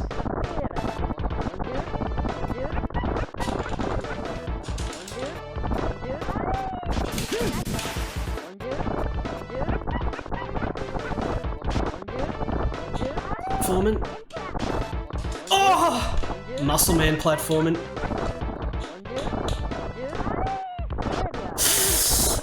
Losing 5% in the hole.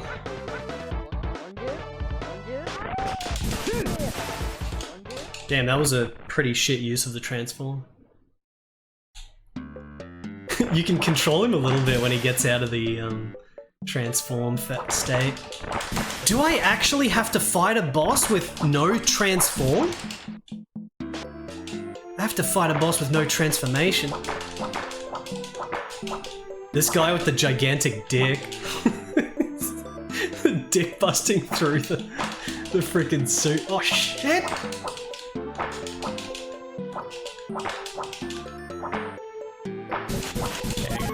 Didn't drop any percent.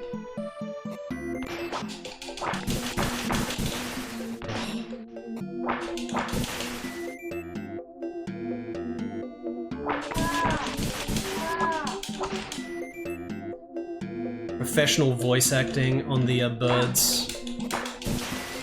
Mega slowdown. Holy shit. Oh my god, I just lost a life from that. Are you kidding me? I lost a life from the little zombie?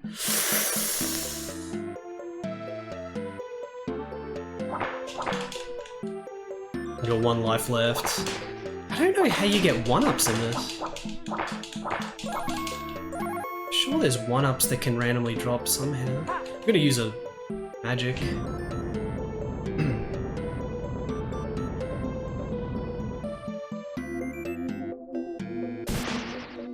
No drops. Is he gonna drop something when he explodes?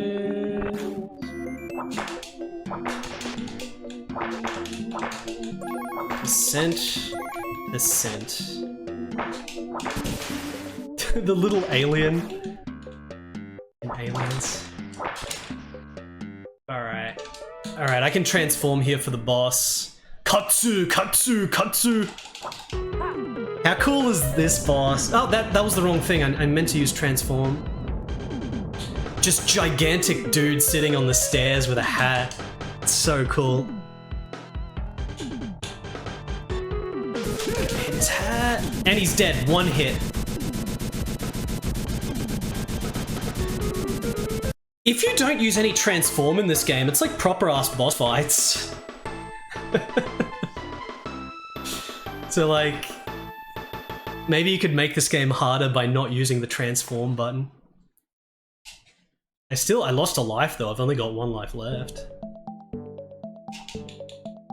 Alright, now we're going to frickin' the left. He was just chilling. Hopefully I can get like 1-ups.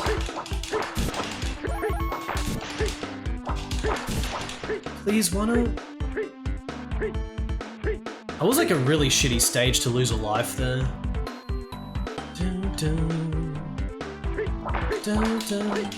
We got the karate practitioners along with the little ninjas. I'll save my percent. We got the farmers. Oh shit.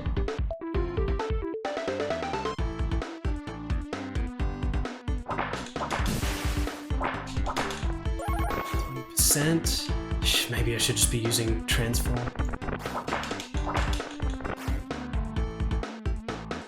Like all these enemies are just in one spot. Like I'm pretty sure those karate dudes were just in that one spot. These farmers were just in that one marsh. Transform. We got the dude with the sickle now.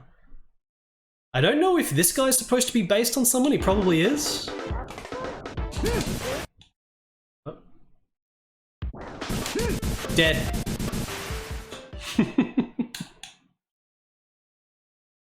Flex. Now we got the fisherman. 20%. 20%. Très bien.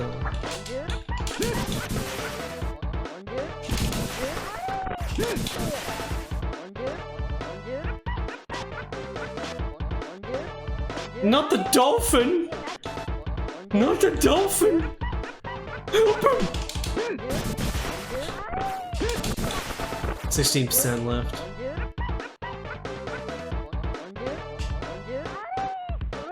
Très bien. Ganryujima. He wants to take us to Ganryujima.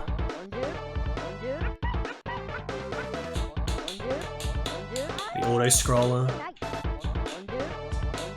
Oh shit. Flex. Shit, I shouldn't be flexing. I shouldn't be flexing here.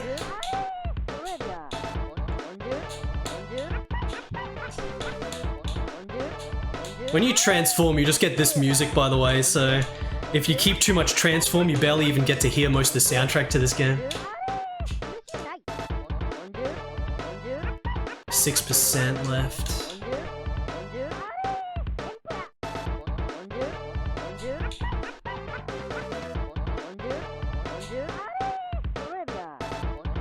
Oi! Of course that's gonna get hit! No! 1%. You still got it. Still can take another hit with that.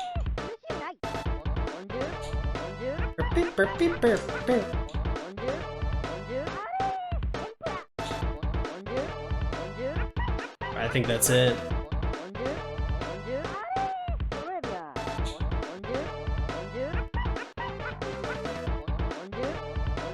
To the island is 20%! Okay, we gotta get back up to a big percent and transform quickly because you're actually pretty vulnerable when you're not transformed.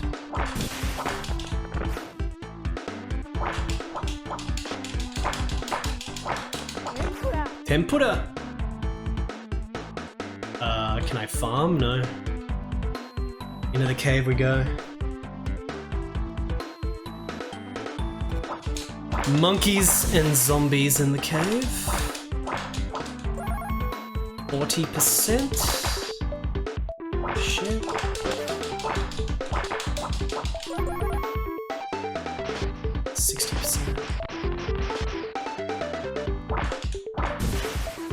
Alien? There was aliens all along. Okay, this guy, the freaking temple, whatever the heck he is.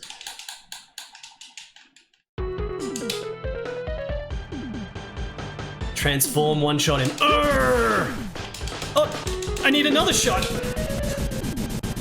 Dude, look at that explosion. What an explosion.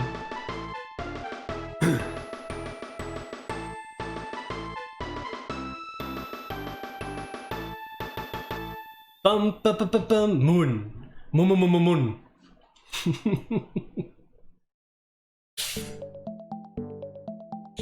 Oh yeah, we get the bonus stage here now. Bonus. Okay, so you can do 2 different bonuses. And one of them increases your max health, the other one increases your... the amount of percent you get, I want to say? Let me try the health one.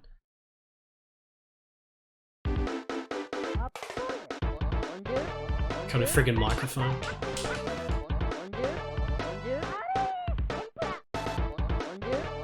Okay, this is just collecting onigiri. What? I have to destroy them, not collect them.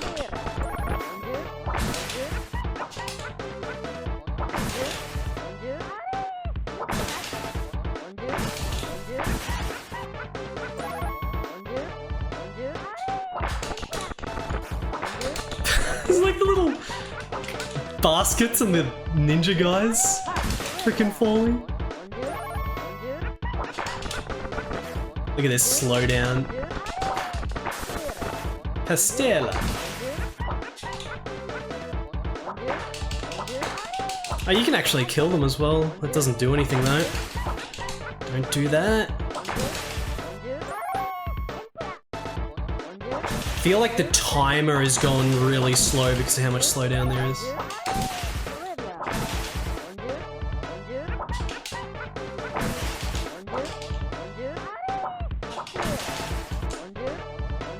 I didn't want to transform. I didn't even know you could transform in this stage. It's kind of a waste. Oh, you can hit him!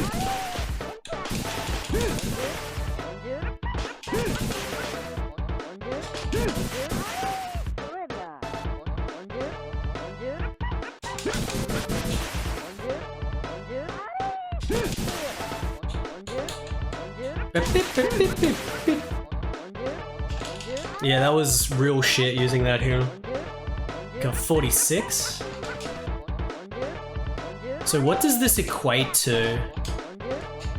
Like 1 health? 1 life up. I'm pretty sure you can get more than that.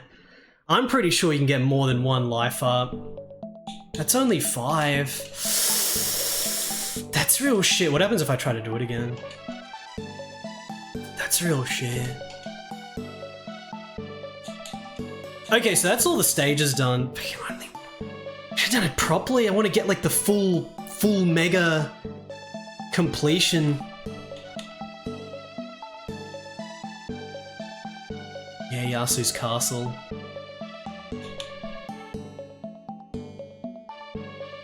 My onigiri. Fuck it, I'm gonna do it again. I'm gonna do it again, and I'm gonna do it properly. I'm gonna get the maximum shit. None of this. Oh, the freaking prediction though. I totally forgot there was a prediction. Because I want the full 100%. Shit. I'm gonna have to cancel the prediction.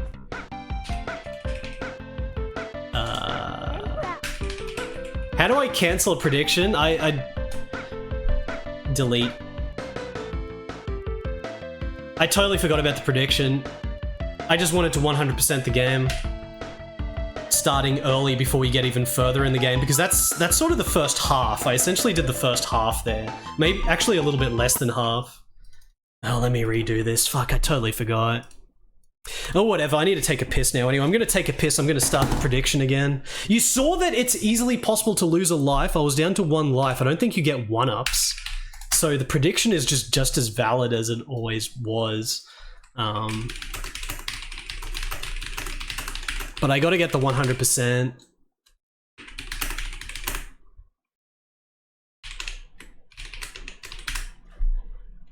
Well, I finished the game with no game over. I'm going to put a 10-minute prediction on this. This one's going to be 10 minutes. But I need to restart this. We've got to get the 100%. I would have kept going if I remembered about the prediction, but I fucking forgot. Anyway, I'm going to use this as an opportunity to quickly take a piss. Can you see the new chair? This is the new chair. This game is god tier, so I'm happy to just play through those initial stages again. The game is so good. I'll be back in just a couple of minutes, guys. I'll take a piss and then we'll mega harvest this game properly. Boom.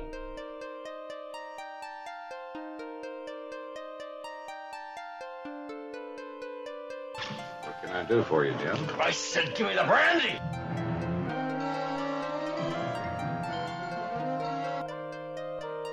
Dog, meditating businessman, ring planet, meditating businessman, wedding, orthodox cross, supervillain, pager, carousel horse, circus tent, person in steamy room, wedding, orthodox cross, supervillain, pager, carousel horse, circus tent, Donna bought a tree, closed the lock with key, Donna bought a tree, closed the lock with key.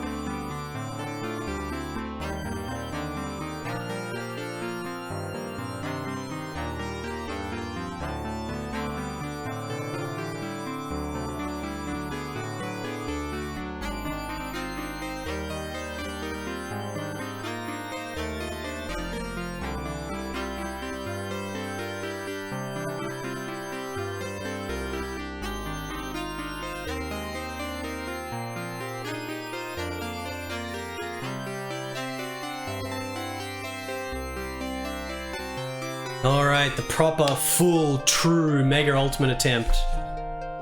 100%. Maximum life bar. Let's go. This game is so good. I had 4 games that I wanted to play today. You can see if I can 1cc all of them. But this is still only game number 2. These games are pretty long and meaty. Hopefully I can get through all 4. Just have to do a mega stream. We'll reset the timer. Start the timer from the beginning. We don't need to watch the cutscenes or anything this time. Let's do the stages in the normal order. Maple Mystery, what's going on? Hello. Welcome to Deae Tonosama Appare Ichiban, where we're going to use Idiot Feudal Lord instead of Idiot Prince in order to battle our way to find what evil is causing the strange anomalies in this world here. Skip that cutscene. I'm going to be using Flame Girl again. Alright, Ado, let's go. So you can get very, very random RNG in this game, like... It's very possible that I could just get, like, no... not as much percent now. There's already 20%. Tempura!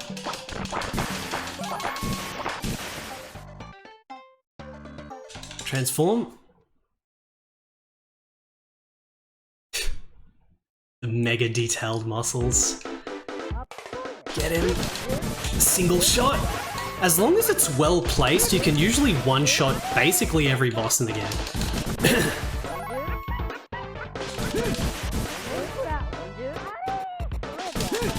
Ninjas. Oh crap, we might not actually have transformation for Benkei now unless I farm some samurai dudes.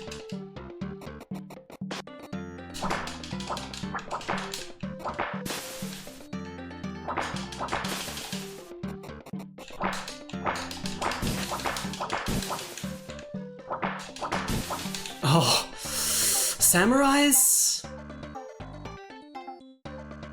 Samurais? Anyone want to drop some percent? I got no percent.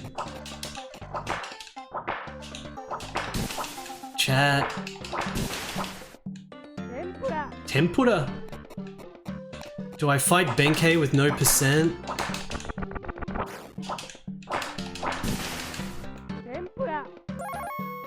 I'll fight Benkei with no percent. You can see what a boss fight goes like normally.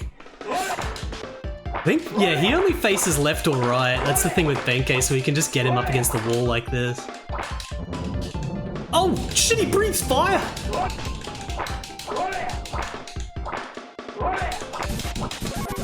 Oh, look at all that percent. Can't even pick all of it up. It's crazy that they gave bosses all these different attacks and shit, but a lot of the time you just don't see them because of the transformation. Just one-shot him.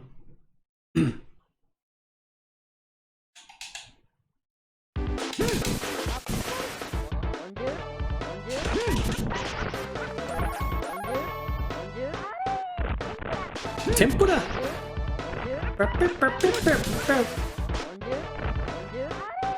Torebia. Oh, I got no percent from all that. Right here, it should be a big cluster. Let me... Good.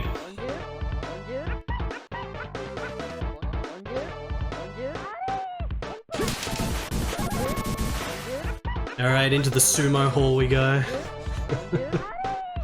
The boss is so good how there's like the little referee.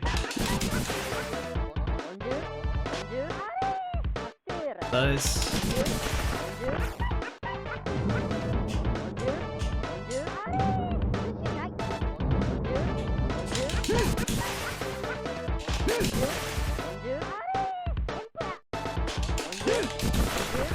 Don't suppose you guys can drop some percent?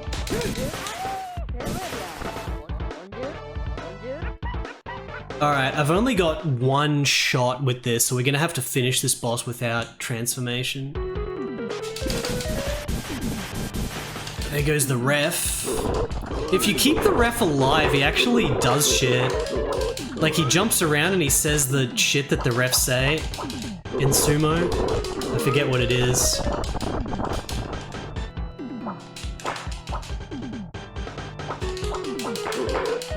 Hitbox on these guys is weird.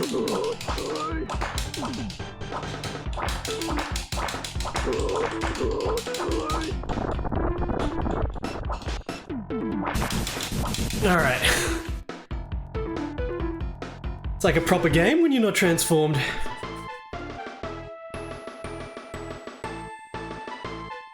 Yeah, so this is what you get if you're not transformed. Of course, he has the mucus coming out of his nose as well. The black teeth is because the lords back then painted their teeth or some shit. Alright,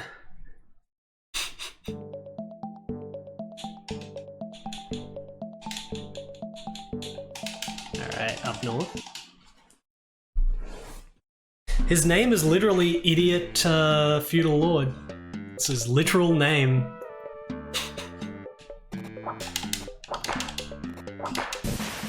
The stages are so comfy. They're all very atmospheric. There's our little Street Fighter move.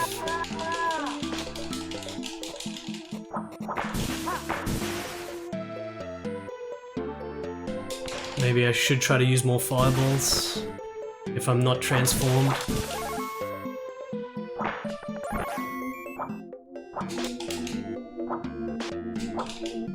Oh, come on. He didn't drop food. That was a lot of damage.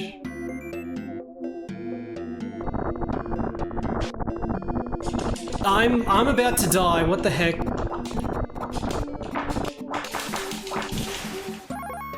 Okay, 30% is good. How about some food? Oh my god, I've got half a... Okay, transform. What's up, I beat? This game is amazing. I love this game. We played Shinobi 3, now we're playing this. Only freaking Ultimate games today.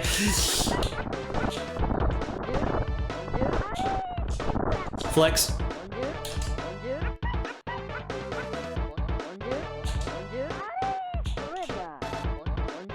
I feel like I gotta flex in order to have proper abilities here.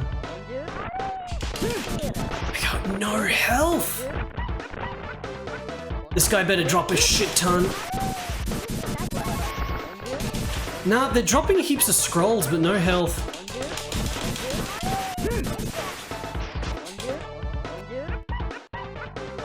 I don't think these flames ever drop health. Also, I cannot summon magic when I'm in this form.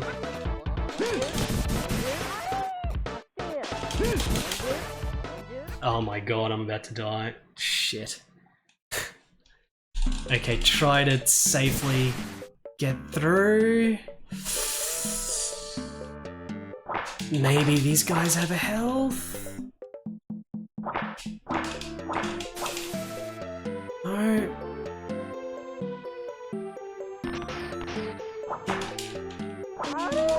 Oh, bloody... It was bound to happen.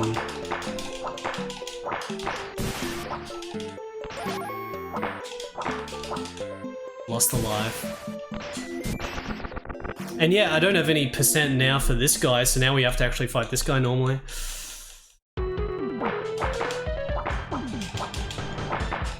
Mr. Radon, what's going on? He dropped a Castella!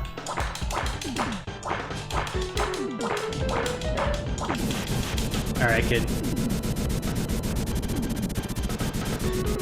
Next. It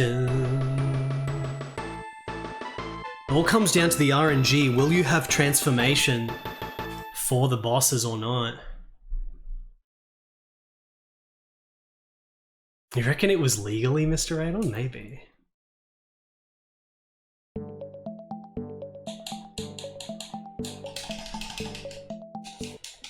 Alright, back to the farming island.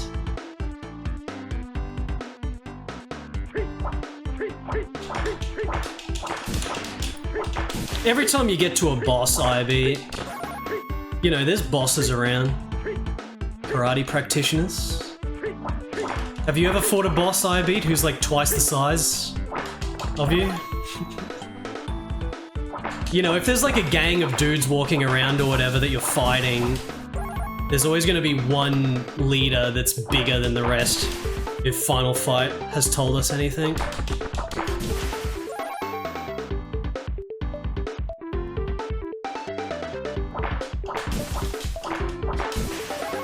Okay, good farming.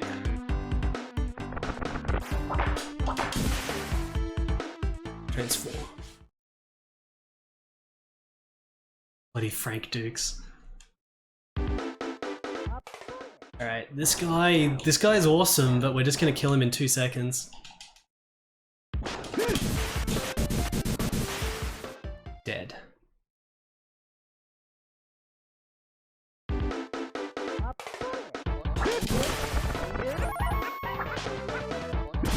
I believe you, Proud Onions. I don't see why I shouldn't believe you. Freaking Kumite.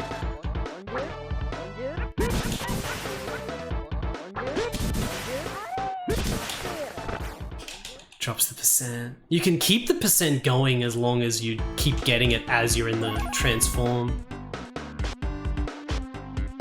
Honestly, it's probably better not to be transformed on the auto-scroller because you got better jumping that way. Alright.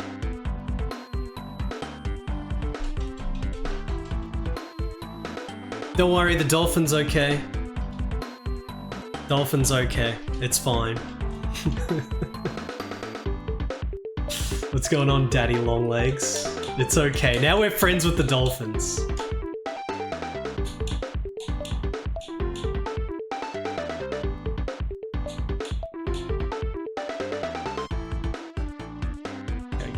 Jump on his head. Can definitely jump a lot better without being transformed in Mega Muscle Man form.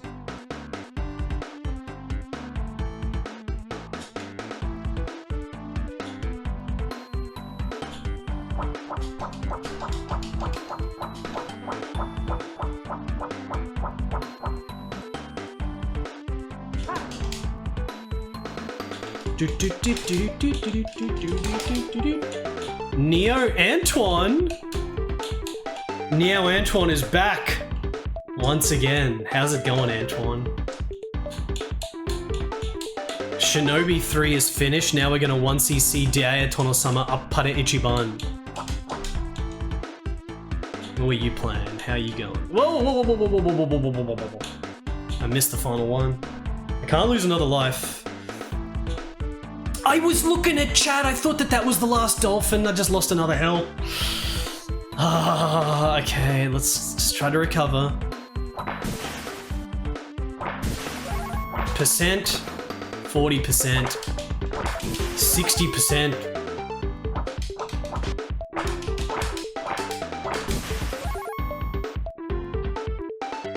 One and a half health left.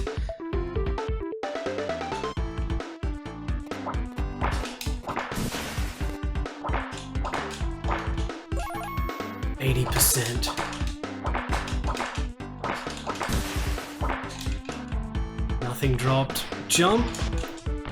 Jump. Transform. There's always one little alien, like grey alien, before the bosses. Very mysterious.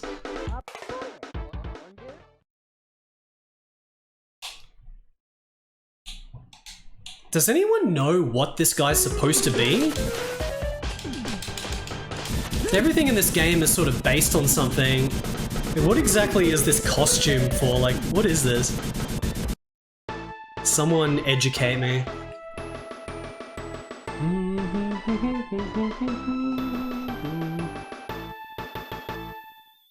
He's a master of Nor Theater. Nor Theater. Is that the costumes they wear for Nor Theater? Why are we fighting him in a cave? Alright, let's do the bonus stage.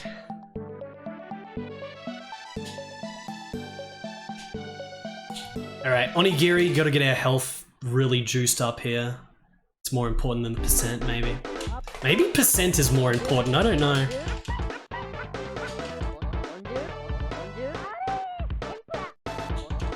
It's relentless, absurd music.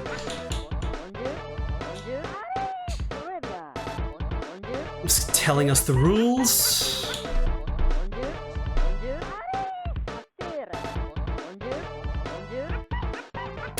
Oh, wait a second. Did he say that, you know, as long as you get above 30 onigiris, your life goes up, but after that it's just for high score?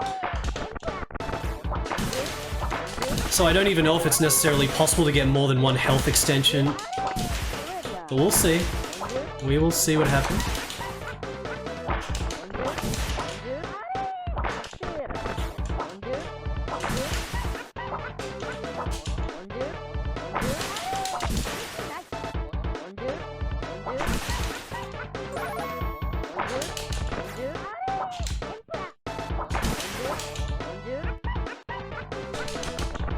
Oh, there's that other special move I was trying to figure out what to do. I have no idea how I did it there, but that's what he does. He like fires explosives forward. Got 100%.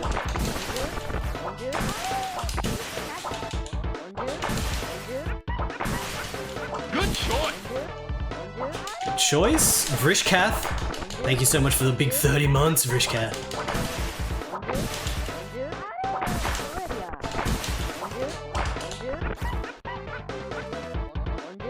40. Don't use that.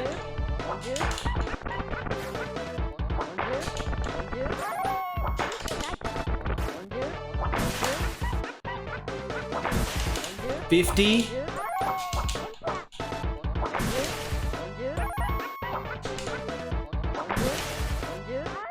Gimme! Yeah! 54. Okay, let's see if 54 is still just 1 health increase. It probably is just 1. Yeah, it's just 1. That's the max you can get. But I got a big amount. Let me get some water. Alright. No squeaks. This is a new chair. New chair. Zanoka, welcome.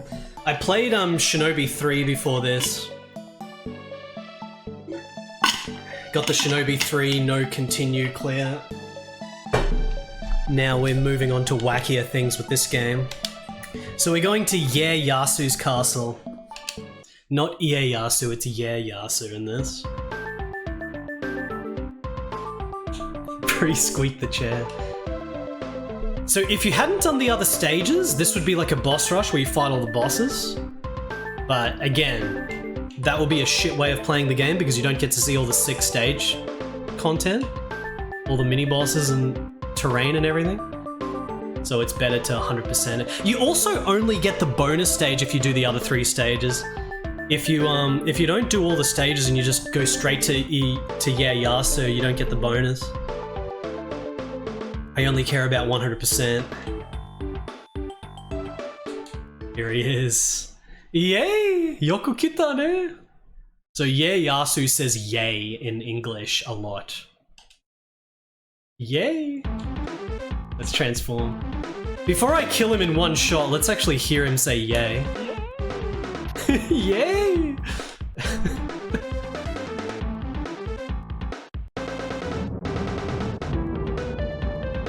What's his attacks? Yay! It's got all these different attacks. It's like, we don't need to see any of that shit. I'll just freaking kill him in 2 punches.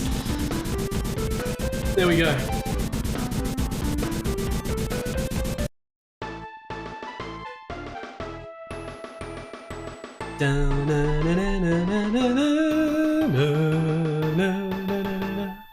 I wonder what like bodybuilding picture they traced for this. Probably had some bodybuilding magazine. They went over it intricately with pixel art. Look at the pixel art with all the dithering and shit. It's so good. Alright, we've completed Japan, so now for the shocking twist. There's actually more beyond Japan in this game.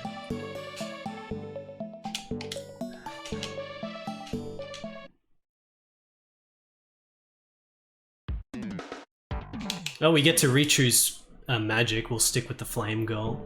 They're all basically the same, it's just a different person that gets summoned. So now we're the rest of the world. There's China, there's India, and there's Europe as its own stage, and then Arabia is the final stage. Let's go to China. Panda wa kawaii zoyo. Maybe we can see a panda. Oh, the China music is awesome. Okay, so we're on the Great Wall of China here. So straight away we get some Kyonshi. The hopping vampires. What are they called in Chinese again? Jiangshi. The Jiangshi. The Japanese is Kyonshi. We get bloody mystical meditation wise man who throws fans at us. Every single thing you come across in this game is some kind of interesting thing. That percent. I need to kill him. Just walked right off the edge like an idiot.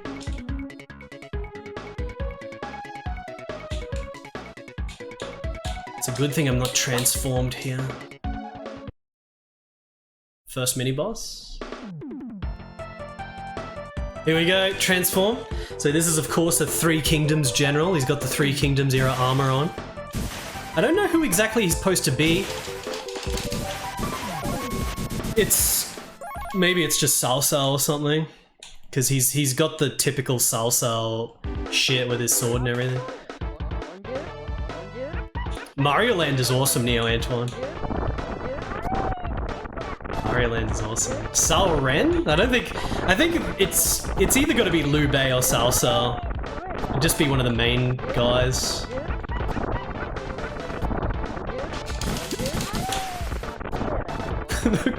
The bloody wall just exploding for some reason.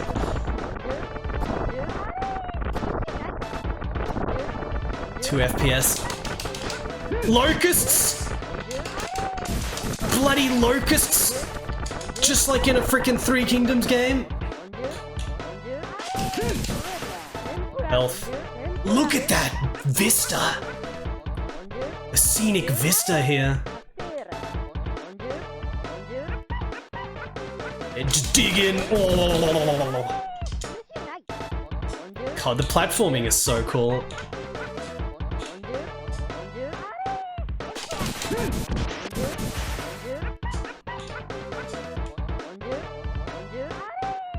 Locusts. I can't believe none of them dropped anything. Jiangxi. Oh, it's actually really satisfying hit stop when you're punching like a million guys. Very satisfying.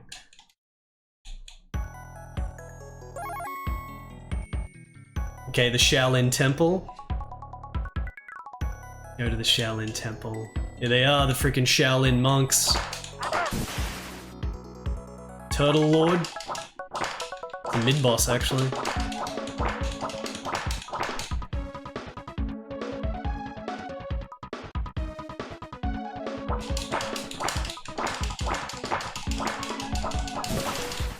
The ancient frickin' Turtle Lord of China. It does the Bruce Lee shit? Look at the fucking... all the animations in this game. Doing the Bruce Lee frickin' power-up. Panda! He flies leaves at us! Let's get him! He's an idiot! I'm gonna kill him. He's dead.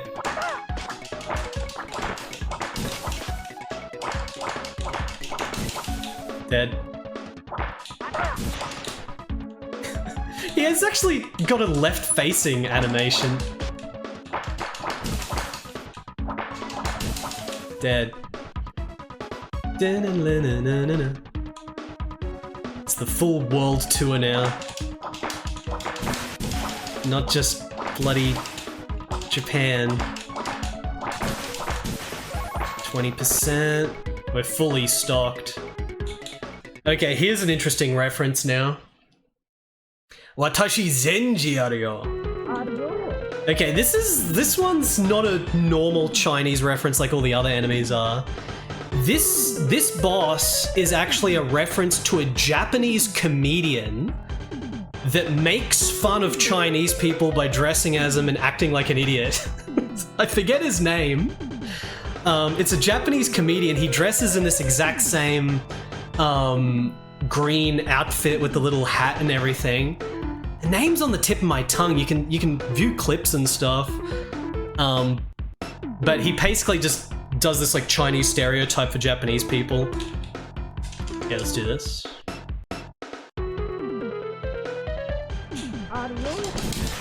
The only reason I know this is because there was like a Japanese site that listed some of the references in this game. Is his name actually Zenji something? It did say Zenji in the game. He said, I'm Zenji. Is it actually like an official tie-in to him or something? Uhi. Zenji Pekin? Is that his name? This game's got some real deep-cut references. A lot of shit going on in this game. So we're gonna go to India next. India. Ragadom, thank you for obtaining such an incredible physique. Hopefully you can transform as well. Look at this, we start on the little boat. I have no idea what these flying witch things are. Does anyone get that Indian reference there? Like, what the heck is that? Chickens. Of course, we got gurus meditating. Vedas?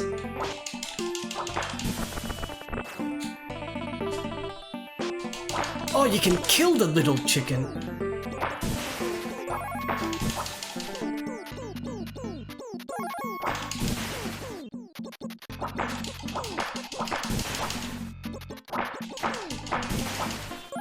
Pastela.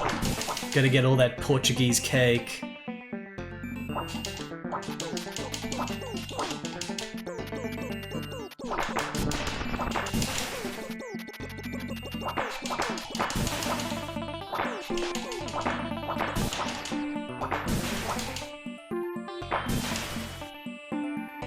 God, look how good that tree looks.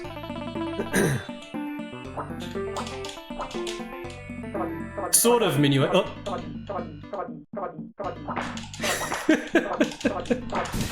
So these are the guys that played Daee? What's it called? Daee? It's like an Indian football thing, but they don't have a ball here, but they're just saying Daee.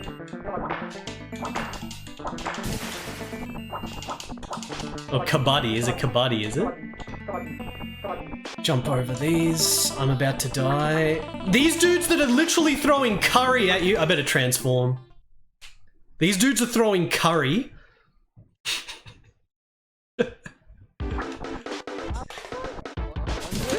Destroy. Oh, I guess I can kill. No, you can't kill him. Shit, just get through, just get through, just get through. Don't waste too much percent. We need these lives. 30%, yes. Curry! Get out of here with your curry. Good choice. Very good percentage accumulation. Alright. Socrates, thank you for the 50 months. You accidentally pressed the wrong button, Socrates. Alright, much needed tempera there. Oh. Getting some good percentage drops. Alright. Hopefully I can get it before the boss again. Yeah, these ones can be destroyed, but the previous ones couldn't be destroyed. Oh, here he is! He chucks the freaking... He chucks like the fucking salt or whatever it is. This is a funny reference. This is Sai Baba, of course. As I've pointed out in some previous playthroughs of this. This is Sai Baba, who is like an Indian cult leader. There's like a cult in India, and Sai Baba was like the leader. I don't know if he's still alive or what the heck the deal is. But he's dead. We killed Sai Baba.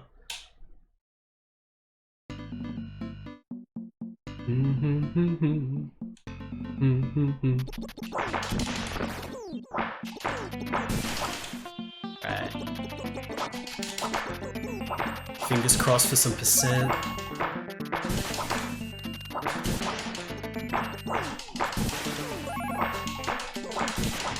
Maybe no percent for the boss? Oh, elephant trainer. God, look how awesome the elephant looks. Alright, we gotta fight the boss with no, with no stuff. I'll use magic a little bit, actually. No transformation boss. Alright.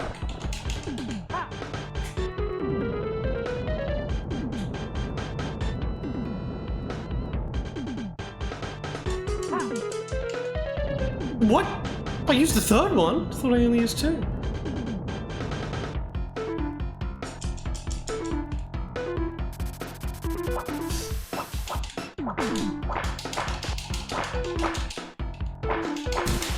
Dead. No, poor elephant.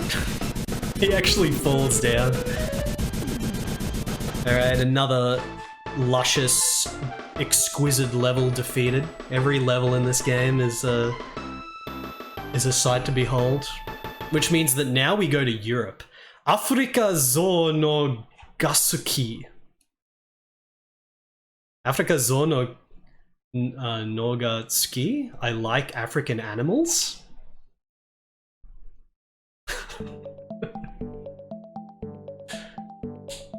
Alright, Europe. Anyone that hasn't seen this game before, What is your guess as to what's going to be in Europe? If you've never seen this game before, what is your guess? What's going to be in Europe? What's the music?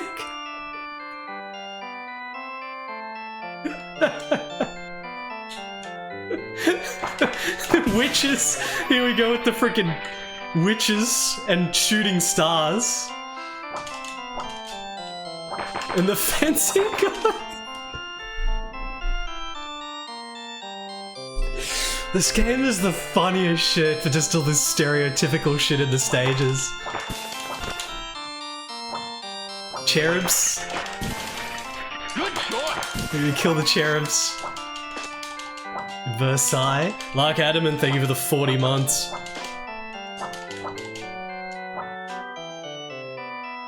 It has to be the most stereotypical shit with a few deep cuts like bloody Sai Baba. Because this game is just essentially a world tour after Japan. Alright, that's max percent. Let's try to keep this going now.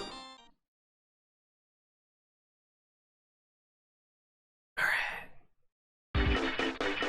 Shooting stars. Get out of here. Alright, first mid-boss. Night! Oh!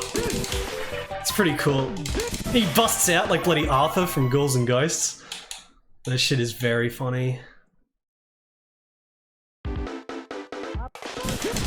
Do-do, do-do, do-do, do-do, do-do. Oh, none of these guys dropping anything. No drops!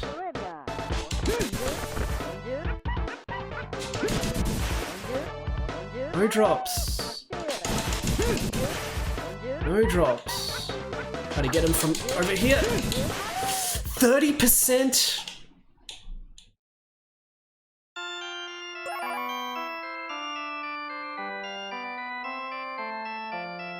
Oh, king statue.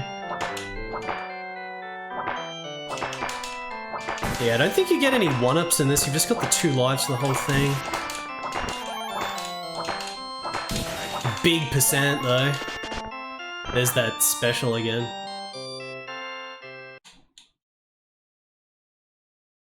Alright, transform. Second night.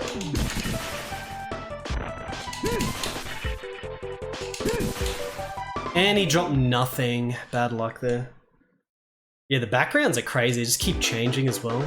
Oh, here's the RPG treasure chests, which give you a shit ton of stuff, as treasure chests should.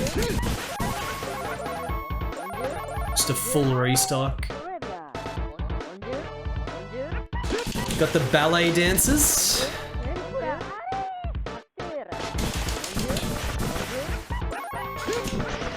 These chests are fake now. Try to take my resources to the boss. Just a few ballet dancers before the gigantic king on his throne.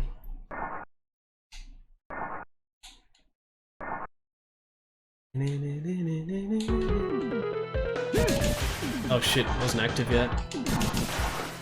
Well, where's the hit, dude? Where's the hit? What's going on? Remember, it's kind of very weird hitbox on these guys. I should just use scroll. Scroll.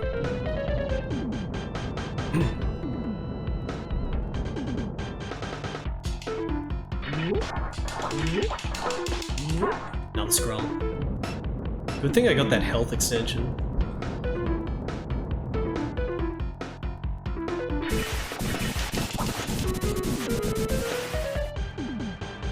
The king just gives up. You don't actually get to smash him, unfortunately. Good boss, though. Okay, Europe is defeated. Sekai wa hiroi zo yo. Now we're going to Arabia. Time for some Arabian. Well, this is just the boss stage, so we like skip everything. Except for the boss. Oh, the bloody background there is awesome.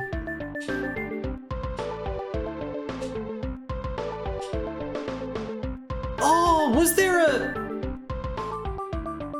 Shit, did I miss it? Was there actually a bonus stage? Shit, I might have not selected it. I think there was supposed to be a bonus and I just clicked too quick. Shit. Oh, whatever. Yeah, I think it opened up so you can get the other bonus, so I can get the... What is it? The percentage up, but I totally missed it. Here's the Arabian boss, of course he's got a magic carpet. And he throws oil cans at you. Abada? This boss you can't just melt in 2 seconds. You gotta wait and hit his thing. Abada? Shit, I was stunned.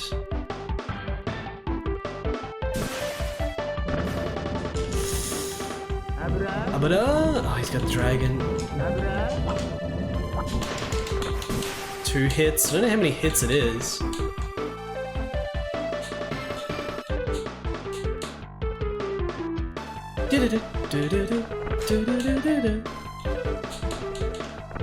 Yeah. That's 3 hits.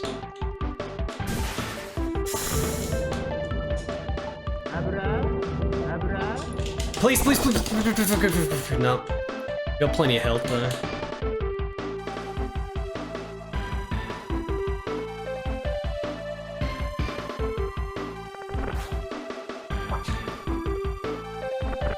Abada. 4.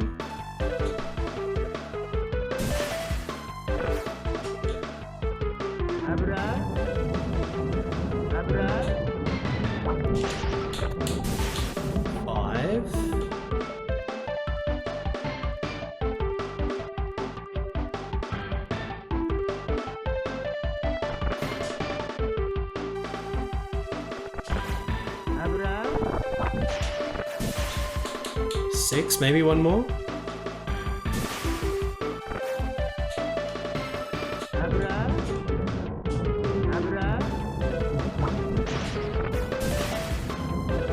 Maybe it's 8. Can't believe I missed the second bonus. I was too eager to go to the next stage. Oh, maybe it's 10 hits. That's 8 now.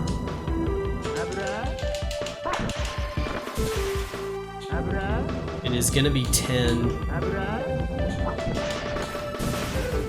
It's gonna be more than 10.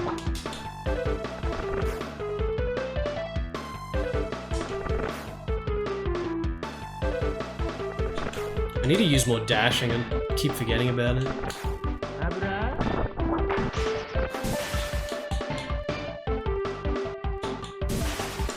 12 hits?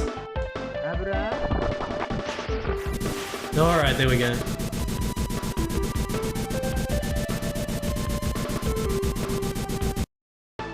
So that's all of this part destroyed. Belmont, thank you for the 60 months. What's going on, Belmont? How's it going? Appare! Appare indeed.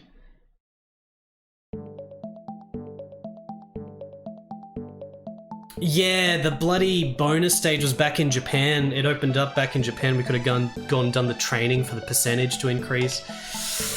Ah well. Spider-Moi, welcome. What's gonna happen now? Of course, now there's just the moon left. Now we're going to the moon. Or Mars. It's not the moon, it's Mars.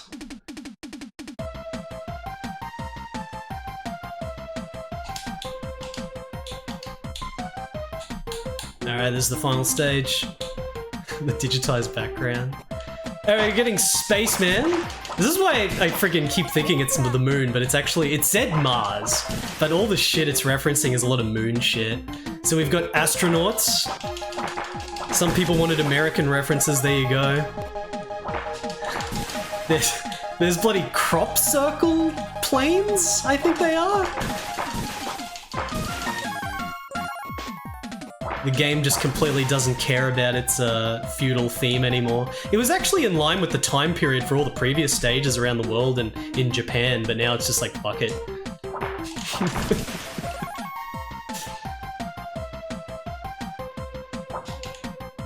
Dude. Okay, we've got aliens shaking hands, and we've got the rabbits making mochi on the moon, which is a Japanese thing, the rabbits with the hammer on the moon.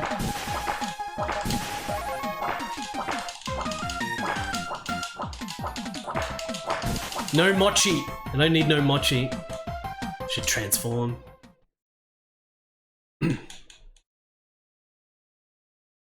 Mars face? Is there Mars face? What boss is this again? Oh, this is the, what are they called? The Japanese weird statue things.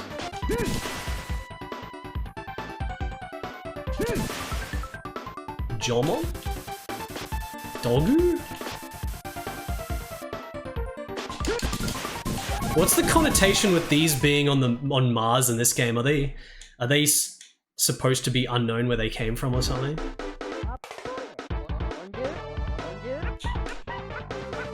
Space stage. Oh, this is bloody. This is. We got a Flatwoods monster. There's not a single American game with a Flatwoods monster reference I know about, but there's like a million Japanese games with the Flatwoods monster, which is an American monster that some dudes, I guess, made up at some point, and it looks like a nun.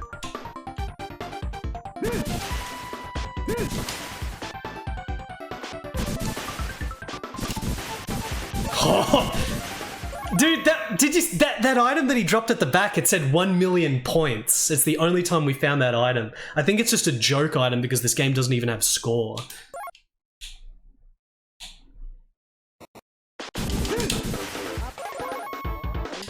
Fallout 76 has the Flatwoods monster? Yeah, that's at least one, I guess. Modern game with the Flatwoods monster. How did the Flatwoods monster get any popularity? I guess because it was made up in like the freaking 50s or whatever by the bloody hoax people or whatever. Noodle mixing sound, thank you for the 8 months. Of course, the Roswell aliens would be the most well-known aliens, which we're now getting a lot of Roswell aliens.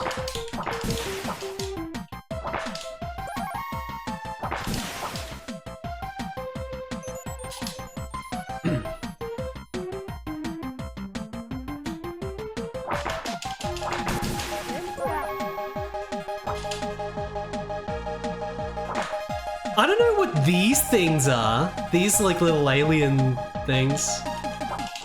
Anyone recognize what that's a reference to?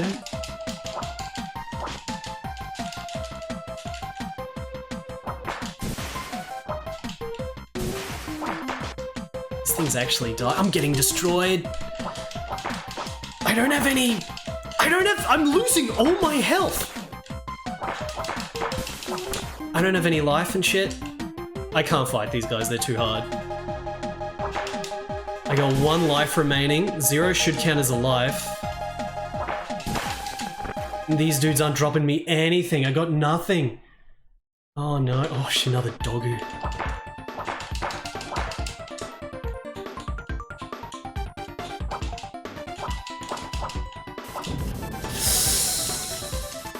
Okay, let's try to not die.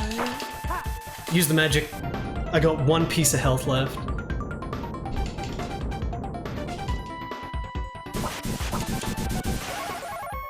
Two magics and no health from that drop. Oh.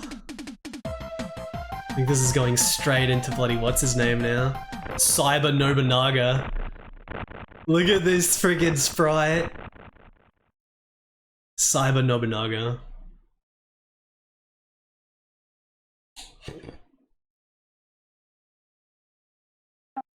Or Nobunaga, yeah, I think he actually says his name is Nobunaga. Okay, I'm just using all my magic. I'm gonna die. If I can kill him without dying, maybe he can drop some health. Dude.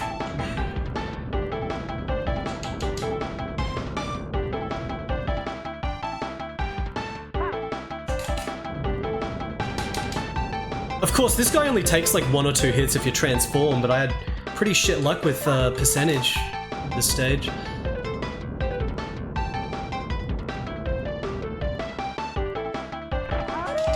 I walked into his foot and died. 1 life left.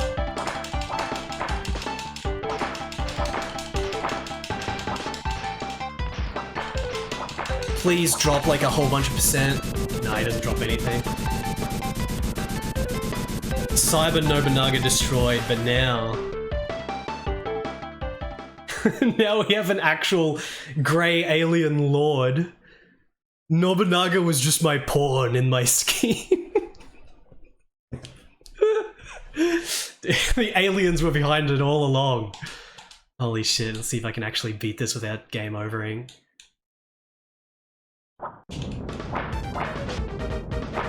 I gotta jump to attack him. That's not a good start. How did he hit me? Oh my god! Oh my god! I should have saved all my transform for this. He's flashing though. Maybe I can get it. This is gonna be so close, chat. Chat, this is... Oh, got it! Oh, so close. Oh. Holy shit. And then he drops this. I'm gonna take this monkey back. He actually says monkey. I'm gonna take this monkey back. That ties into the next scene. There's a lot of lore to explain in this game. There's so many references to shit. There it is. So this is like an old hoax alien photo from like the 50s or some shit. For some reason it got really popular in Japan. It's referred to as the monkey photo because it looks like they're holding a little monkey. The original photo, there's a person with a wheelchair in the middle. So someone in like the 50s tried to paint over it or something and they made it this little alien thing. And if you notice, one of the men in black that were holding the arms was actually a feudal lord with the hair because they edited it for this game. If you play as the French guy, he's got different hair again. So the ending is a reference to an old stupid hoax photo. You see a lot of that in Japanese games as well. I think, like, you know, there's a cover to some Windows 95 game which is the 2 men in black holding the arm of the alien. There's a boss in Strikers 1945 or whatever, which is the 2 men in black holding the alien arm as well. The French guy's transformation is the same shit, he just transforms into a big muscle guy but with different head. And this is credits, all in hiragana. That's Deae Tonosama Appare Ichiban, guys. It's graphically brilliant. It plays solid enough, but it's not the best action game ever. It's quite clunky in some ways because of the slowdown, and it's more style over substance, but it plays good, like it's fun. It's just that, I don't know. There's not much depth there, but there is like a shitload of moves you can do. It's just the fact that it's not really balanced, I guess. Like, you never really get satisfying boss fights from this because you just transform and kill bosses in like 1 hit for most of the game. But that's kind of fun in its own regard, so I think this is like a really awesome, just sort of oddity game with incredibly above average graphics. Really fun narrative to play through with just all this going through Japan, going through the world, and then going to Mars. I can show the French guy. He plays very different, the other character. Presented by Sunsoft.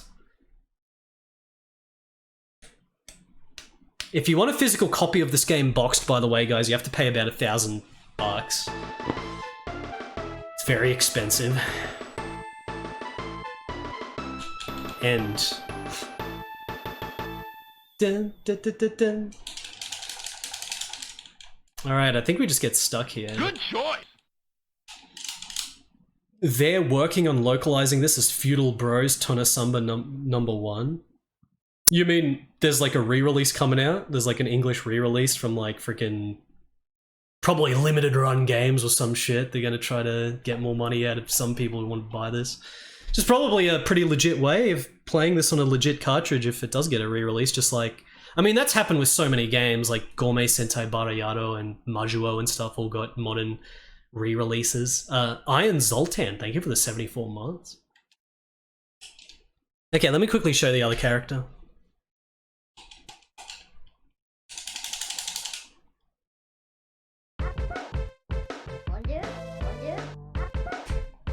Da-da-da-da.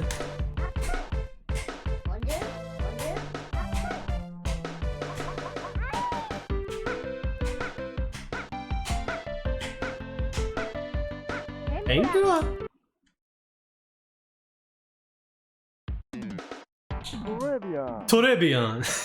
It says Tore. I pressed the button to give an alternate color palette. I guess we'll go with it. Steam. Shit, I wonder if it's gonna be lagged. This is interesting. The graphics for the magic people are actually different. So we get the two butlers and we get the two maids. Pretty good. Lots of just small details in this game. And he's our like narrator now.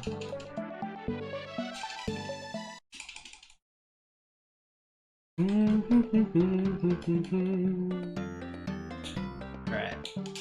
Okay, so he's like ranged. He's got this ranged attack which is very shit compared to what the feudal lord has. The prince just has this shit little pea shooter thing, very slow rate of fire. That's as fast as you can fire it. So because it's such a slow rate of fire, the interesting thing about this guy is that you sort of have to rely on his Street Fighter moves more, whereas with the feudal lord you never really need to use them. You never really use them at all. So the most important move with this guy is, if I can figure out how to do it again. Ui. Ui. How do I do his move? He's got like this melee attack where he locks in on a dude with his ass and does this like ass stomp attack. And it's kind of his bread and butter, like it's the best move that he has, so you just have to keep doing that. But I forget how you do it. I thought it was like forward half circle forward. Maybe half circle back forward? Come on, it's gonna come out accidentally at some point, right? Oh yeah, oh there it is! How did I do it? Oh, it's with the jump button. Okay, it's forward half circle forward jump. That's kind of what you gotta use with this guy.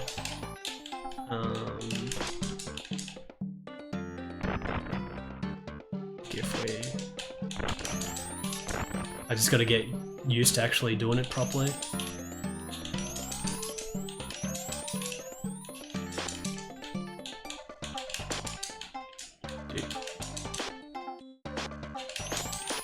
Yeah, because he follows up with like other moves once his ass hits. Like that. You can try to do some... Just do that as well. If we transform, we get the French muscle man.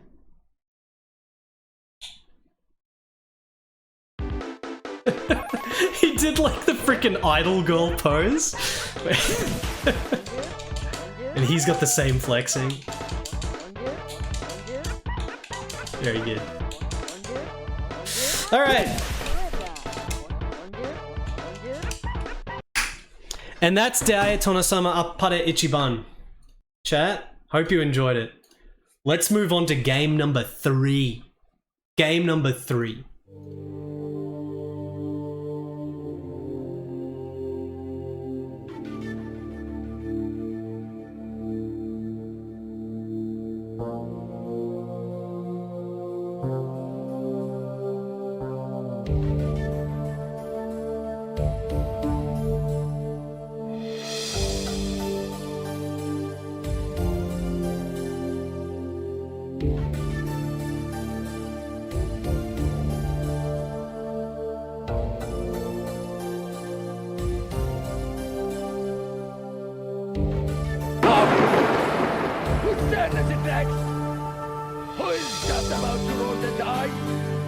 Listen to me!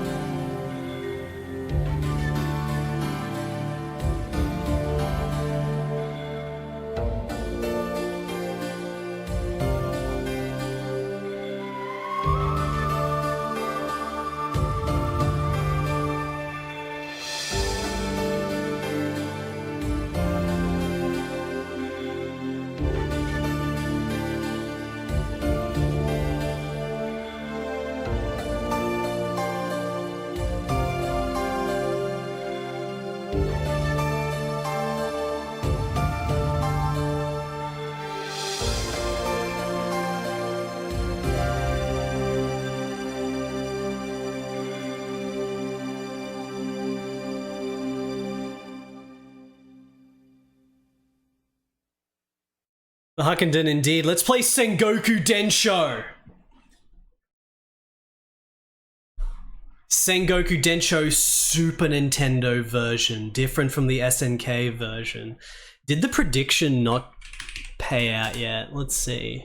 Well, I finished the game with no game over. 58% yes, 42% said no. It is a yes. That's 2 for 2. We've finished both games in a row now without a game over. Sengoku Denshou. I think this only came out in Japan, the Super Nintendo version of this. So this is Sengoku on Neo Geo. Some people might know Sengoku. Sengoku 2 are on the Neo Geo. They're SNK beat-em-ups. This is the Super Nintendo port of Sengoku 1, which was remade by Data East. This is a complete remake by Data East. And they completely changed the mechanics so that they're not shit. Sengoku 1 on arcade is a game that I'm kind of torn about. Good choice. It's simultaneously terrible. It doesn't play like Final Fight. It plays like shit, kind of. But on the other hand, it's probably the actual sickest beat 'em up, just in terms of like you know, like set piece graphics and shit and bosses and shit. It's literally probably the coolest. Like probably the coolest. That be like the beginning of the game where you go up and there's like the whole army in the background that are like watching you. Like it's I should show it. Before we play the Super Nintendo version, I should show the arcade version so we can compare. But the Super Nintendo version does play better because this plays like Final Fight, so it's just normal Final Fight, like satisfying beat-em-up mechanics, but all the flash is gone. So I still think the arcade version is the better one just because it's so sick, even though it plays like shit and I never really want to play it. But I'll play. I want to play this again. I want to revisit the Super Nintendo version. Stubbs, thank you for the 49-month resub. Iron Zoltan, thank you again for the 74-month resub. Don't know if I said that before or not. And Sniper 2784 with the 1,000-bit donation. Sniper, thank you so much for the donation. I appreciate it. I hope you're ready for Sengoku Denshou. Let's look at the back of the box of this quick, just to see how they advertise such a product. I really want to reappraise this and see like how good it is, because it's like it's got maybe like this does sort of follow the same structure and narrative as the arcade game, but with maybe 5% of the coolness, maybe less than 5%. Like, this game's fine, it's fine, but the arcade version is really, really sick. Back of the box is nothing too exciting. But before we play this, like I said, let's actually compare it with the arcade version. Let's look at a long play of the arcade version and just peruse it, and then we can directly compare with what we're going to play now. So let's bring up YouTube here.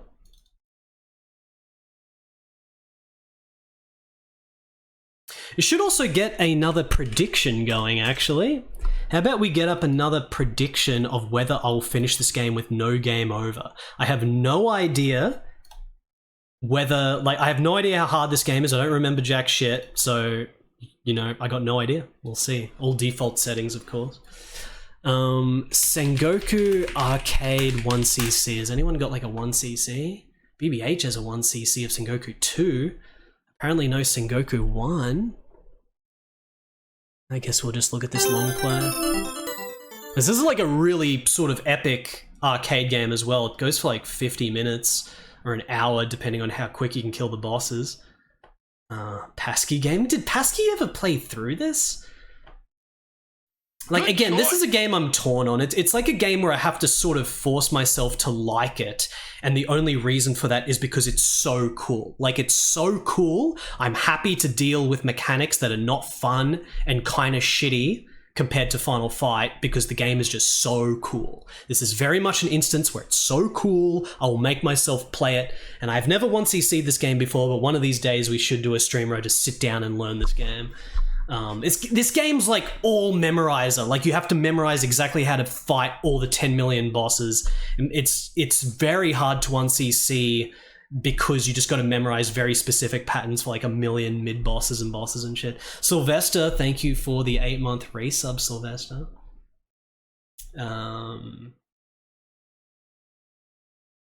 Well, the bet is for a different game. The bet's for the Super Nintendo version. The Super Nintendo version I might be able to 1cC because it's like Final Fight and it's a console game. But I'm talking about the arcade version here. Let's see. We have to look at the arcade/Neo Geo version.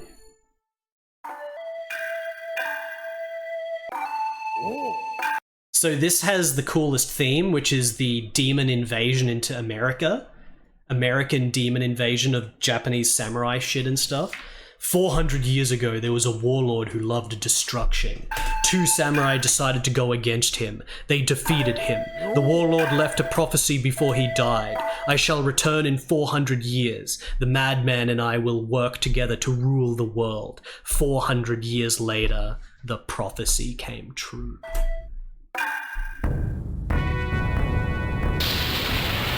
It's so... Nobunaga in this game has a freaking demon castle that he's hovering above. I think this game takes place in Washington or some shit. It's sick, dude.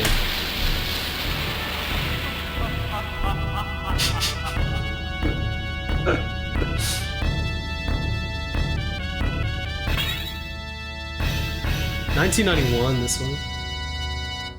I think the Super Nintendo one's 93 or something. Put a coin in. Stage 1.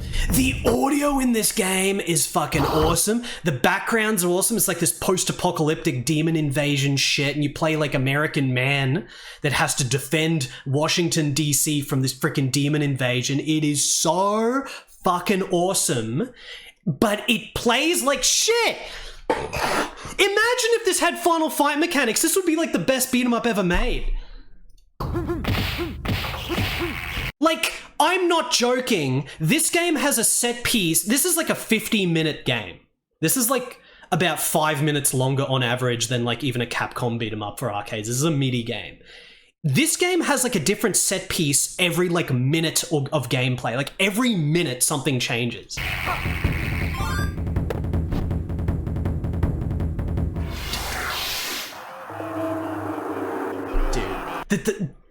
You randomly get transported to the demon realm and then go back to America and then demon world and then America constantly. And in the demon world, there's like chanting. It's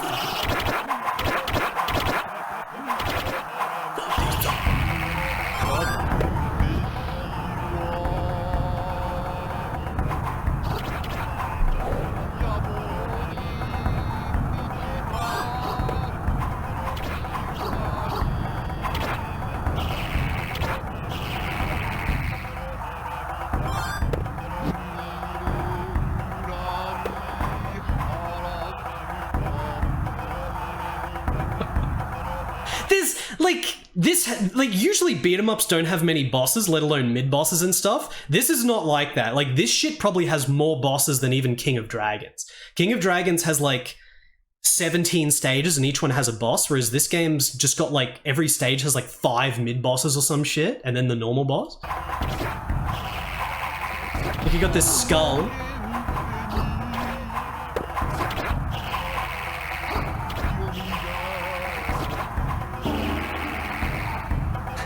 rescue the old man here, the wizard.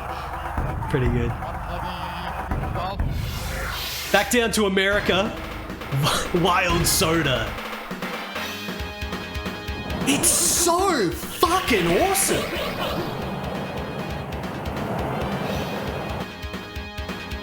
Do you see what I'm talking about, chat? Where even if the gameplay is shit, the game is so awesome, you want to play it regardless?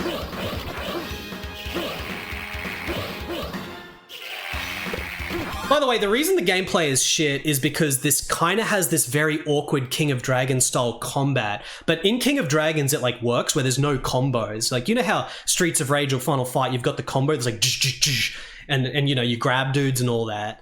This game is not like that. This game is like these individual hits that are awkward, and then enemies bounce back, and there's like, it's just all awkward and shitty, but like, you know, the game kicks ass because it's the sickest game ever made, pretty much. Lots of projectiles that are weird because they can't judge the depth properly.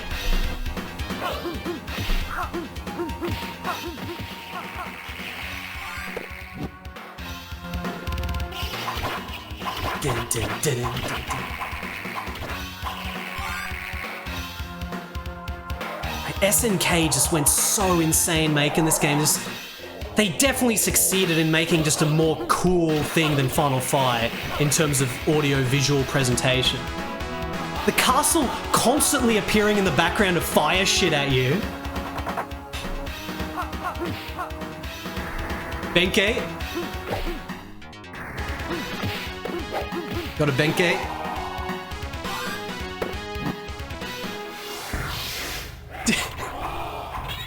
Dude, it's like we started and then we went up and we freaking had the bloody mystical vision area where we fought the big skull boss. And then you go down back to the American post-apocalypse thing and you fight the Benkei boss. And now you went back up into here and now we've got the army watching in the background with the chanting. And this is still stage 1.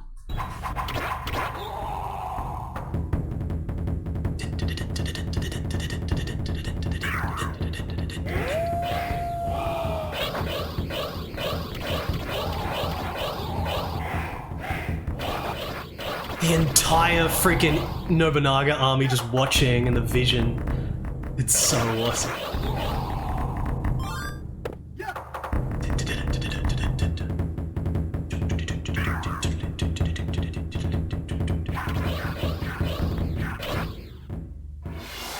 Back down.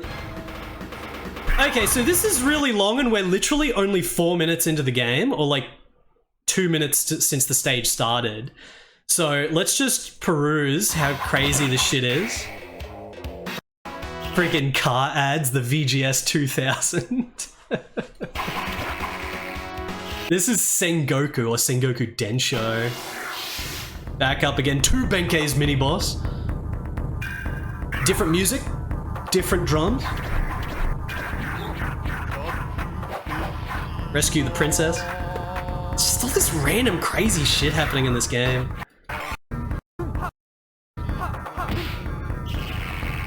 And then we get the pillars that come up in the background. It's literally like every 30 seconds there's a set piece. It's literally every 30 seconds. Like the Capcom beat 'em ups, as god tier as the gameplay is, they're not like this. This is set pieces every 30 seconds. This shit. Oh,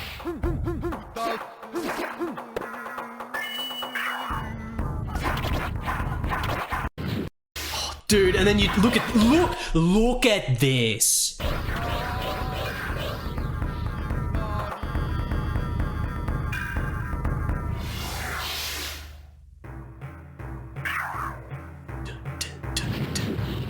Look at this, you freaking fighting the boss on the back of these horses.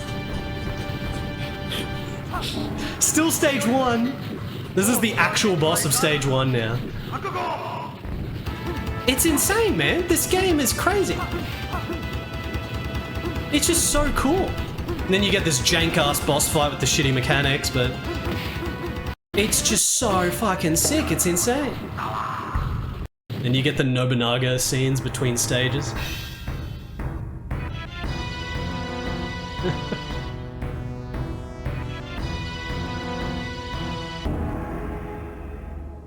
Let's go. Look at this with the friggin' city, the post-apocalyptic city. You're like more into it now. Immediately down into the subway.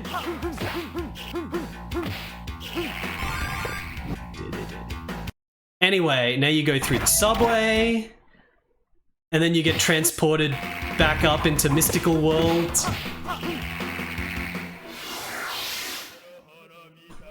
And then there's bloody, like, freaking kabuki dudes in the background playing music and shit. The fucking kabuki boss comes out.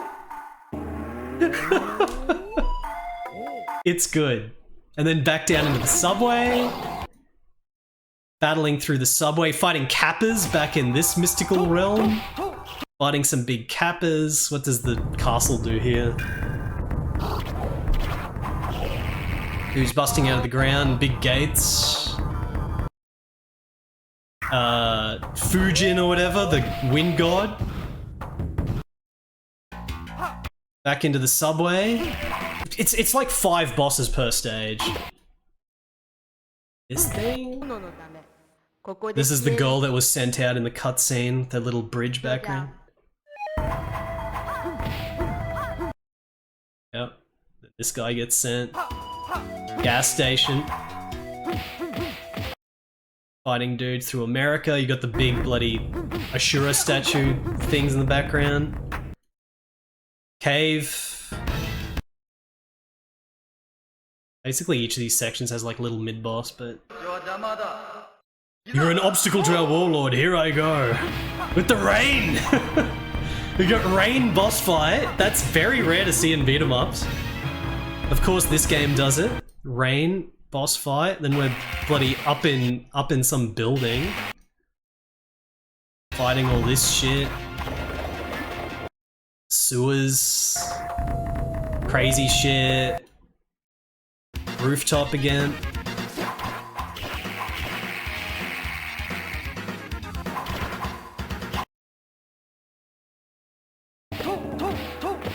This boss with like a hand-painted background.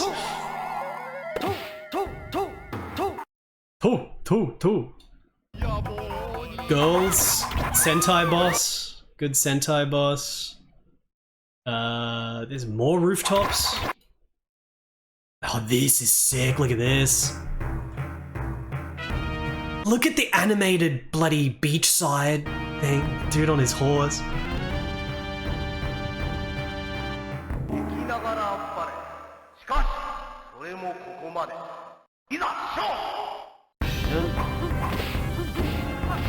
Got the sound effect for the waves as well. Just insane. Just insane. This is finally going to the castle. Finally going to the castle. You fight like all the mid-bosses and shit again. And this is like just fighting tons and tons of mid-bosses and shit.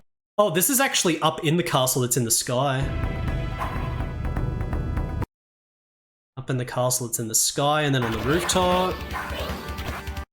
On the rooftop. And then bloody, is this Nobunaga in the background? No, this is girls in the background. More drums. And then Demon Turtle. Dragon Turtle. Dragon Turtle. And then... and then this freaking stage. This final stage, the set piece final boss fight, the most dramatic beat 'em up fight. You gotta see this shit. Where you get this, the crazy sword. Get the bloody... The revival of Ashura. The King of the Dark. And then you're freaking flying! You bloody... The gravity off the bloody castle when you're transformed into Mega God form with the Mega Sword. And you're freaking flying up while fighting Nobunaga. Mega drama. And now we have the best shit in a freaking boss fight coming up.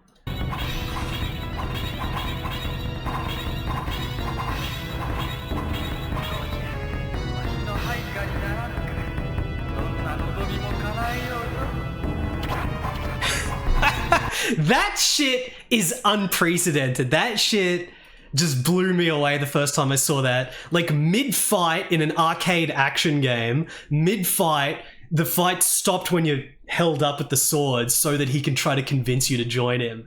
It's so cool. It's so cool I don't even know how to describe it. It's that cool.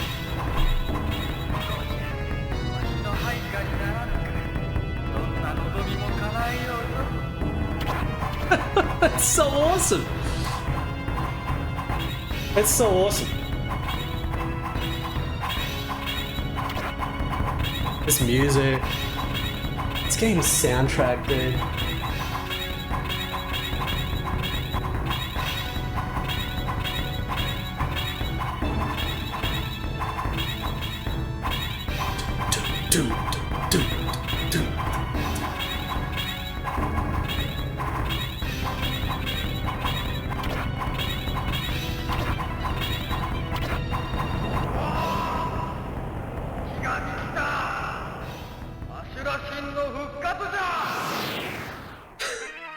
And then you fight Ashura as well.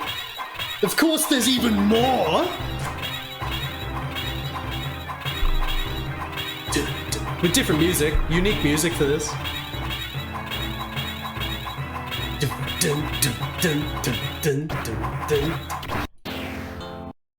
And then you beat the game and that's it.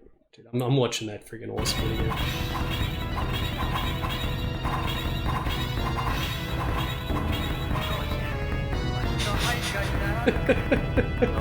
It's so good.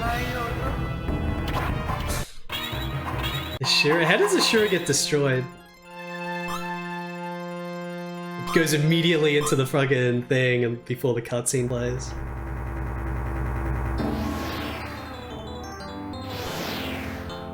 Used their wicked ambitions to try to conquer the world. They died without making their dreams come true. Past errors in history should not be repeated. People tend to forget this as time passes. They can easily fall into the same trap.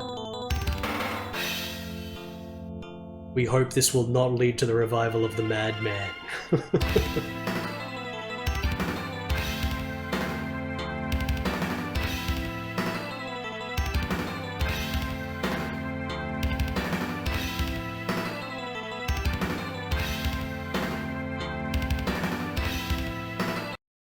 Okay, so that's like the sickest beat 'em up ever made in terms of set pieces and cool shit constantly throughout the whole game that's got a coolness that's off the charts, but the gameplay is not that good.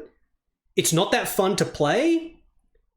So now we've got the Super Nintendo version, which came out a few years after, which is more fun to play and has Final Fight mechanics now, but is nowhere near as cool. It's nowhere near as cool because it's so cut down in terms of the audio-visual presentation. Now, usually, you know, there's like a trade-off. It's like, okay, I can deal with the gameplay being way better. I can deal with the coolness being a little bit shitter if the gameplay is way better. Now, but if you're playing the movie on a telephone, you will never in a trillion years experience the film. You'll think you have experienced it, but you'll be cheated. Good, Cybertrucker. It's such a sadness. I want to play it more. You think you've seen a film on your fucking telephone. Get real. Get real. Noodle mixing sound. Playing the Super Nintendo version of Sengoku. You will never in a trillion years experience the game. I know. You'll think you have experienced That's it. why we had to watch the long play. You will be experiencing weakness and extreme purification of a potential experience in another world. So don't let your friends play Sengoku SNES. It's sadness. Thank you, Noodle Mixing Sound. What I was gonna say is that usually, like, you know, if the gameplay is way better, but then the coolness is a little bit lower, that's still a better game if the gameplay has got that fun factor and makes you want to play it as long as the coolness is just a tiny bit lower. So this game's got the gameplay up with the Super Nintendo 1, it's funner. But then the coolness is way down. Like, it's not just a little bit down, the coolness is way down. And because of that, I still think that the stupid, unfun arcade version is the better game because it's just so monumental as this spectacle of shit to see. That's my review. but we haven't even played this yet. Maybe we don't even want to play it. Maybe the arcade video is all we wanted and we don't even need to play the Super Nintendo one. It is, above all, social experiments of which you are the subject. Go on, go about your life. I'll be here when you get back. As a matter of fact, I might be where you're going before you get there. Maybe our paths will cross. Hey, it's a long night.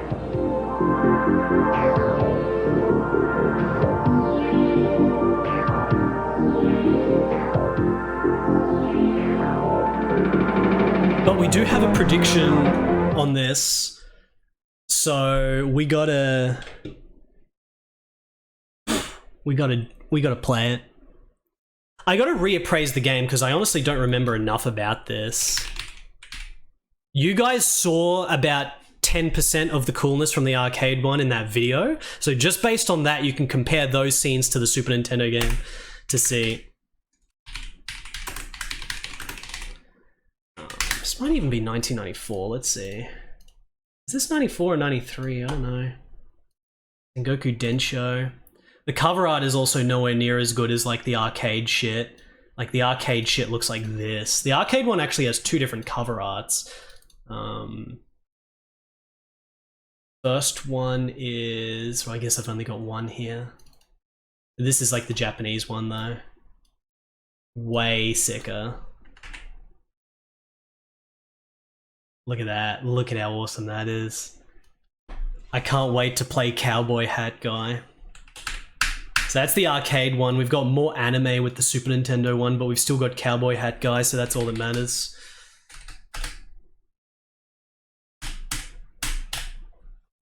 This game's probably definitely not going to be as good as the previous two games I played today, but, you know, gotta play this. Gotta reappraise Super Nintendo Sengoku Denshou.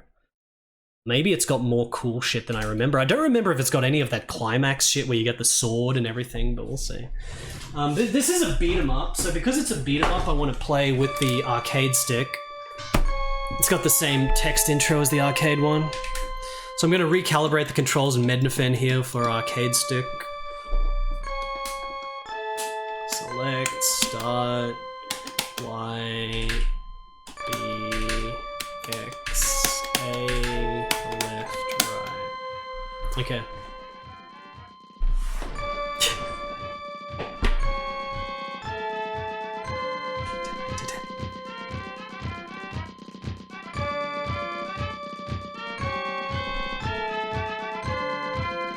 Totally remade game here.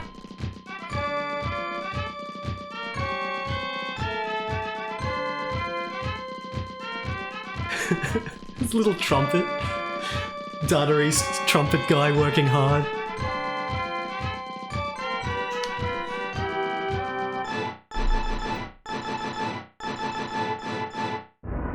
Oh, it's 1993. Yeah, so this is 2 years after the arcade one. That's why it's like so remade.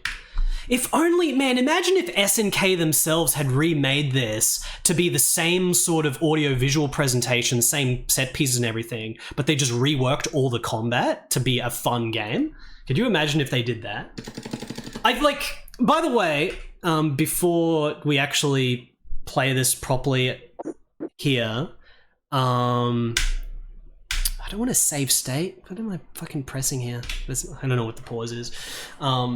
There's the sequel on arcade, Sengoku 2. Sengoku 2 is really awesome as well, but I don't think it's as cool as the first game. It plays better than the first game, but it's not as cool as the first one. It doesn't have as much set piece shit going on, but it's still way above average.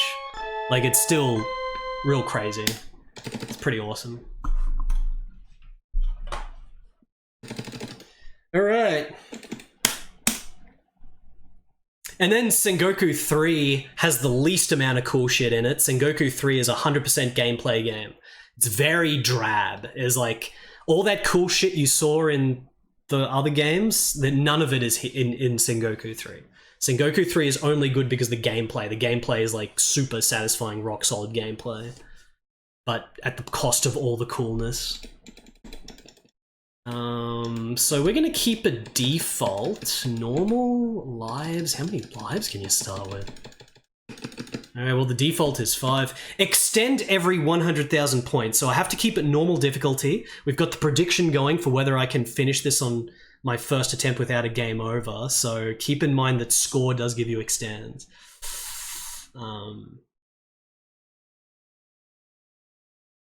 Big boobs? In... oh yeah, Sengoku 3 does have, like, the titties.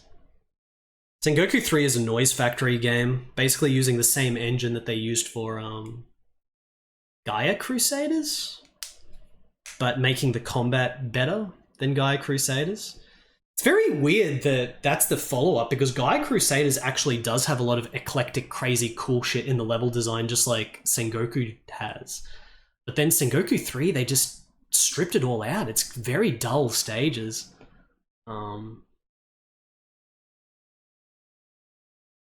Yeah, I can see chat's a fan of big boobs. If you want that, chat, I could stream some Japanese Windows 95 games if you want. Game type A or type B. We've got a game option in the options. I'm guessing type B is maybe being able to hit each other in 2 players or something. Which game do I want? What if one of these options was just Joe and Mac? What if it just says like Joe and Mac, and if you switch it to that, you just play Joe and Mac, because that's another Dae's game. Whatever. Keep it all defaults. Let's go, Data East. We've got to play this now. Too much talk, not enough Sengoku Denshou.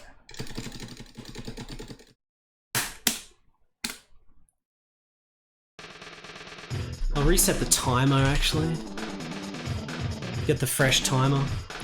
Dan or Bill? Dan or Bill? We gotta go with Bill. Gotta go with Bill. He's got the superior character design. We got this shitty map now. The map just looks like nothing. Alright. But look at this, we've actually got proper Final Fight mechanics now. So it is kind of like, you know, it's not the best beat 'em up, but it's probably better mechanics than the arcade game. It's still more fun. Maybe. I don't know. The arcade game probably just gets more fun as you learn all its stupid, awkward shit.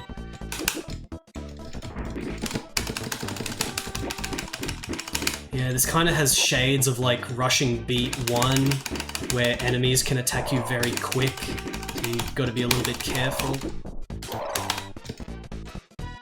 So, I mean, this first scene looks close enough to the arcade, but you'll very quickly notice that this is like nothing compared to the arcade one in terms of all the crazy shit.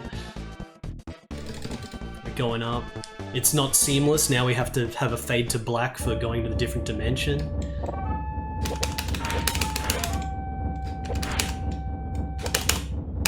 It's kind of weird using the samurai. He's just got one attack. He doesn't have a combo.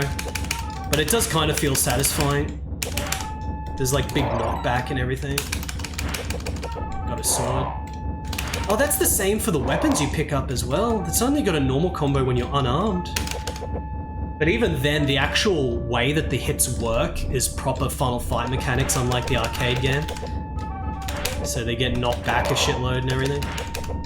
In the arcade one, they barely get knocked back when you hit them. It's really, really awkward.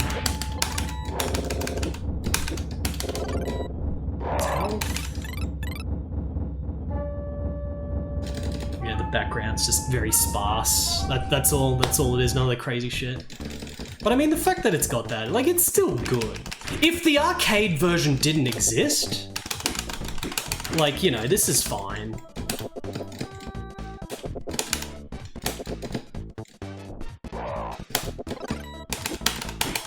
Alright, just wanted to get that. I get some more health. Sword. Constantly transforming.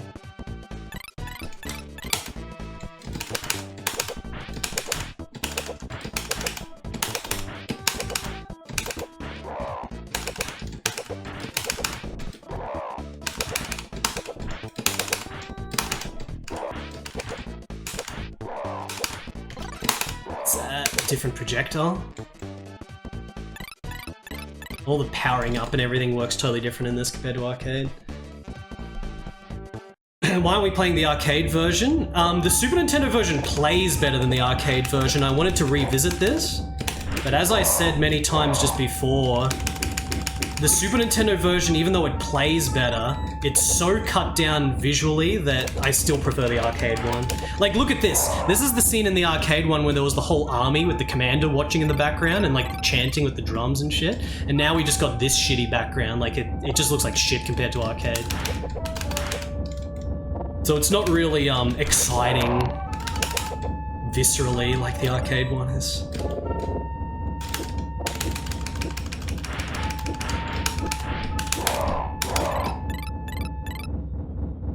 Back down we go. Sometimes a game really is more than gameplay, and the arcade version of Sengoku is a very fine example of that. So the jump is the proper attack with the dog. The actual physical attack, or the punch attack, is real shit. Yeah, look at that. It's very unsafe to do that.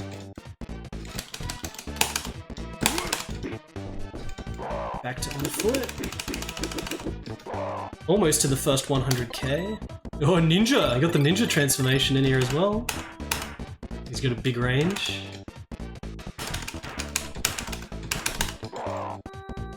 Like, it's just the more balanced, fun game. This is more fun than the arcade one. 2 Benkeis.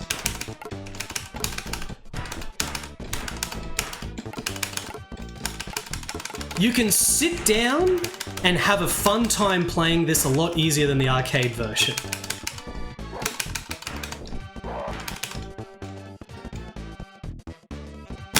You're just missing all the cool shit, which is exactly what you want. Like, the arcade version is a very fun, just credit feed through. To get any mileage out of the arcade game, having to learn it for the 1cc, it's very awkward game.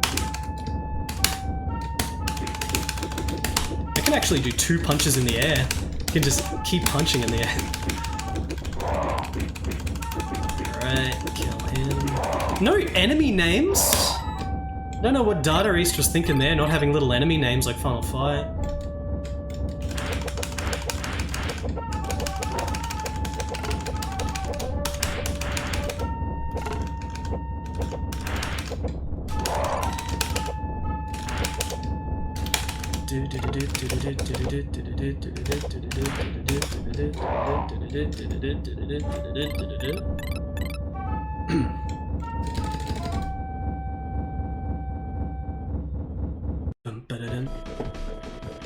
Alright, here's the horse boss background, looking nowhere near as cool as the arcade one.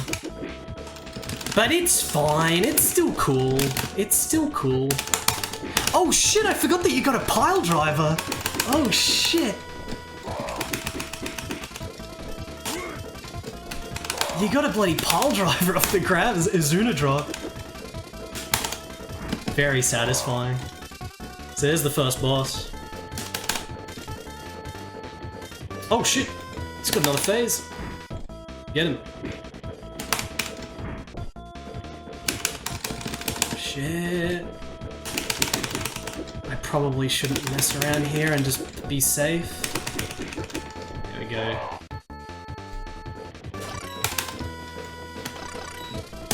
Yeah, none of the signs from the arcade version. We're still playing an American dude with a cowboy hat going through these crazy locations fighting demons and shit. Like, this is a sick game.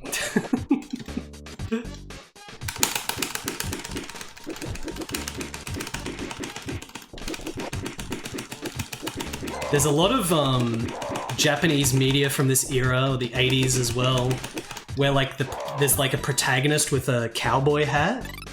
It's like the most macho thing to put a character in to make him really macho, but you know, I guess eventually it aged too poorly where it started looking a little bit too cheesy, so even the Japanese stopped doing it. But there's like an anime, what's the name of that anime that has the cowboy hat guy? It's like The Wounded Man or something? Someone link Wounded Man cover art or some shit. That's like a Japanese thing. There's also tons of comics, but I forget the name, with like a dude with a cowboy hat. This guy's also got a ponytail, which is kind of interesting.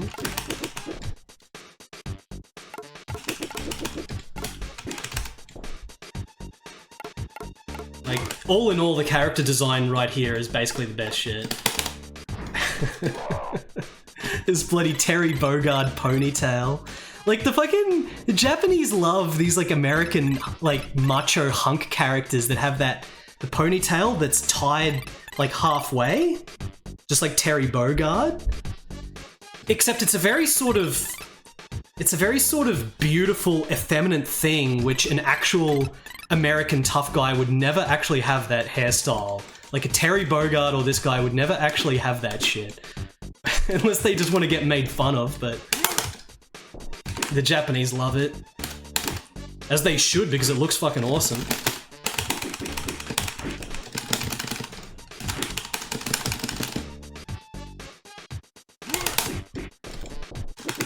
Don't die.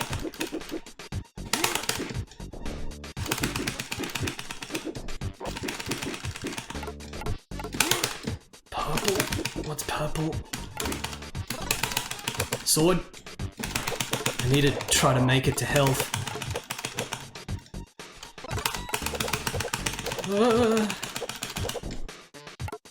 He's got a sensitive side. Before he transforms into a bloody samurai. No health. I did get the 1-up. We've got 5 bills now. P1 bill equals 5. It's a very video game sentence there. P1 bill equals 5.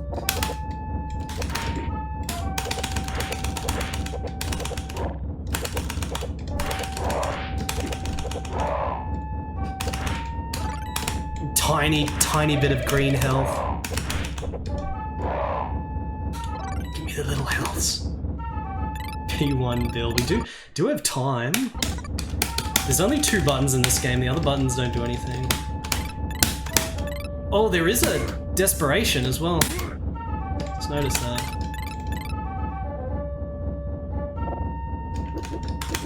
Oh, here's the Kabuki mid-boss. Intact, but he doesn't have his crazy background from the arcade one.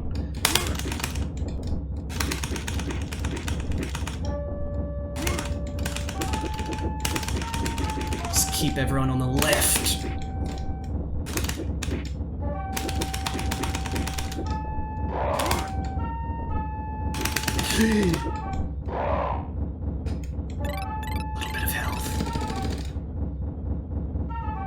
This is going to be a very satisfying challenge to see if I can do it without a game over.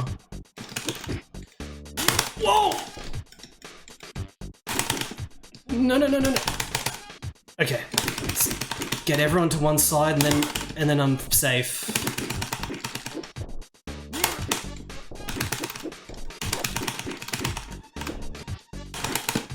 How did that not grab?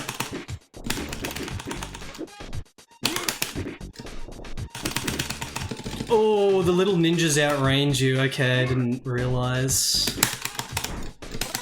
Please, ninja. There you go. Can't grab with him though. Ah!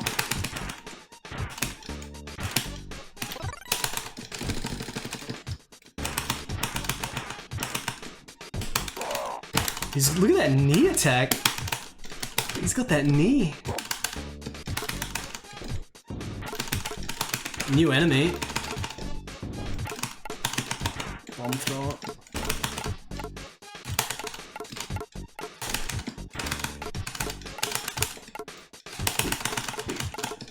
Tons of health on these.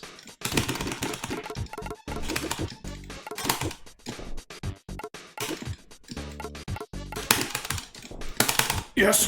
The pile driver does a shit ton of damage, so going for it is very worth it.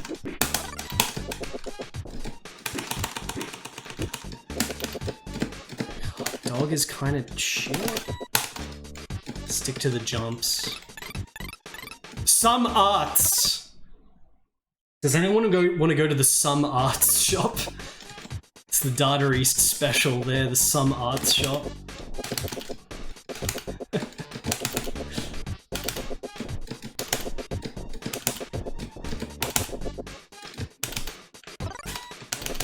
Oh shit, I've actually got a ranged attack. That's probably from the yellow.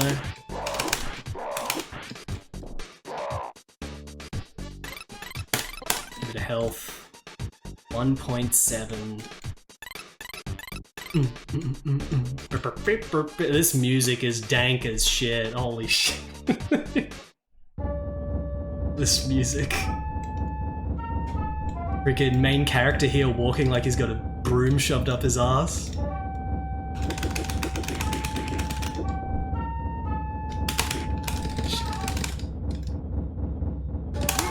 I should have done a jump attack.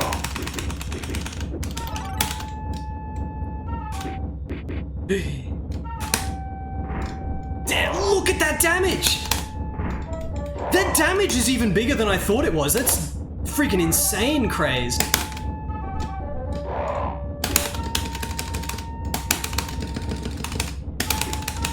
It's the first boss. Alright, Desperation Attack actually is pretty good. It doesn't take off too much health at all.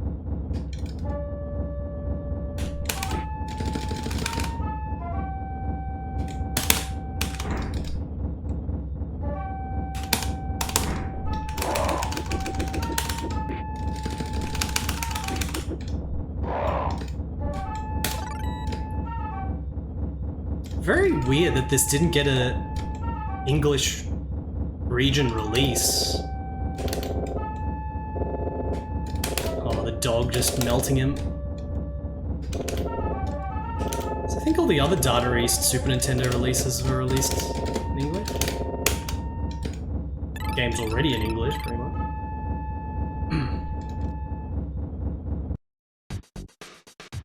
No chanting or anything in this. This is my favorite music track in the game, chat.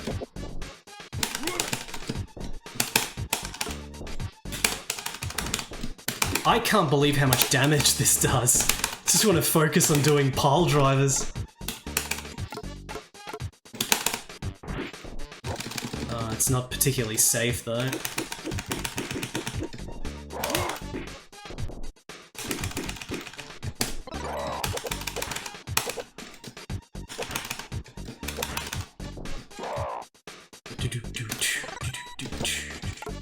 Projectile. About to get the second one up.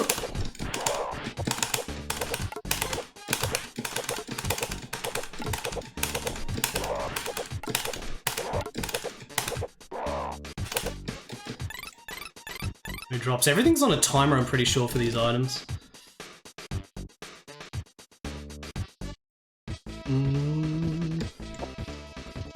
Oh, the goal. Got sword. I would actually rather not have sword for this. There we go. Because if I can get a pile driver, probably be pretty good. I don't know if I can get a pile driver in here. Yes! Oh, big damage. That's a very satisfying pile driver. Holy shit. Does she have another phase? Yep.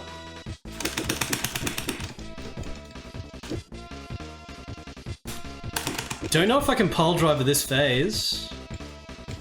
Oh shit. Cheap.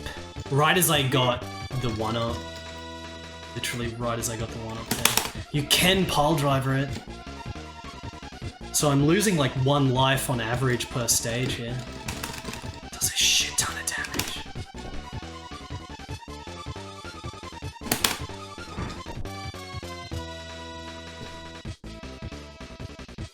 Probably best to do that. Iframe through it like that. I'm only figuring out the boss strats after I already lose a life, damn it.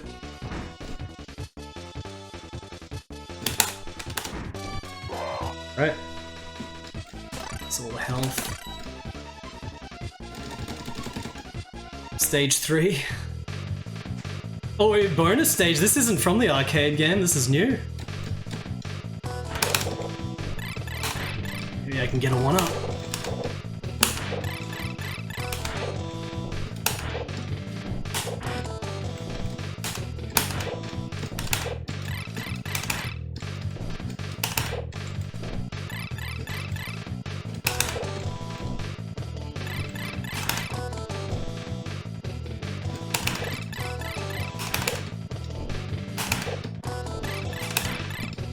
100%, 100%.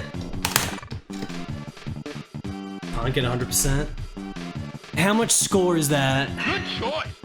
Just give me like 1,000,000 score. Yes, time up. Thank you for eventually calculating bonus point. Bill 18. Dude, could they have made it harder to read with these? It's like I'm playing a freaking Amiga shovelware game with this font. Jiggy with the 99 months. Jiggy with the 99 months. It's almost at the 100. Stage 3. Thank you, Jiggy.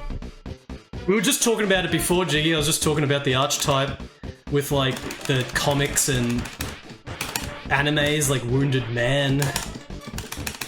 The tough guy without a shirt or with a bare chest and a cowboy hat. Very macho.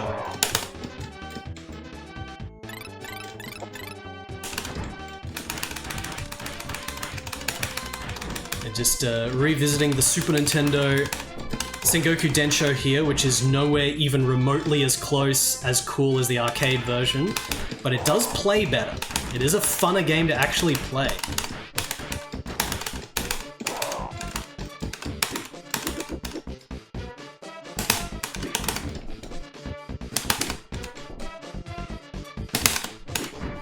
That pile driver.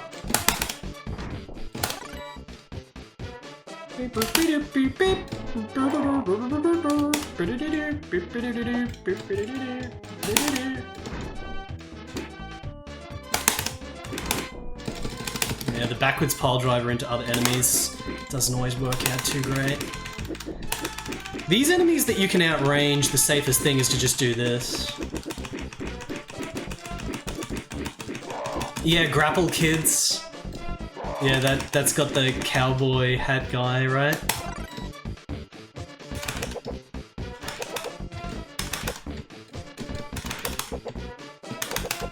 I need like a list of all the like little standalone volume mangas like that are some kind of hard-boiled action thing. It's like, you know, I've fully harvested games to an insane degree, but I've never been able to do it for comics like that. Japanese comics. Like, I want to find stuff that has themes that are like 80s American movies. You know, not Dragon Ball Z fighting skills or Sentai and shit like that. Like, I want, like, you know, Predator and shit. Terminator and Predator, but it's like a manga. That one that you got, Jiggy, that appealed to me the most is that other one that had the sick cover. I forget the name of it. The one that had, like, heaps of nudity or some shit, but the cover art looked like a PC-88 cover art or some shit. What was the name of that shit again? I'm gonna freaking look that up and see if I can find more shit like that. Sword. Don't lose a life.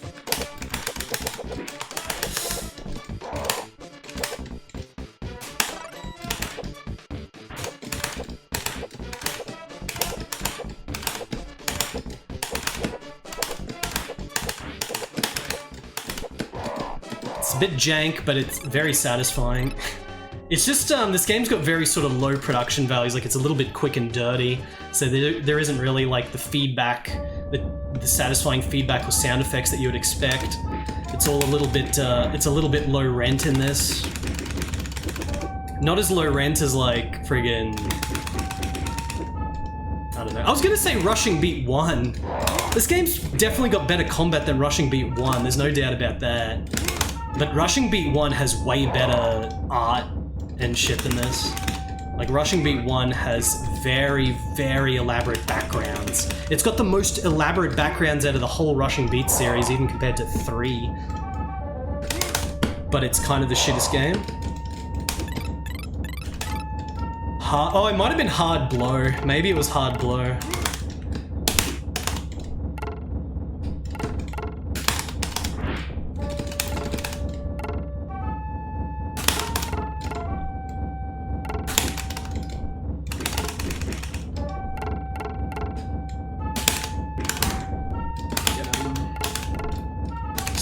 Damage. There's actually a sound effect for extra lives? I didn't hear it before. Maybe because I got it between stages. This is a fun game, and it still has like at least a little bit of that wacky coolness of going between the America scenes and the mystical scenes. Like, it's intact a little bit here to make this still cool. Good choice.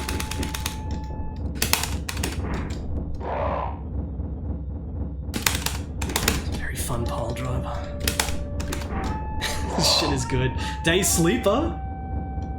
Thank you for the 65 months, Day Sleeper X. Hard Blow. Looked like a good comic.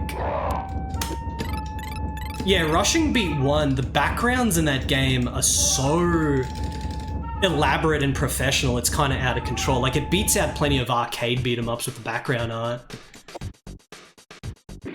Rushing Beat Run, the second game on Super Nintendo, it's got way better gameplay, but the stages are much more boring.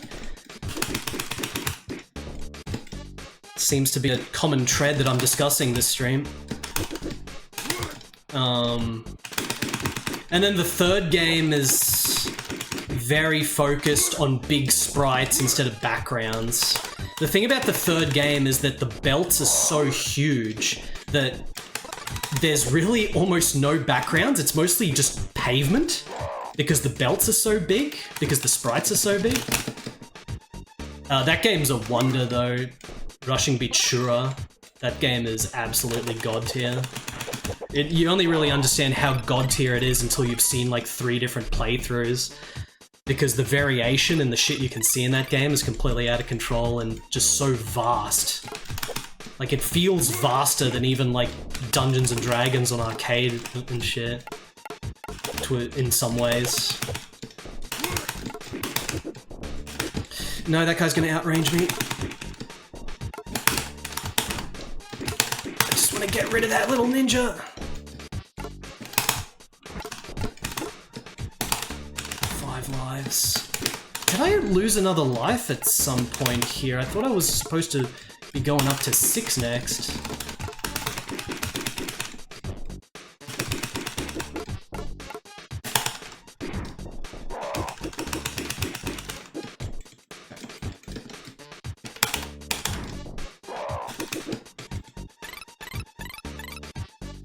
This music, I can't get over this music.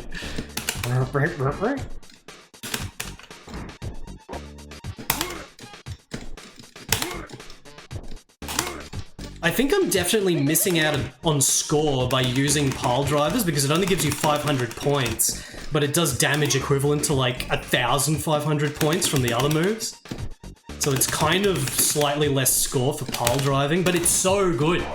It's so effective with how much damage it does. It's just, it's fun. You gotta do it. You gotta do it.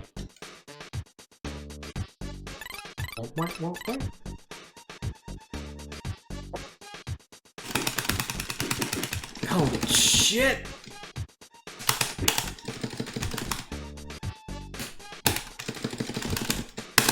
Oh, can I get in there? Yes! Got a little bit of an opening before I lost another life. Oh, if I can get... No, I didn't get ninja. Damn it.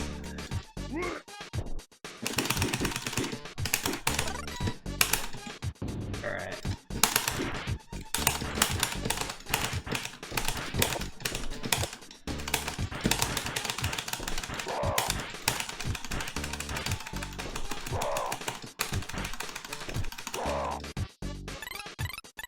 Go, go, go.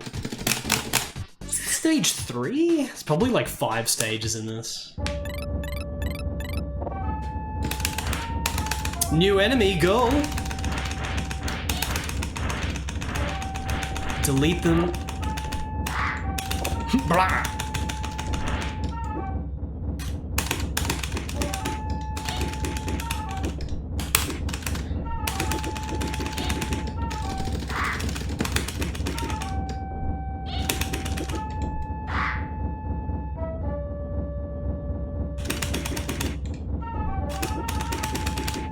He's gonna get pile driven.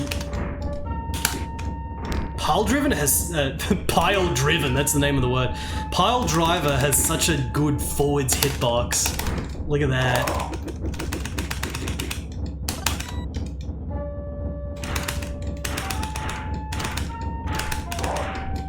Big ass ninja hitbox.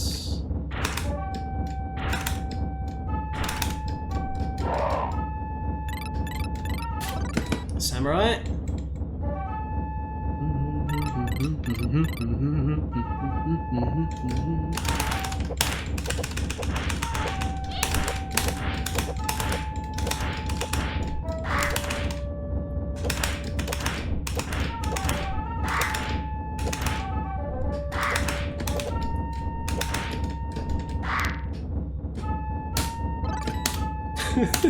The non-existent jump animation, the jump is just his second frame of walking. Fucking Data East.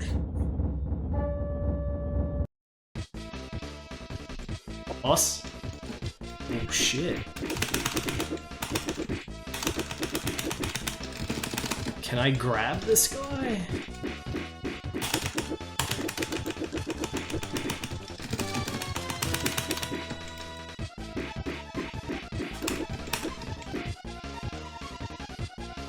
Alright, I just have to vertically dodge.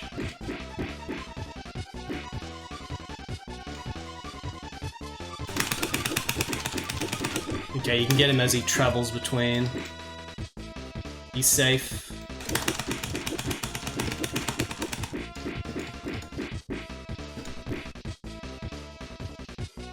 I want to say that this might be an original boss that's not in arcade at all. I don't know if there was an equivalent. Can't remember. We definitely didn't see it in the clip. I'm about to get the 5th life. Another 100,000 points. Is this all he does?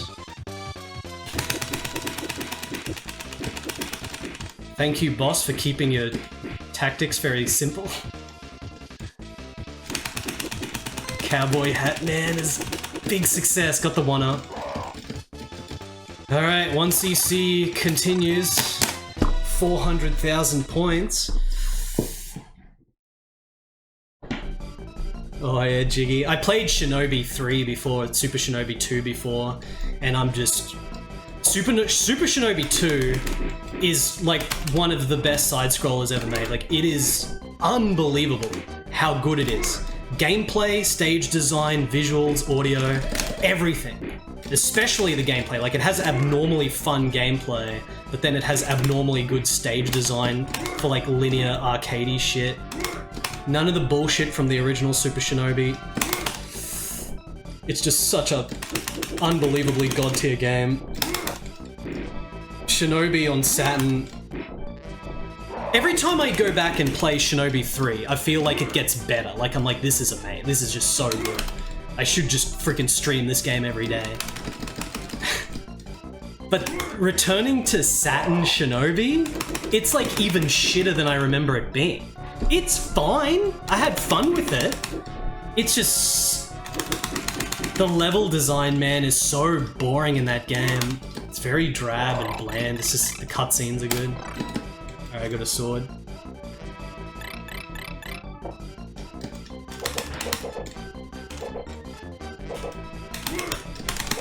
Oh, you can actually grab a dude when you got a weapon. Oh shit, I didn't know.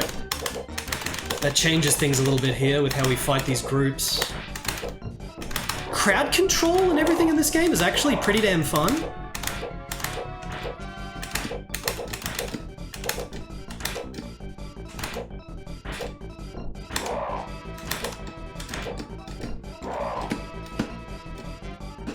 No item. Already at 4.3.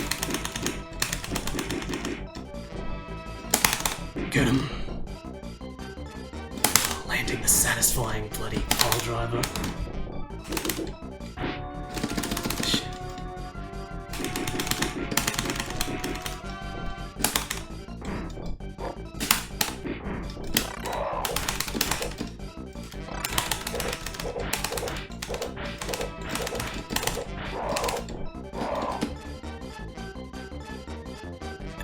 His background here is very Riot City.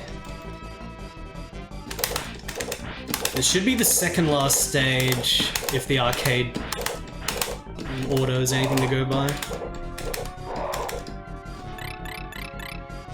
No power-ups. Into the alternate dimension. Dick Tracy? I've been wanting to do a Dick Tracy marathon. I was speaking about this back in December, I guess. I wanted to do Untouchables and then Dick Tracy, because Dick Tracy has a lot of unique games that are very interesting. There's like NES Dick Tracy, which is totally different to Amiga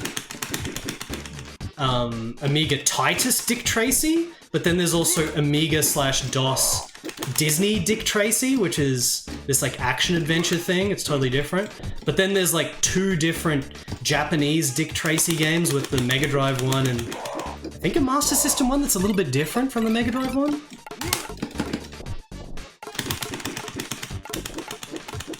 I streamed Mega Drive Dick Tracy once and I did not finish it because that game is probably the hardest Mega Drive game to finish. Like, I was shocked at how hard it was. So when I get back to it, we're gonna have to finish it. Bloody Dick Tracy. Dick.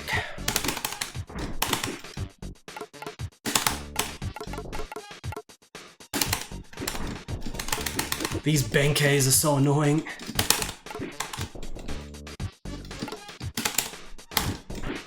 Oh!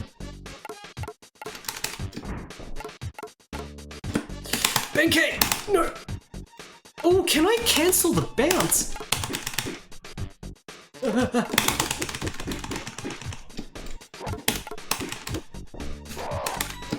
Oh, I'm alive.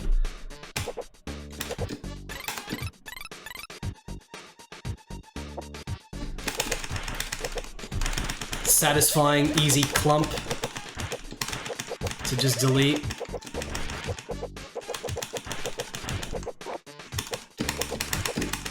No! Okay, back to 4. I've never gotten below 4 lives yet.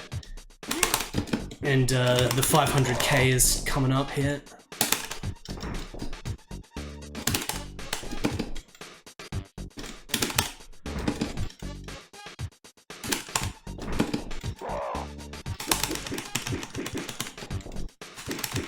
Cool.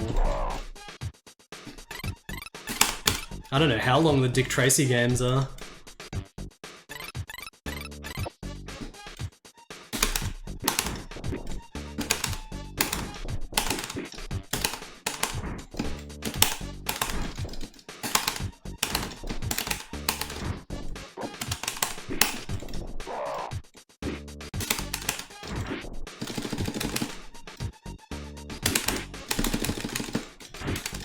Dick Tracy is like such a unbelievably legit...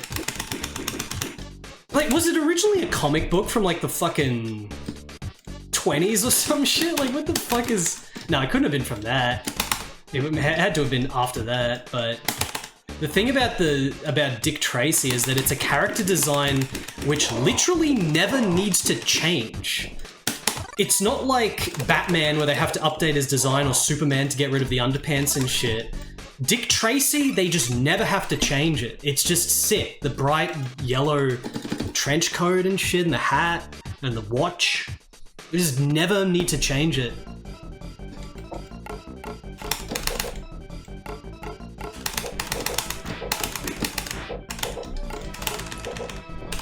Alright, I don't want to lose another life.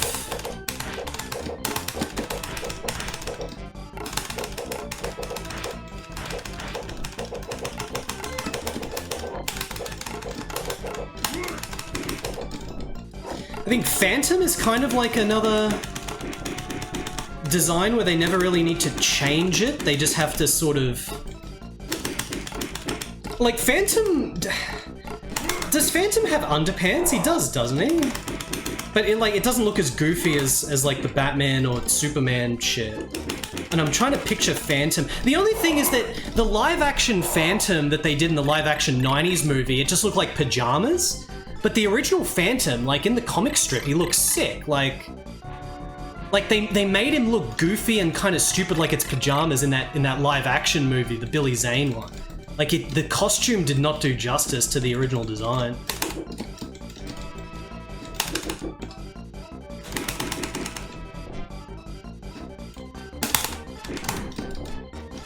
It looked like for a Hollywood movie, I was just always shocked at how shit it looked. Like, it looks like,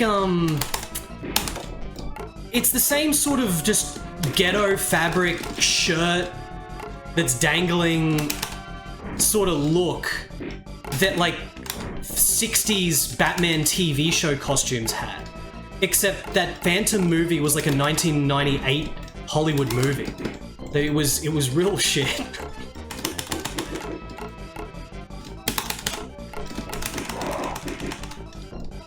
I felt like there was a chance for Phantom to make a comeback from someone to try to capitalize on the Marvel popularity.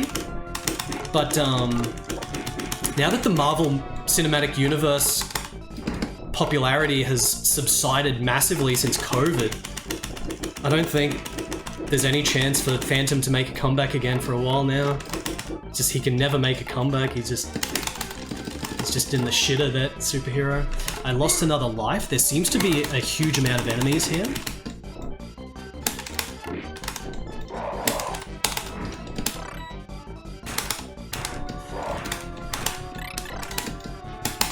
You reckon the movie was trying to go for a retro look? I don't know. I mean, I can appreciate that, but it makes sense why it just sort of looks like shit, though. I don't remember much of the movie, though, like, in terms of the story or anything. Just remember that costume looked like shit.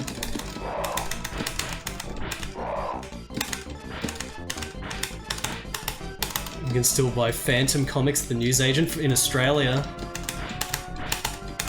Phantom is a weird one because he's more popular outside America than he is in America, I'm pretty sure. I'm pretty sure Phantom was like a New York creation, but he just got popular in Europe and Australia. I don't know, maybe it was popular in America back in like the fucking when it came out, but then it just died off.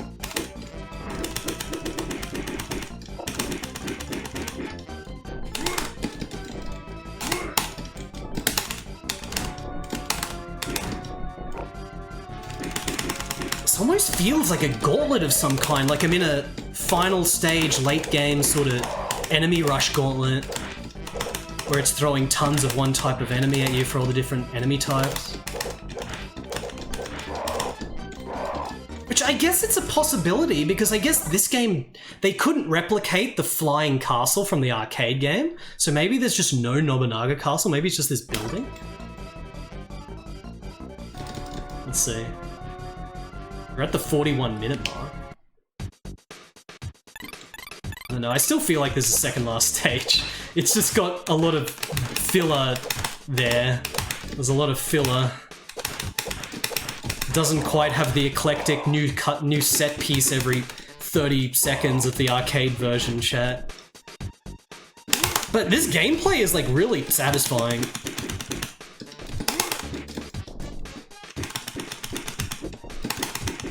Beat 'em ups are always satisfying when you're trying to finish it without losing a credit. As soon as you start just credit feeding through a game like this, it can become quite boring.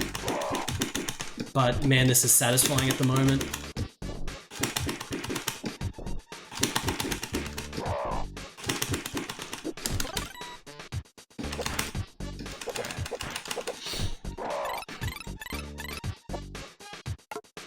Phantom beat 'em up out in 5 weeks. I can't believe it's finally coming out.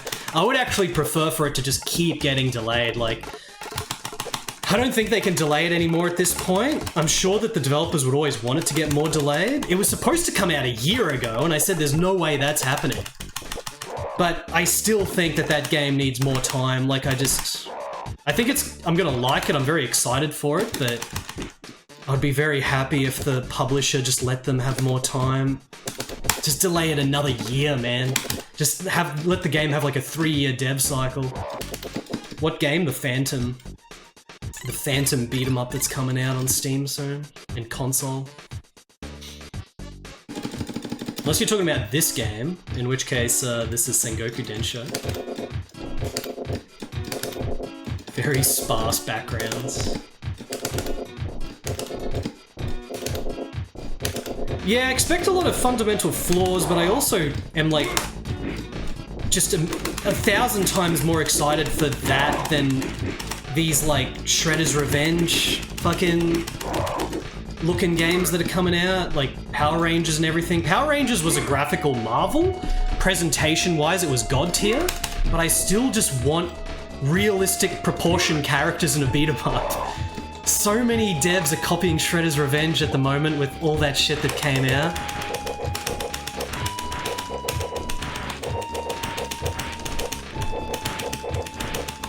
Yeah, Franco 2 is secretly the god beat 'em up. Still getting updated, I still haven't revisited it. I can't wait to revisit it, man.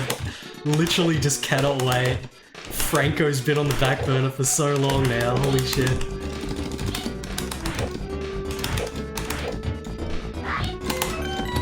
Alright, 600,000. Back to 5 lives. This is how you make score really fun in a game, by the way, in a beat 'em up. Make it so that you're always desperately trying to make it to the next 100,000 points for another life, and it's really fun. It's really fun when you're playing for the 1cc. Oh shit! Bloody Goemon? I think this is unique. This is replacing the other beach boss that was in the arcade version that came in on a horse. This guy's totally different.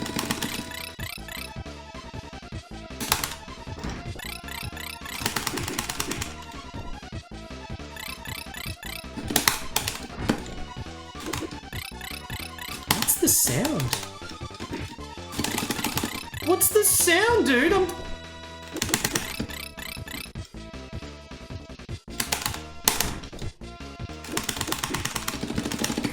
The heck's going on with this hitbox? I think the sound was the sound to go to the right, like the go, go, go. But for some reason it was glitched and it was like stuck on this screen, but when I touched the right, it disappeared. Another life gone.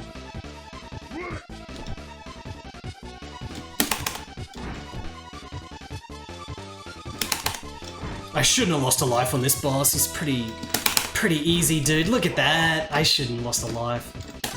Threw that life away. Okay, so if it's the final stage now, that means that it's the... Oh, we got another bonus.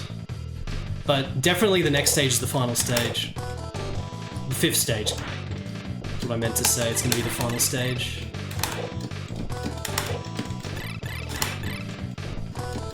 It's doing the sound again of like go, go, go. I can't go, it's a bonus stage! Diaries, what the fuck?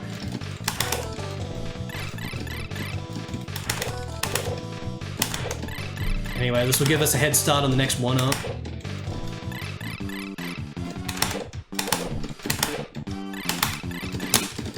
About 200,000 points from that, probably.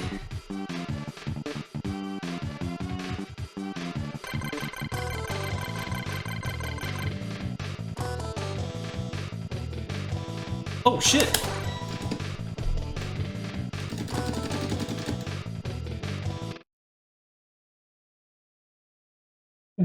I don't think it's low time remaining because when I had... Oh, Death Castle! The Death Castle, there's the castle in this. Because it was very much happening on that boss. Like, the boss where it was happening, the boss, the previous boss, it was happening when there was like 85 seconds on the clock. That was like definitely glitched out or something. Maybe it's supposed to be like that in the bonus stage, but who knows.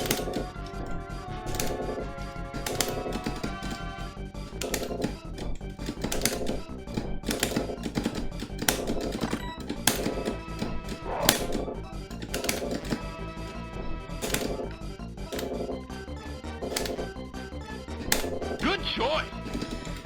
Brisky STL, thank you for the 11-month resub, Brisky.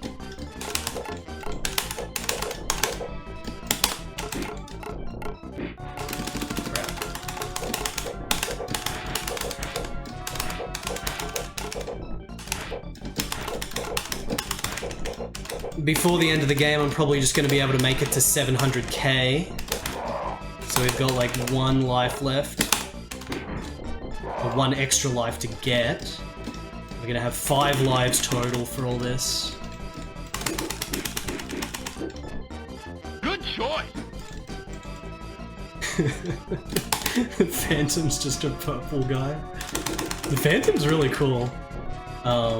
J-Bud Airline, thank you for the 4 months. Okay, indeed. Are you ready for some pile drivers?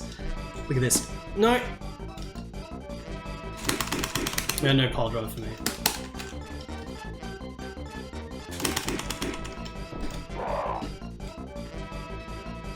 And this game's putting a 1,000,000 digit there, but I really don't expect to be able to get to 1,000,000 points in this. Maybe if you play this on hard mode, there's more enemies and you can get to 1,000,000 points.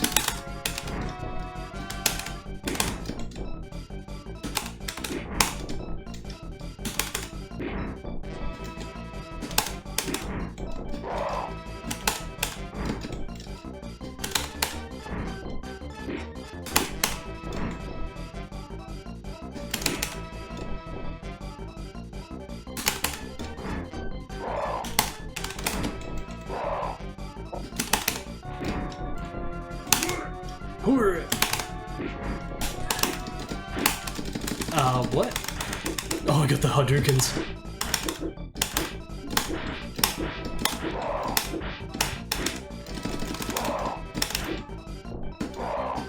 All the enemies explode like a shmup in this.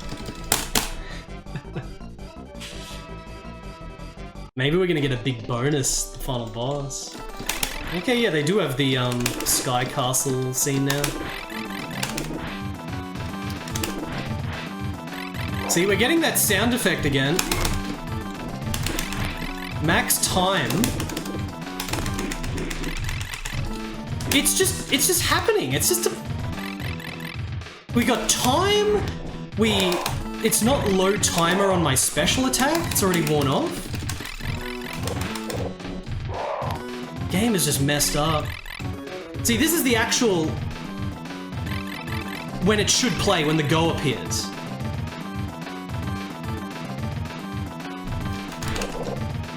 Yeah, dude, but... So it was layered twice there, because it was happening for the go, it was like dun dun dun, but then there was a second one, the glitch one that was happening, so it was like dun dun dun, dun dun dun. But then we went to the next checkpoint, it deleted the go, where in the programming it probably says to delete all the friggin' sound effect, and now we got no sound effect. So sometimes it thinks that there's a go, but there's not, it's just the game is freaking rushed as fuck. This is also a new enemy type we're getting 50 minutes into the game, and I'm dead. Holy shit. New enemy type 50 minutes into the game.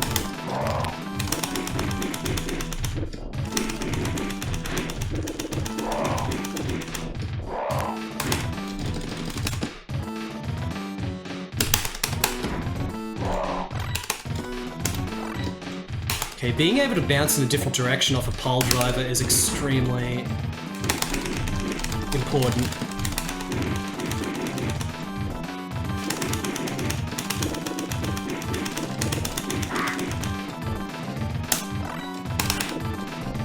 One up. Almost. There's the dun dun dun dun.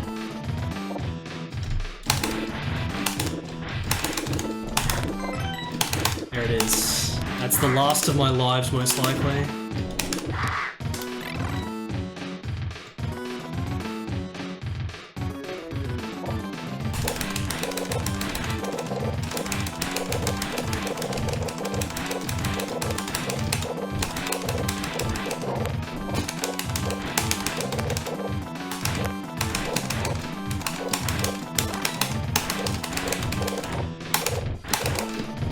Weird double projectile. It's actually from the arcade game, this weird double projectile.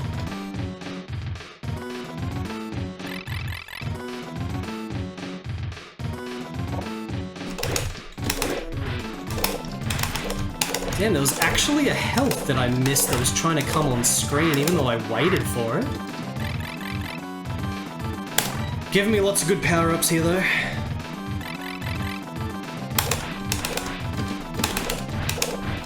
Still gonna have the Hadouken once the Samurai wears off.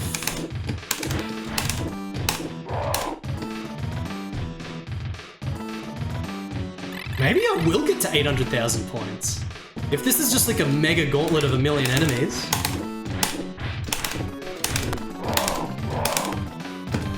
Wait for an item. Hey, sword, man.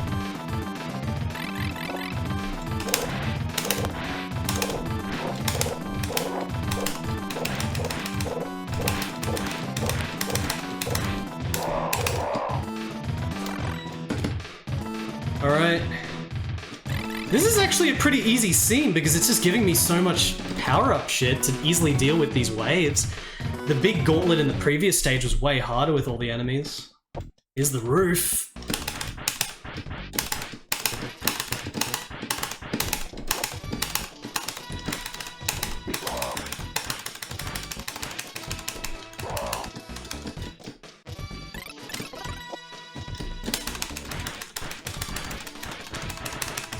So satisfying cutting through all that.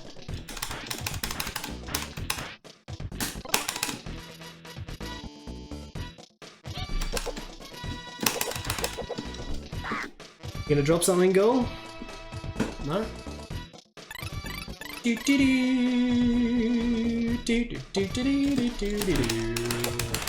I think this is definitely gonna be the last scene before boss.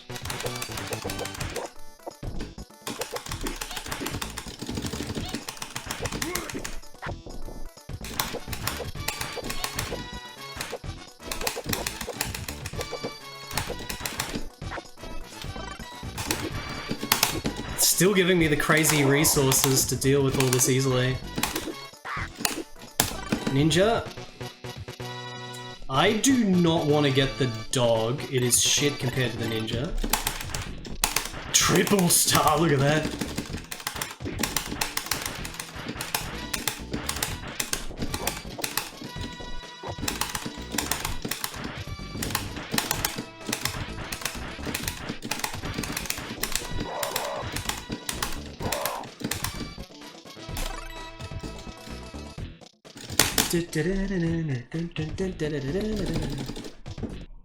Yeah, the James Bond Jr. music is god tier.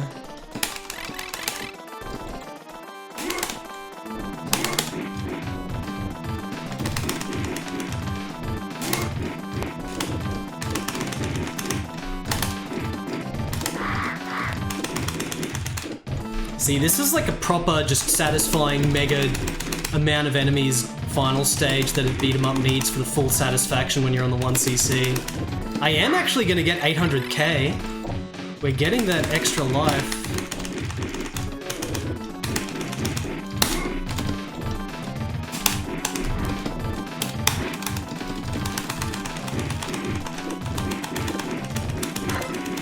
There it is.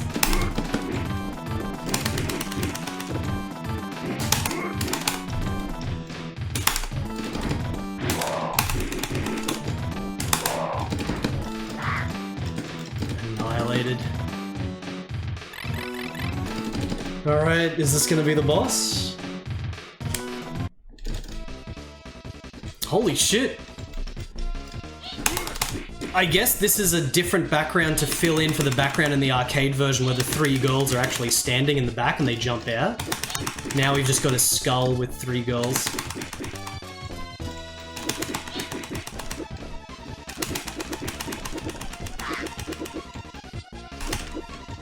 Oh shit, oh! Can I pile driver this? Yes! Dude, Data East is so ultimate. Yes, dude, don't lose a life. No! I didn't get the hitbox properly. Now I'm probably gonna kill the boss without losing any more health. Got a huge amount of health though. I'm gonna have 4 lives for the final boss.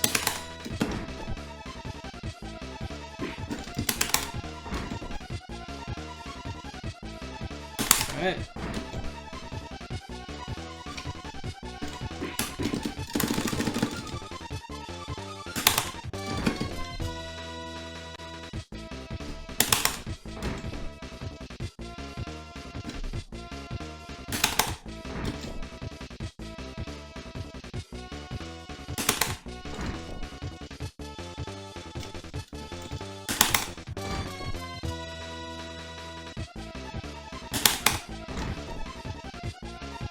What a boss fight. Very satisfying to pile driver the bloody big snake woman. Alright. So this should just go straight into climax now. Yeah, stage 6. The moon! Asteroid belt! Here's Nobunaga. What happens here? Is it just floating through space? Yeah. So this is already very different from arcade. Oh shit, look at this. Yeah, in the arcade one, you're constantly just fighting while going up. There's actually a ground. There's a belt here. We got normal ground. Pile driver Nobunaga.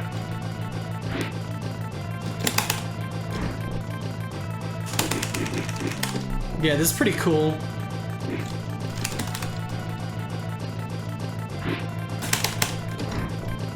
I don't know if Ashura's in this. Okay, let me just fight him safer. Music is awesome. Space pile driver on nothing. 3 lives! He's got so much health.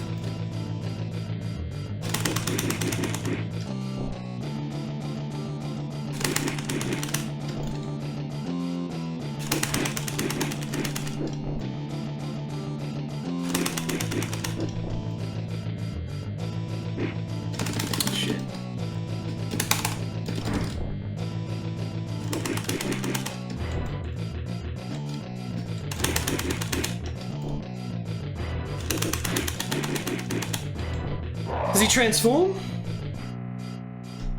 Ashura! Can I pile driver Ashura? So this is, of course, plays out all totally different to arcade. None of the insane drama of the arcade one where you're in the middle of fighting while going up into the sky and Nobunaga's still trying to convince you to join him with voice acting. This shit is so god tier. This is about as good as you could expect for a Super Nintendo version, reworking of it. Pile driver. Okay, 2 lives. This is really gonna be close. This is gonna be real close. Giant Beard Entity, thank you for the 77 months. Hello. The new chair is very good. It's suiting my needs. Oh, no! Oh, how much health does he need? Why does he need this much health? I don't know if 0 counts as alive. Let's get a grab in with my iframes. He's getting there. He's purple now.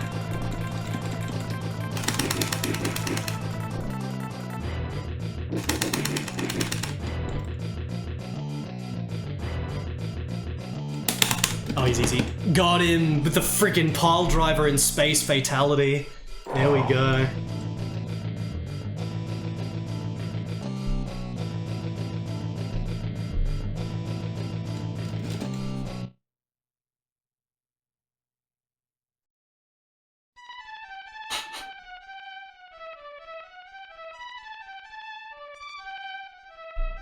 What is this music?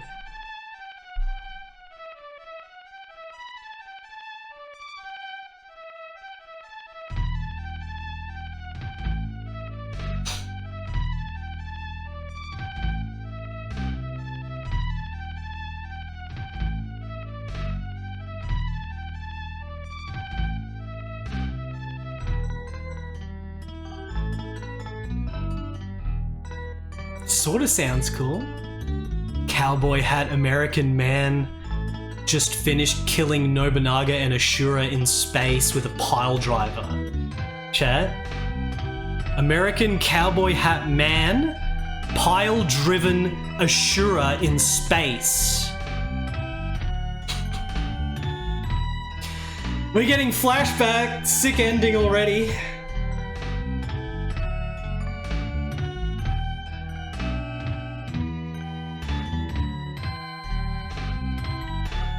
Shitten Mule. The freaking last boss that generates you in 2 seconds.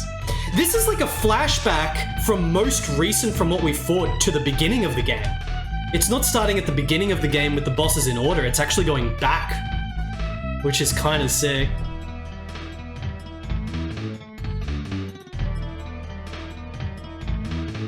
This is more fun than the arcade Sengoku. It's just that this isn't as sick as the arcade Sengoku. The arcade Sengoku is really, really cool. Could you imagine if the arcade Sengoku played more like this? How freaking good that would be. What's up, Mighty C7? It's your birthday? Happy birthday! Happy birthday. How's it going? Hope you are ready for some more Japanese action battle.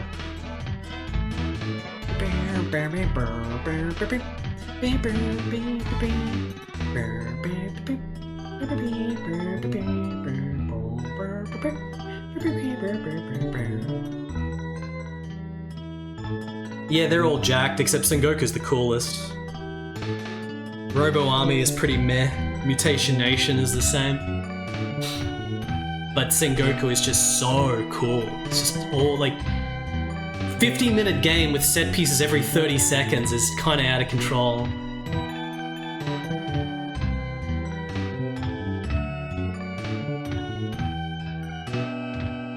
I mean, this is a pretty thick game. They couldn't really fit more into the cartridge, I guess. But it is very very dulled down from the arcade presentation.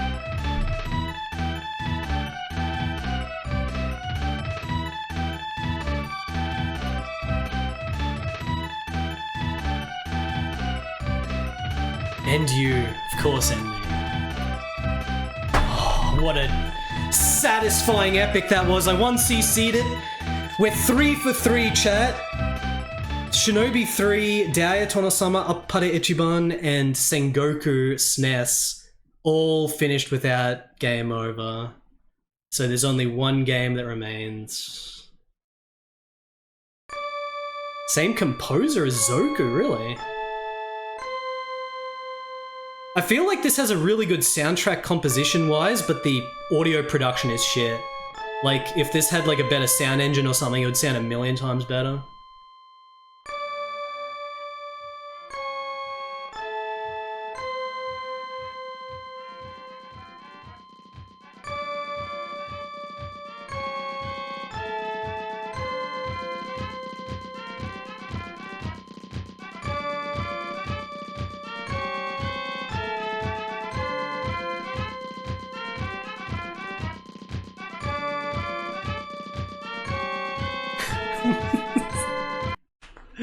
Let me actually see, was there like a hard mode?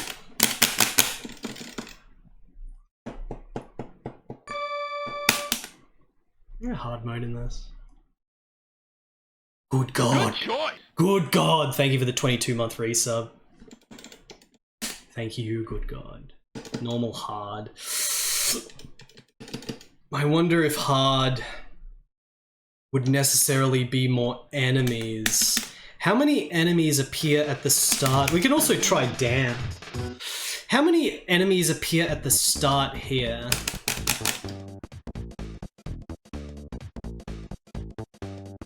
Just in the very first scene, let's see if there's a difference. 3 enemies. He's got the judo throw.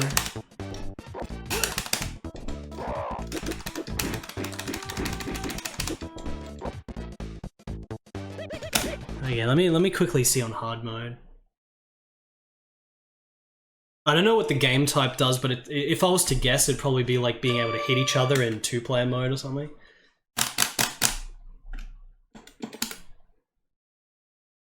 Hard.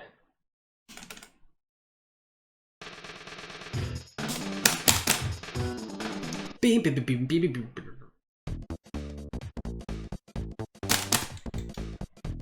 Map screen looks so ghetto. I feel like if they just had one more month of dev time. Yeah, dude! There's a bloody guy! There's like a freaking guy, one of these advanced enemies appearing straight away. Oh, gotta play this on hard mode because there's more enemies. You could probably get 1,000,000 points on this mode, Jimmy. Hard mode. Someone keep this in mind next time I play this game. Next time I play this game, we gotta go hard mode.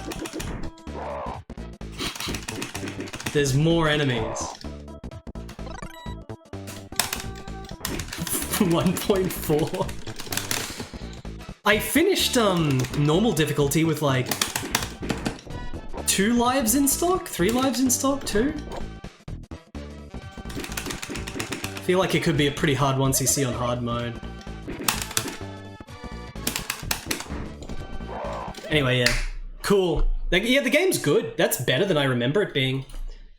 It's just, you know, it's frustrating that there's, you know, it doesn't even come close to being as sick as the arcade version with the presentation, but it plays better than, it's funner. It's more fun to me than the arcade version. Unfortunately, we couldn't get a version that combined the best of both worlds. It's either you get unbelievable presentation and set pieces with shit gameplay, or you get slightly better gameplay with you know, much more dull presentation.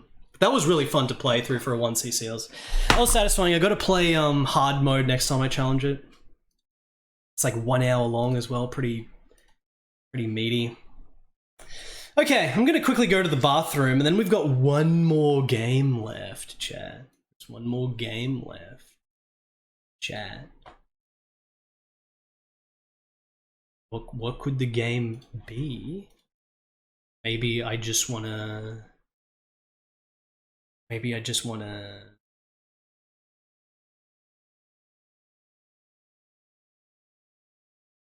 What do I want to do? Maybe we want... Hold on a second, chat. I just gotta listen to some really good music. Dude, look at this. Dude, the Capcom pixel art's so much better than the data issue. Look at how good the pixel art is. Haga! Yeah, like, look at the... This puts into perspective just like how much less detailed and how much of a quick, dirty development Sengoku was compared to this. But Sengoku's probably more fun to play through than Final Fight 2. Final Fight 2 is pretty dull, but it looks and sounds awesome. I had decent fun 1cc'ing this last time I played it on hard mode. Just sort of like giving in to the dullness and like the long... Because there's like even more health on enemies on hard mode. I definitely got enjoyment from it, but... Yeah, it's a bit of a... This game is not as good as it should be. It's so sick. This game's got my favorite Final Fight soundtrack as well. Final Fight 3's got a good soundtrack, but this game is just awesome. Is there a sound test mode? Hold on.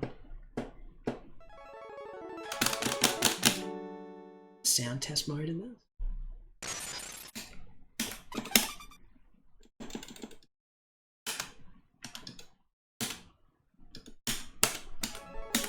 I want to listen to the music.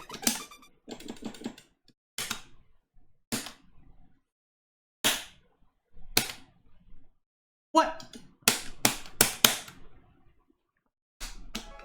I can't.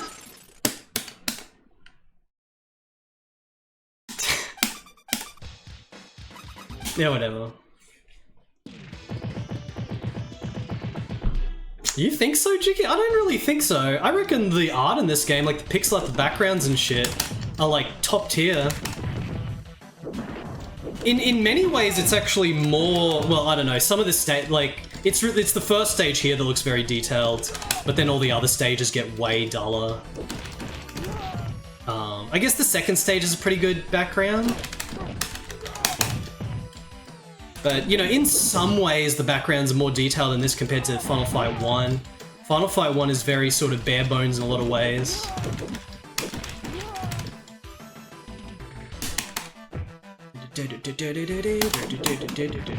One of the things I don't really... Sorry guys, I'm getting a little bit sidetracked with Final Fight 2 here before we get into the next proper game I'm going to play, because it's not going to be this. I'm not going to spend 1.5 hours playing through this right now. I have to be in the mood to get enjoyment from this game. Sometimes I am in a mood where I just want to slog through Final Fight 2 and it's fun. But as soon as you game over, as soon as you have to use a continue, the fun is gone. Like, this game absolutely is the dullest, most tedious piece of shit if you're just credit feeding. It's only fun if you keep your 1cc going. One of the thing... Yeah, look, the backgrounds here are all pretty damn good. One of the things... Worse than the Tick? The Tick is like 10 times more than this. The Tick is like this times 20. But one of the things in this game for me is the way that the characters are shaded is weirdly the same for everything in the game. Like, every character in the game almost feels like they blend together. All the enemies. Like, even the different types. These guys are the same type, but even the different types, they all kind of weirdly blend together. Which is definitely not a thing in Final Fight 1 or 3. Everyone kind of has the same... I think it's like everyone has like this, like exposed arms with the same muscles and shit. Like, they all kind of blend together to a certain degree. The shading is like identical in all of them.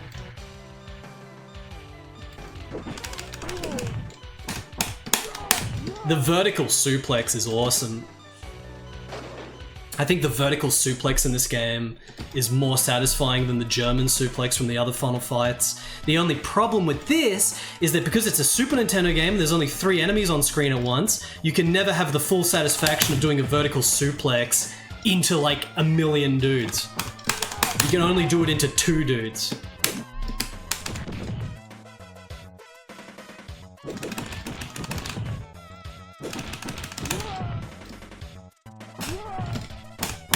Yeah, it's like they just kind of made a game that was solid, but it has no soul to it in many ways. They've adopted the globetrotting narrative of Street Fighter 2, so it's like different countries.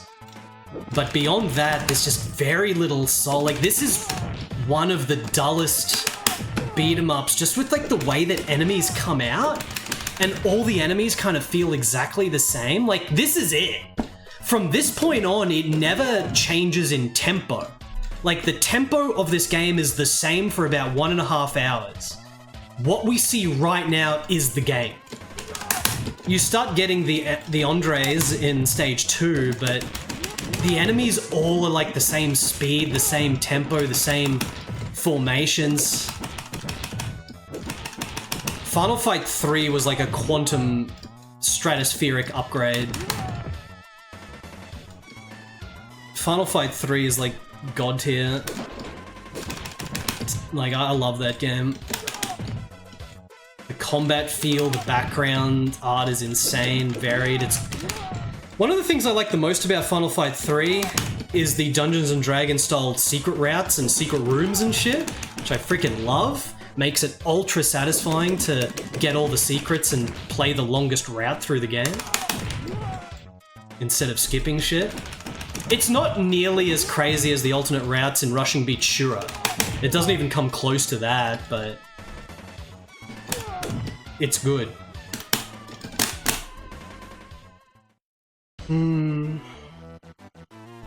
Yeah, Jiggy, well that's the same... Like, I really like the stages because the music and the graphics give them a good look and everything.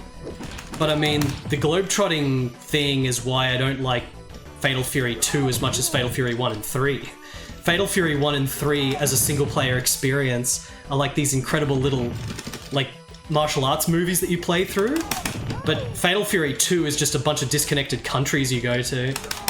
Which is one of the reasons why I'm not that hyped for freaking Street Fighter 2, to be honest. Like Street Fighter 2 is like the ultimate culture shock god game that defined so much shit. But I never go back to play Street Fighter 2. At least for a single player thing. But I mean, you know, Street Fighter 2 is Street Fighter 2. It's fine. It's pretty god tier because it was the first to do all that shit.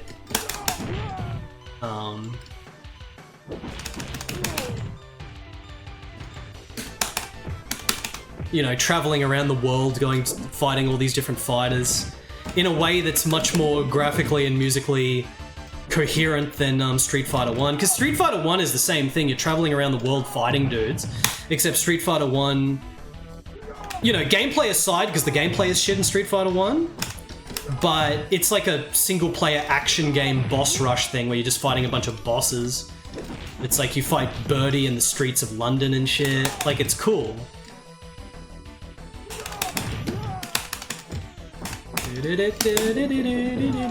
Why am I still playing this? The boss sprites in this game I love because they're so freaking over buff.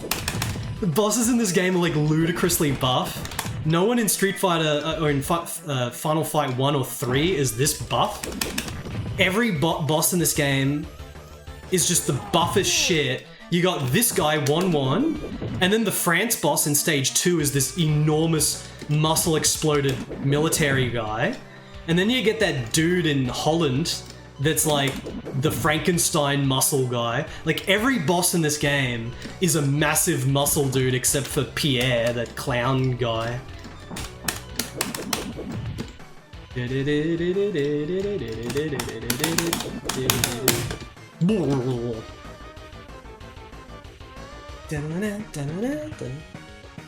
this game not have color changing health bars? I thought it did. Maybe you just need even more health. I love the music. The France stage. Very good atmosphere of these stages in this. This game has a good atmosphere. Really good atmosphere and music. Anyway, we're not here to play Final Fight 2. I'm saying so many game names at the moment that I feel like I'm stuttering over like a million game names the last 5 minutes of me talking. Anyway, I'm going to take a quick break and go to the bathroom again. And then we're going to play the final game, which is not going to be this. There's going to be something else, chat. It's going to be something else. I've got it here. Give me just a second.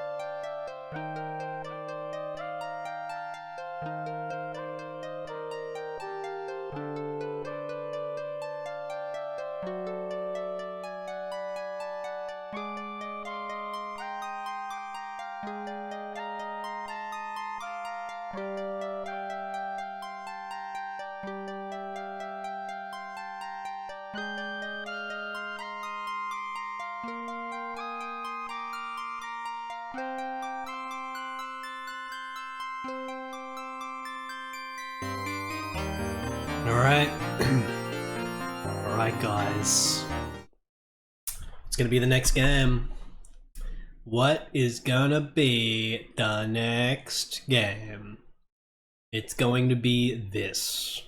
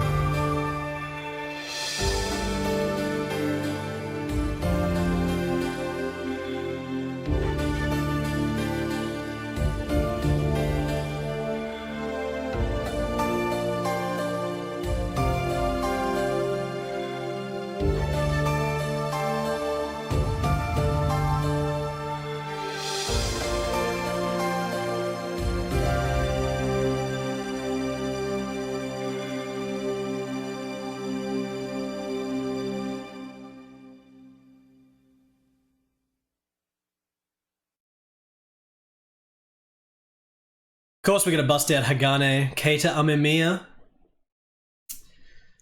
We experienced some Keita Amemiya recently with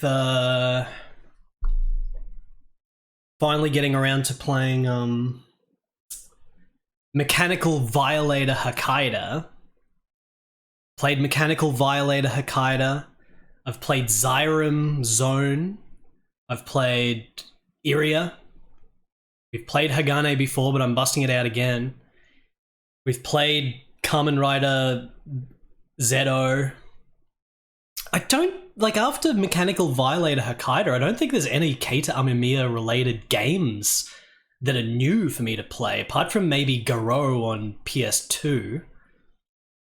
But anyway, we're returning to Hagane, where all the character design and this cover art was done by Keita Amemiya, the god. He's got a very distinct style that looks like this. You can see here, like, this is more Japanese themed, but in essence, the robot armor of Hagane here basically looks like Mechanical Violator Hokkaido. That was such a sick game, freaking Hokkaido Last Judgment. Oh, Onimusha 2, he did the character designs or something, right? In like Clock Tower 3 and shit. But I don't think I ever watched Mirai Ninja. I watched Zyram 1 and 2 before I played the Zyram games. Zyram Zone on PS1 is awesome. Mirai Ninja, I guess, is probably a little bit lower budget than Zyram. Because Zyram was essentially after Mirai Ninja, or maybe it went like... I guess it went Mirai Ninja, Zyram, and then Kamen Rider Zedo, his directorial works, and then probably Mechanical Violator Hokkaido. Again, he's the director that's the artist director, the creative director. So he's a good director because he's an art guy, he's a painter. All his designs are in the shit. I don't know, maybe I should watch that Mirai Ninja live action direct-to-video movie, essentially, I guess it was. It definitely wasn't in theaters. I think Namco produced it.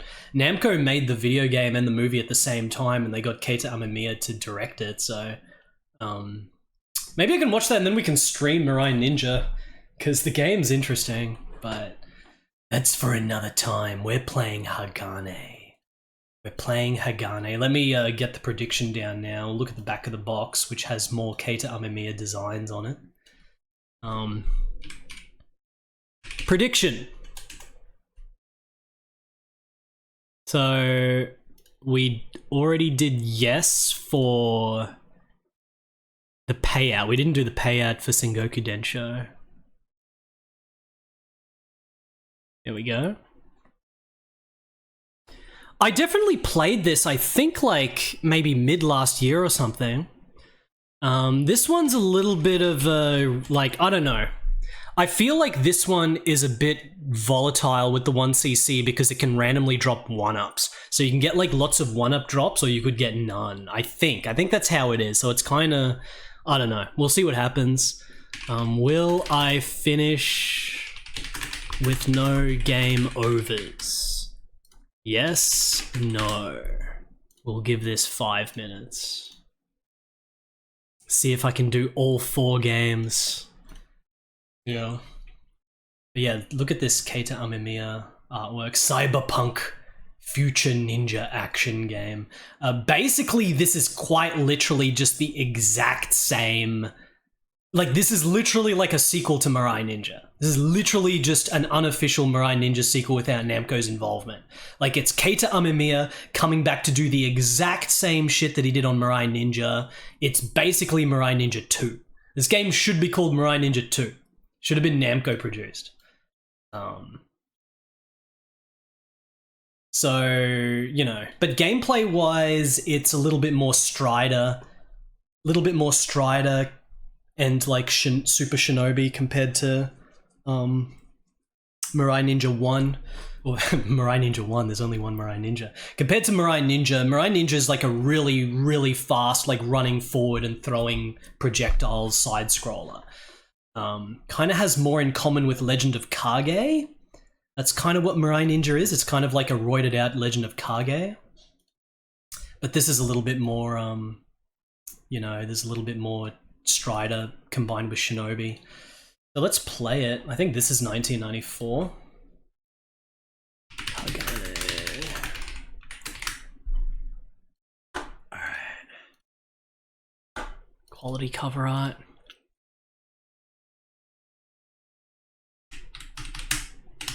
Okay, we're cyber gaming here. 1.1 million to 56k, no? That'd be a big payout for no. Seeing like yes is going to be a very small payout for this game now. Oh, that's right. He did shit on Treasure of the Rudras. I totally forgot about that. I don't think he directed it though. There's no way he directed it. Directing Treasure of the Rudras would be like a monumental job to take on. I'm pretty sure he just was called in to do artwork. He just did artist and stuff. Like those massive like mid-late 90s Japanese RPGs, the director would be the most stressed dude trying to bring those games together. Yeah, he just came in and did artwork for like cover art and shit, character designs. All right. Hagane.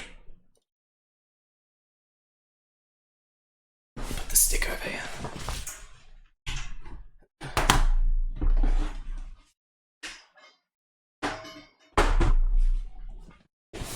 All right.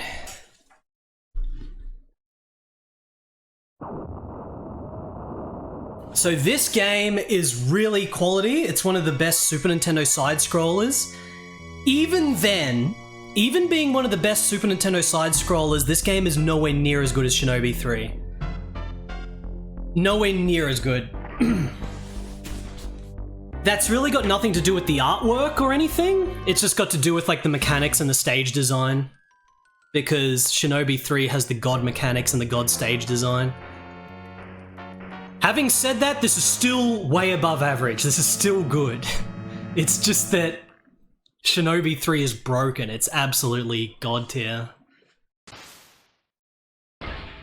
Unlike the ninja versus modern day military plus cyber shit of Shinobi, this game is more the oh shit, I gotta rebind the keys to be pad.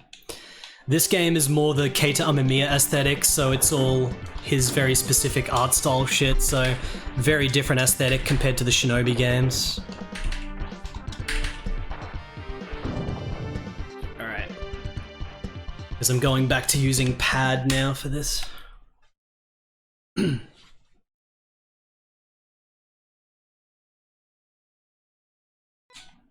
Config? Might want some more audio on this as well.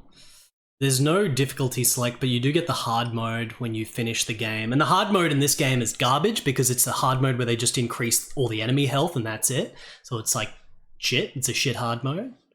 Bardic Broadcast, welcome. Look at that hair. Let me put the volume up a little bit. Keita Amemiya's incredible freaking art design. Keita Amemiya didn't do any of the pixel art in this, but he did all the character designs and boss designs and shit. I didn't want to go to config again. Why did it set to config? Start. Hagane. Hagane means steel, by the way. It's like a word for steel.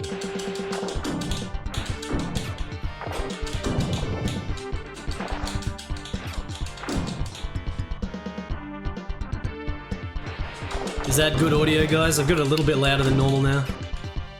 You've got different weapons in this, like you've got this, you've got this, you've got this. They're all garbage compared to the sword. Sword is all you care about. Only care about the sword. Yeah, Strider combined with Shinobi. It would be a good pinball table, wouldn't it? You've also got the different dash attacks, like you got that. And then you've got the double dash, which does that. And then you got the triple dash, which is the mega... that thing. They're very powerful, but I'm probably not going to really be using them much. You've got a... Mega Man slide as well? Mega Man slide?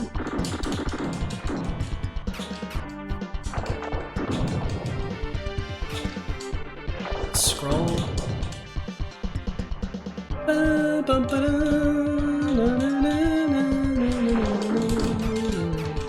We haven't got the health extension yet. There's a 1-up. We got our first random 1-up, so off to a good start here.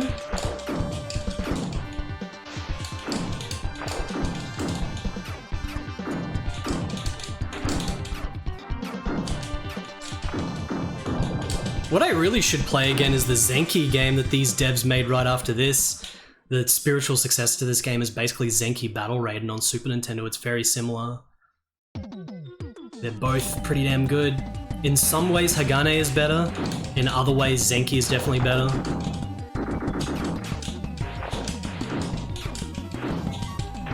Generally, the level design of Hagane is a little bit more straightforward and arcadey. Zenki gets a little bit crazy with the level designs, being a little bit more backtracky, adventure-y.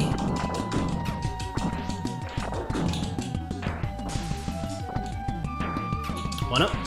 It's the hidden 1-up up there. Gotta get that.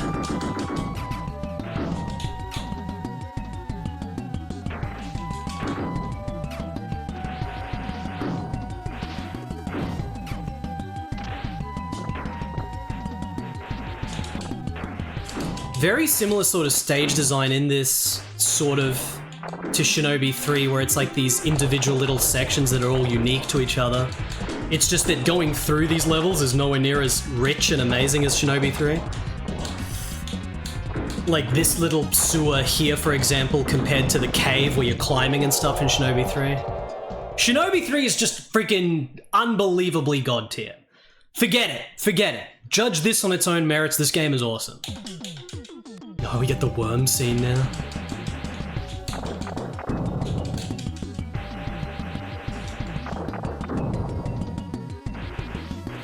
See, this gameplay where it's just sort of like Strider moving fast and attacking nowhere near as satisfying as Shinobi 3. Shinobi 3 with the dash attack and the bouncing and the... I just said I'll stop talking about Shinobi 3 and I'm talking about Shinobi 3 again.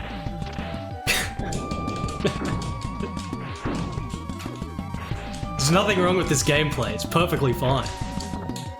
A lot of the times I prefer simple stuff compared to a lot of excess techniques and moves. It's just that Shinobi 3 has such god-tier synthesis of fun with all its moves that it's absolutely spectacular. It just feels so good to play that game.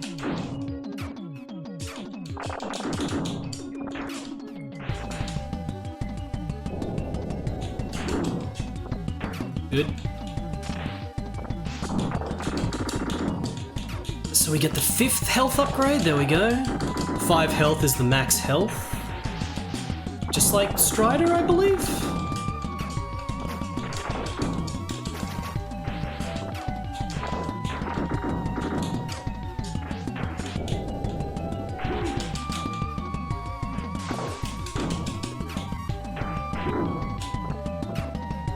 Alright, stage 1-4.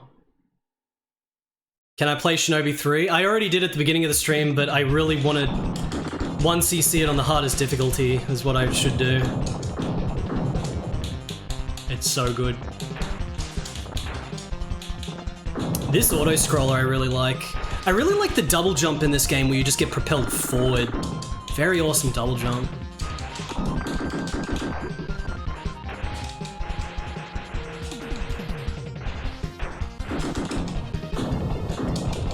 You know, I should really play the Super Nintendo Gigagen or Kitaro game I still have to get to. I've been saving that one. Can't wait to play that. Yep. Okay. The ninja statues.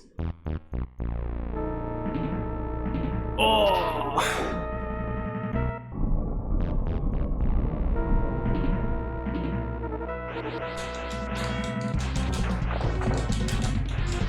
Atsukin is making an Axel City spin-off fighting game with huge sprites? Isn't that what didn't he already do Axel City 2? Is he making another fighting game? I want him to make more beat-em-ups. I want more beat-em-ups. He only made bloody Final Fuck. That boss looks awesome. Final Fuck is really good. Axel City 2 looks insane because it's got like 1 million characters. But I would prefer him to make a beat-em-up because it's better single player than a fighting game. Oh, this scene looks so good. Look at this. The rival, here he is, the rival. If you're gonna make an ultimate game, you need a rival that appears throughout the game. Character's like 50% bigger than Axel City. Holy shit. Yeah, look at this. Full Keita Amemiya Mirai Ninja style shit here.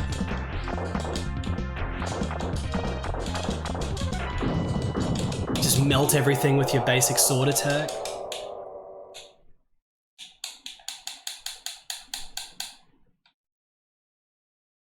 I guess he also made that Queen's Blade beat 'em up as well. He did Final Fuck and the Queen's Blade stuff. I want another beat 'em up from him.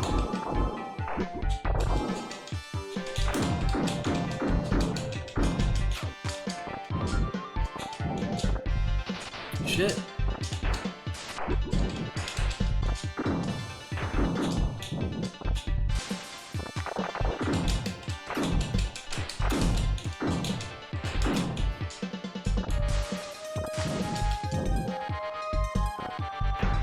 How about I do not die like that?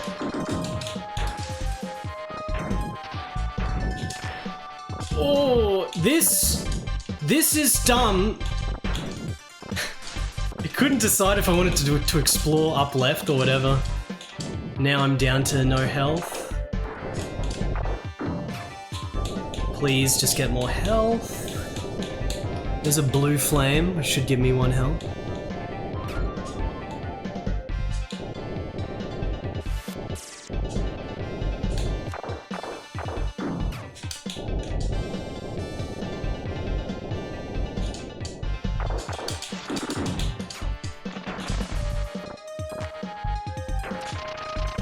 Everyone look at the camera.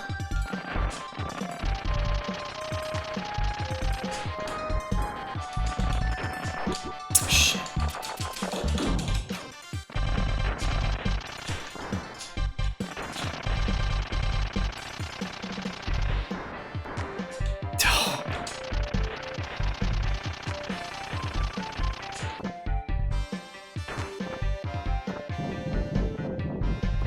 Alright, don't know if I can get health back though. I'm building up a lot of lives. I mean, bombs. Bombs in this game are really bloody good.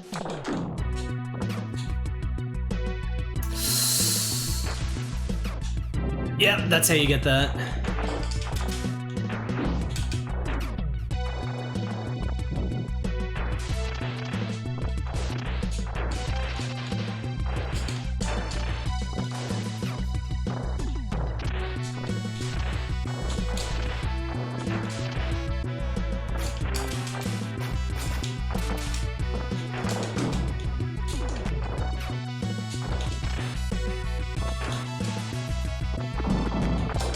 No.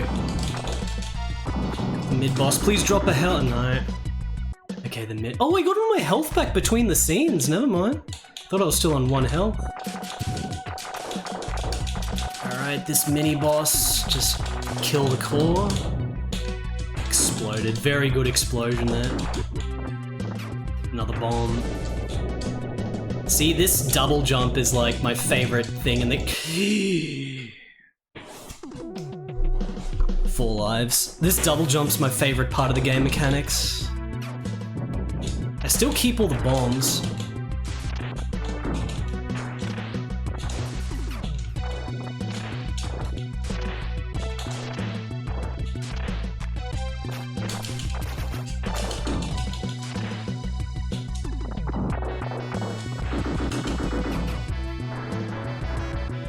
I got 39,000 S in the top left, score is just S. I think that's the only game I know about where score is just listed as S in the UI.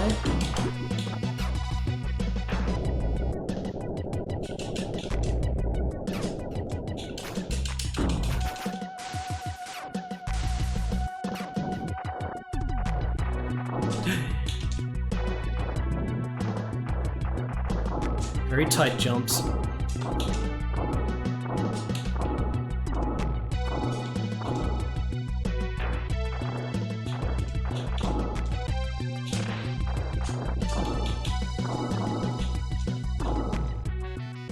Boss.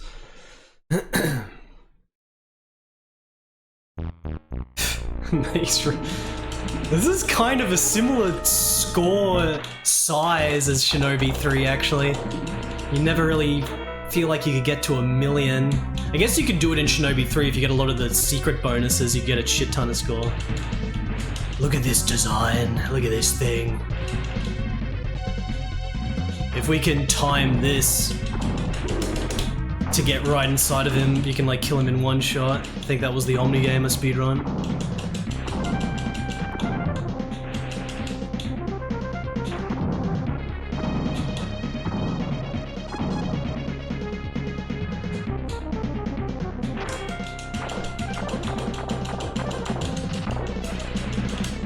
Probably 1 more phase, he'll be dead.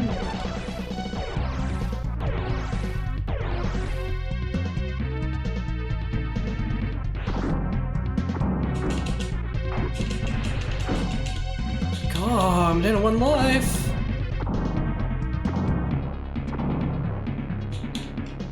Oh! Die! He's still alive!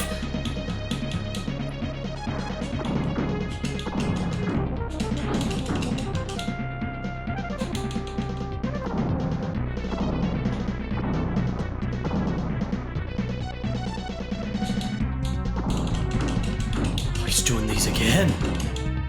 You shouldn't be doing that again. Dead. Ooh.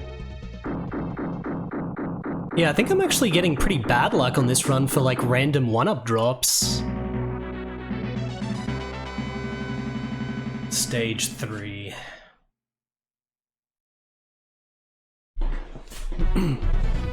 Oh, the battleships.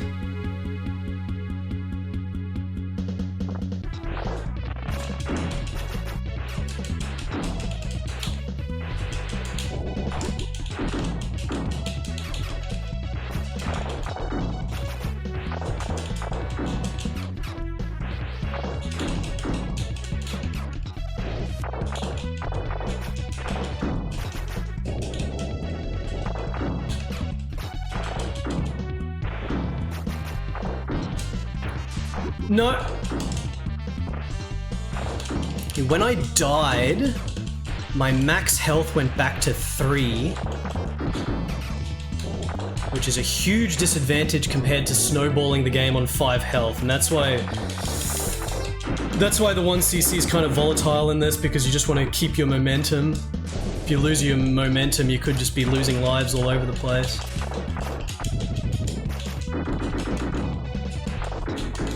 These guys, you're safe if you're like right up to them. And no one-up drops though.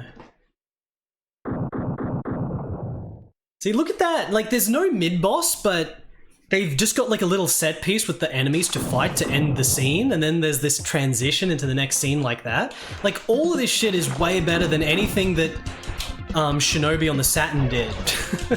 You know, just to go back to how shit Saturn Shinobi was.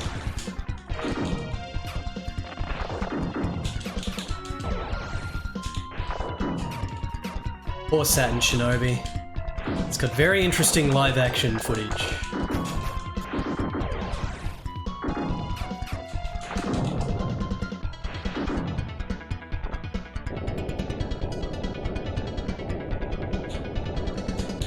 Perfectly fine game, just not as good as these ones. Do I go left?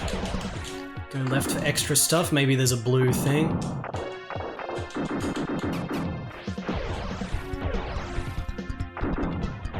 Loot. There's my blue. And another blue and a 1-up. Oh, okay, we're fully buffed again. Now to keep this momentum going.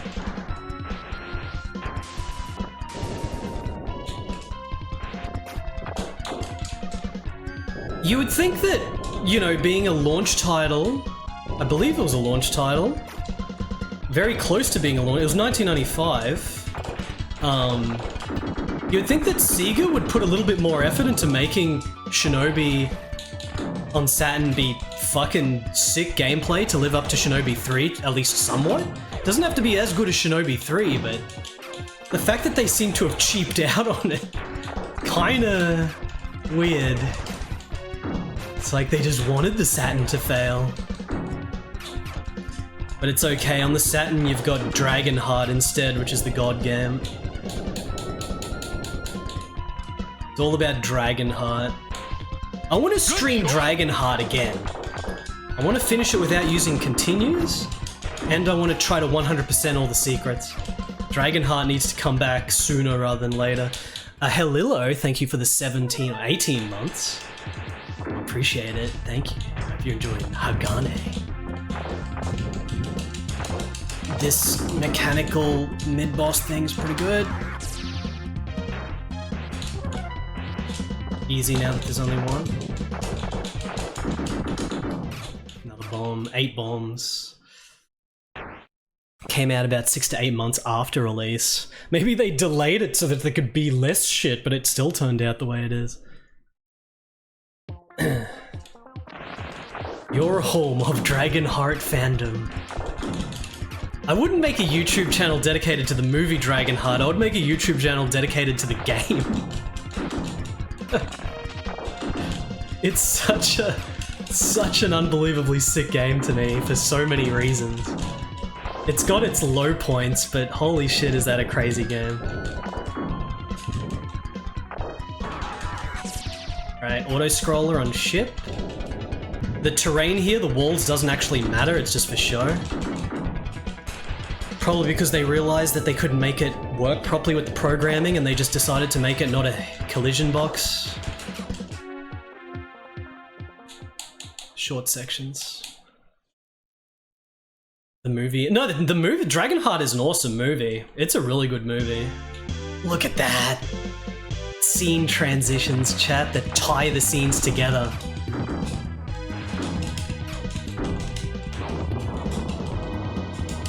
This game's actually a little bit more set piecey with connecting scenes together than even Shinobi 3 is.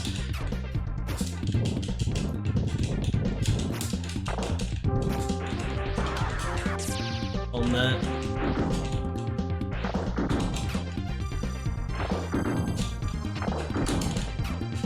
Get hit. Hit.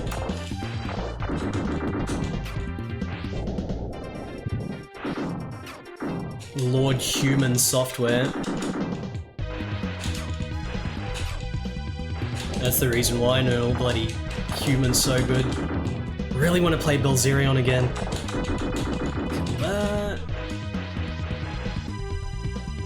Boss? Here he is. The cursed beast. Cursed holy beast.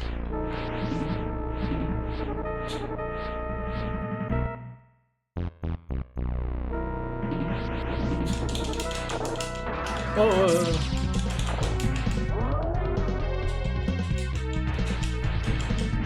Red is the developer of this, but I was talking about SOS or Septentrion. Hit.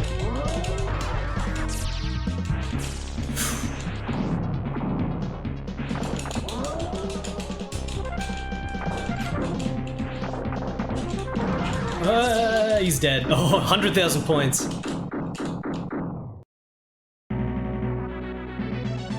Dragon World? What is Dragon World? I don't think I've heard of that. It sounds... Oh, it is direct-to-video. Yeah, I was gonna say it sounds direct-to-video. Rain! Rain in the forest, look at that.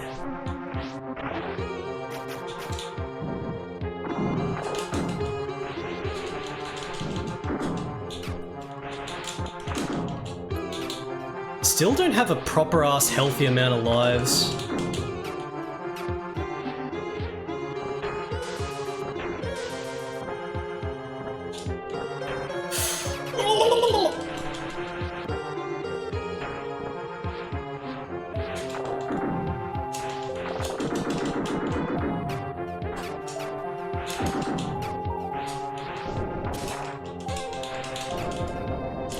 I think the actual developer of this game is credited as some developer called CA Production, right? Cap? I think they're secretly the ones that did this, or I think it says it in the credits. I don't exactly know what the deal was with Red, if they were like... I don't know. Because like, a lot of Hudson Soft stuff is credited to Red, right? But then a lot of Red stuff turns out to be like a different actual developer. Like this game. There it is. It's a Red offshoot, I see. This thick web of the Japanese video game companies at this time is always pretty interesting stuff. My nose is so itchy while I'm playing Hagane. Alright, here he is. This guy is so fun to fight. Just like react to his shit like it's Punch Out or something. Basically just jump everything.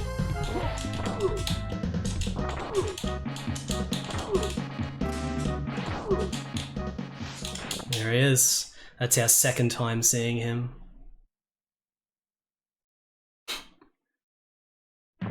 Freaking the best shit to do in a game is to have the rival, chat. Have the rival that you see throughout the game. This game does it. Run Saber does it. Mahou Daisakusen does it. Best games. I guess Shinobi 3 didn't do it, but Shinobi 3 also has that mech that you fight like 3 times, I guess. It's not really a standout rival though.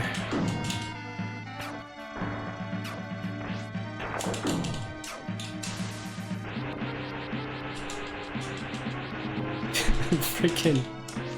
That shit in Saturn Shinobi is just absurd with the camera. Here's our medical sign enemy.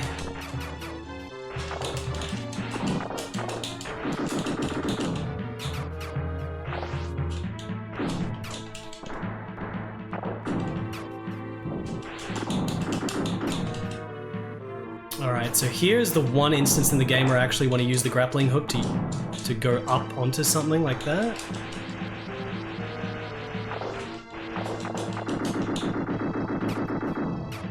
Cool. We are up to 7 lives now.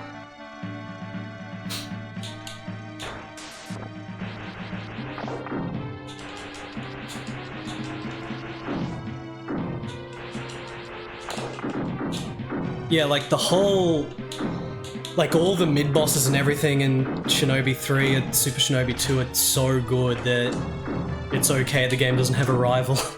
The game already manages to be like top 3 platform without a rival somehow. Somehow. Game is so good.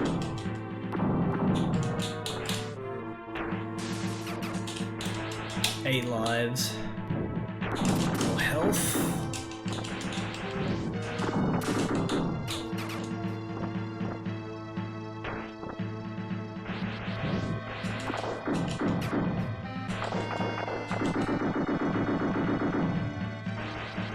This is the worms. I might have to use bombs on there.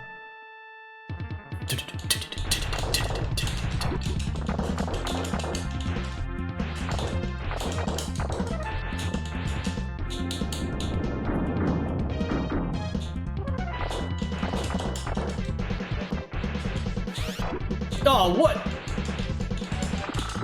Got him. Didn't even need to bomb there. My bombs are down to 3. Magical Quest with Mickey Mouse. Next Disney game I play. I haven't played Disney games in a while now. I gotta get back to Disney. Next one's probably gonna be Quackshot if I was to guess, guys. Didn't get to Quackshot yet. Nice bomb.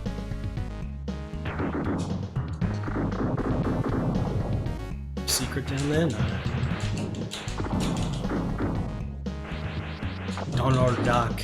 Not gonna be able to beat bloody Donald Duck Magical Boshi though. Like, holy shit, that game was amazing. After all that Disney stuff we played late last year, I think my favorites is just Magical Quest 3 and Maho no Boshi Donald Duck. My nose is itchy! I really gotta replay those once we get through the majority of the Disney stuff I want to play.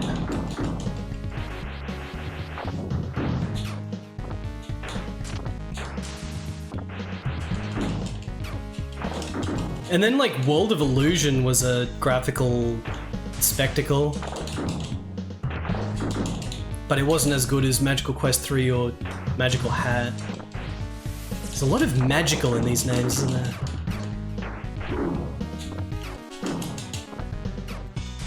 Magical Kingdom. Is anyone watching the stream from the Magical Kingdom right now? In Florida?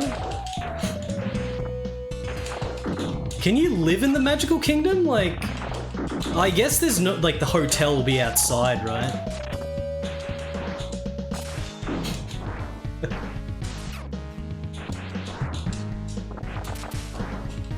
Yeerg is currently watching from the Magical Kingdom. Imagine if you just retired to the Magical Kingdom, like you're just in Disney World. There was just your daily life was just going to Disney World.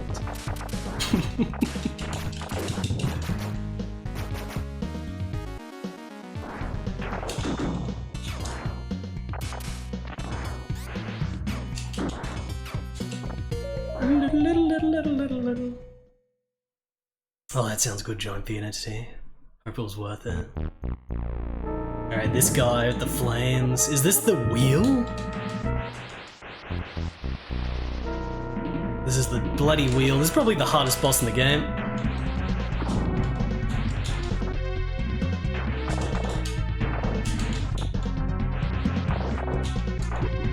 Oh.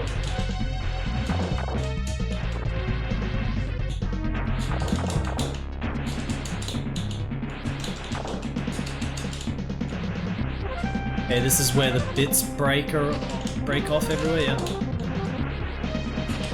Definitely a slight Saturn Shinobi aspect to this camera with the going left and right changes, but you know, it's fine in this game compared to Saturn Shinobi.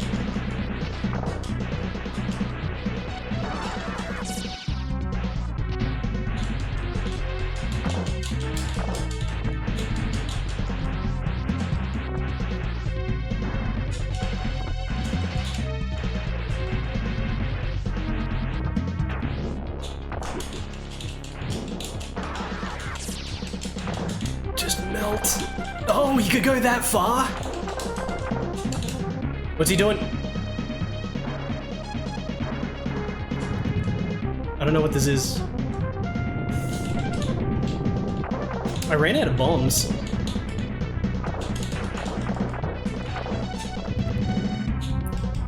Predator.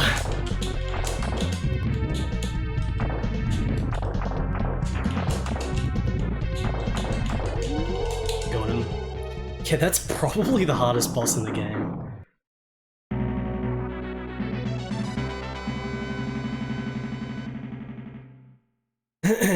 To the Demon Road? Is that what that's saying? Oh, look at this! This is the boss rush. This scene is sick. This is this. That's what I'm trying to say, chat. I love when this game has like little moments of almost like being Metal Slug with these like beat 'em up segments where you have to destroy a certain amount of enemies before you can continue. It's really good. Because all the enemies are very well designed with their different patterns and shit. Alright, here's the Kitsune mech. Fairy Mirai Ninja. It is dead. Kitsune mech is dead. Now, I think we got the train.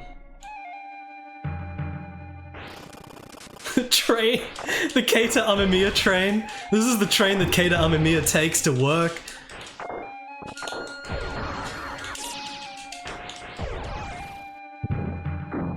Got it.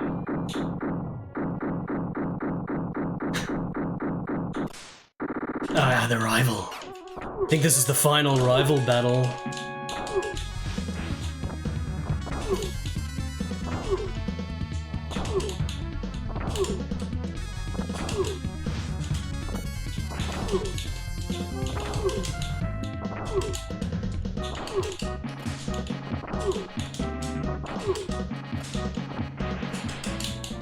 Clothes break off. That's awesome. Alright, no more of the rival, now it's the final boss.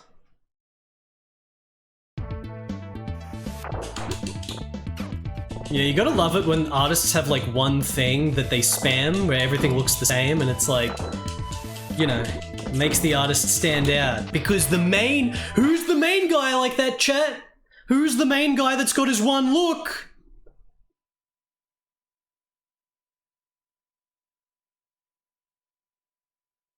No one's watching the stream. Everyone tuned out. Thank you, NS man. And Toriyama does have his look, that's true. But a certain sort of visual sense that's applied to everything with Geiger, Keita Amemiya, of course Naoyuki Kato as well. Naoyuki Kato, the Japanese Geiger.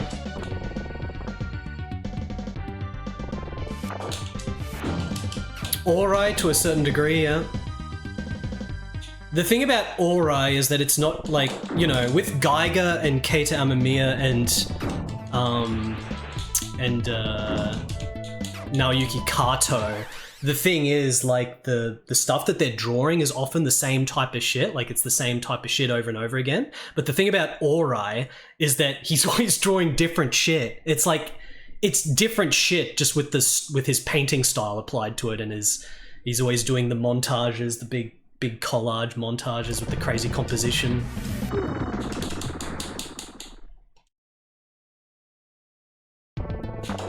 Like, imagine if someone commissioned Aurai when he was alive to do like a Geiger-inspired, imagine if it was not just Koei who were hiring Aurai for their cover arts. Like, just imagine this, chat, if Konami hired Aurai to do like the Contra cover arts and shit. Like, imagine what you would have gotten as a Contra cover art from Aurai. Like, holy shit. It would... And again, for anyone that doesn't know Aurai, he's like the guy that, if you've seen the Japanese like Godzilla posters and shit, all those big epic mega spectacle sort of things, he's the guy that drew all those. He was probably the highest value artist in Japan when he was alive. That's why only Koei hired him for game art. Look at this! Dark Lord! We're down to 3 health again, so gotta be a bit careful.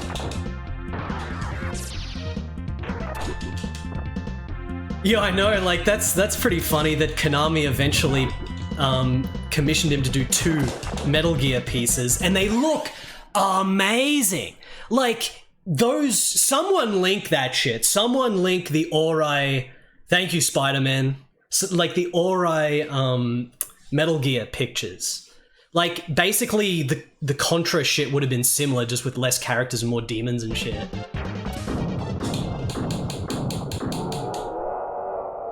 Alright, we got the health up. But I guess Konami only got him to do those later on because that's when they were sort of swimming in money from how well Metal Gear was selling overseas, so they could just sort of sink a lot of money into the unneeded excess commission of just, you know... It was probably Kojima. Kojima was probably like, you know, I've got so much... I'm worth so much at this company now for making you guys money. Can we just... I want Ori commission to make some art. And they were just like, oh, okay.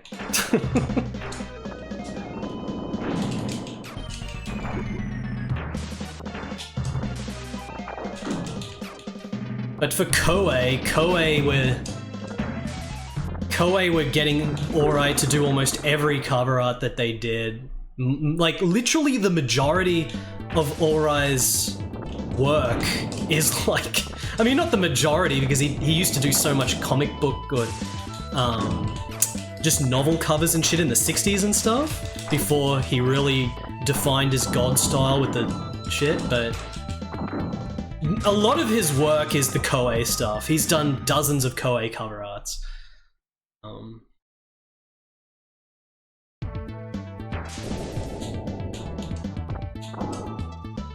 My favorite one is probably the Genpei Tormuden... Not Genpei Tormuden, but the Genpei War Koei strategy game that he did, which I think is a PC98 exclusive. Royal Blood, aka Gemfire, is also an amazing work of his. It's pretty unfortunate that Royal Blood 2 did not have Ori's cover art, so it has a generic cover instead.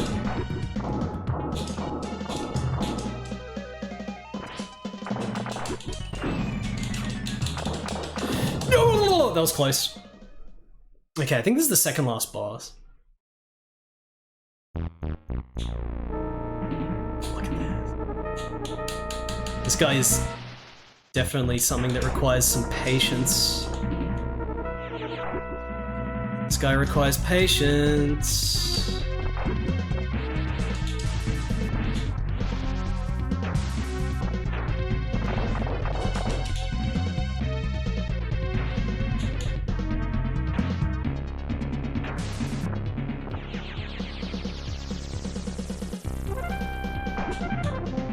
Oh, it's after this. I forgot.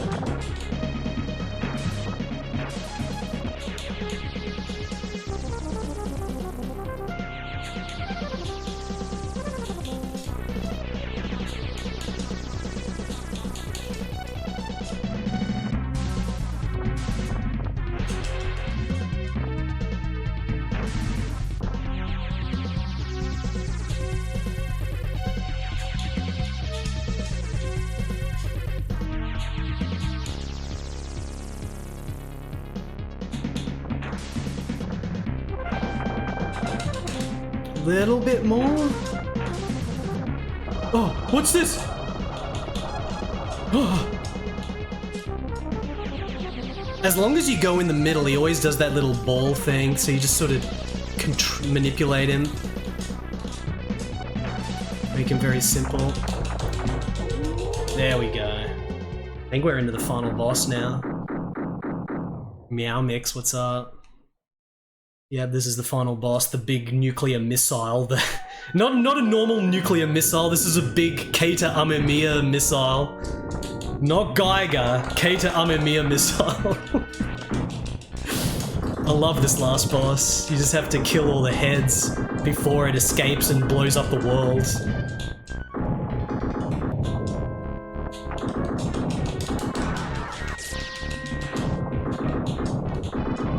There's still a head down here.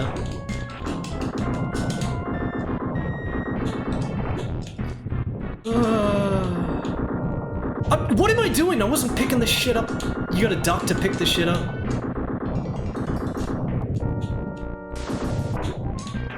I'll catch it. Don't worry, I'm not gonna run out of time.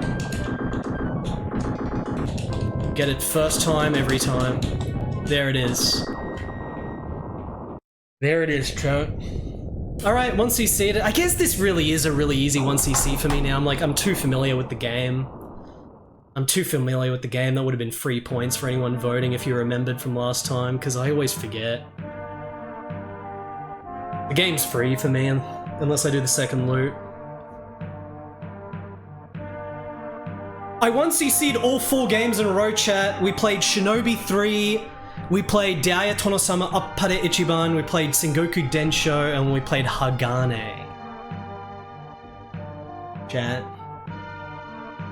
I 1cc'd all of them, 1 credit clip.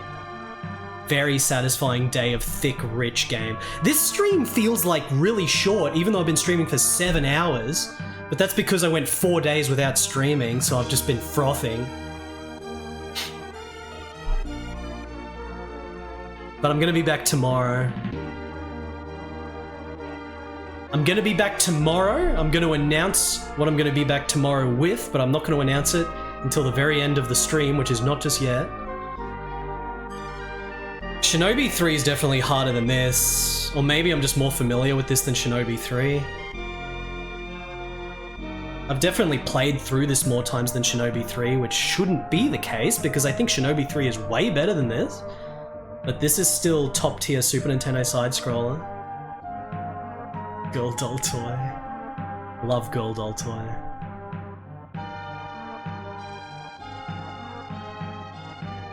I can't believe it's been 7 hours, that's crazy. Created by CA Production, Cap. Red was related to Hansensoft somehow. We get the ActRaiser 2 ending where the hero withers away and is forgotten. In the case of ActRaiser 2, it's God that's forgotten. God, I should play ActRaiser 2 again.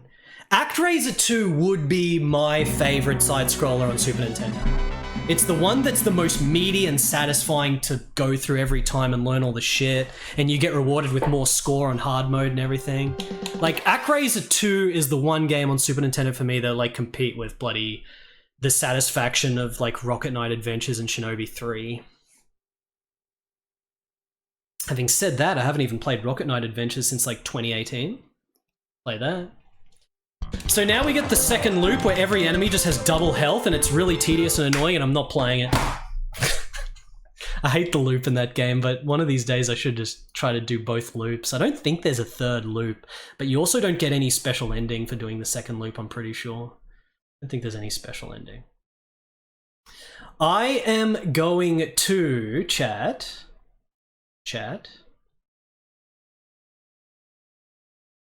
I am going to play through Trueno just to cool down, and then after that I'll reveal what I'm going to stream tomorrow. The new chair doing good work so far. What do you guys reckon? New chair, pretty solid so far. As I play El Capitan Trueno. How's Ars feeling? Ars is feeling comfortable. It is, it's kind of awkward to be in proper posture now.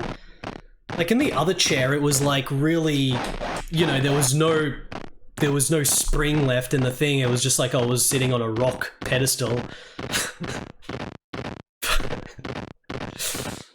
I don't have a back injury, at least.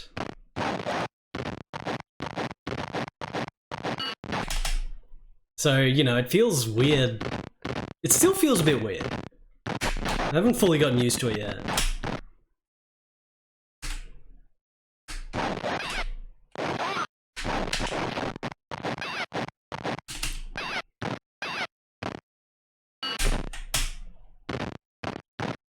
I'm pretty sure on the other chair, it had already lost all its spring and become like a flat rocks like pedestal even before I started developing Kevin Costner's Waterworld.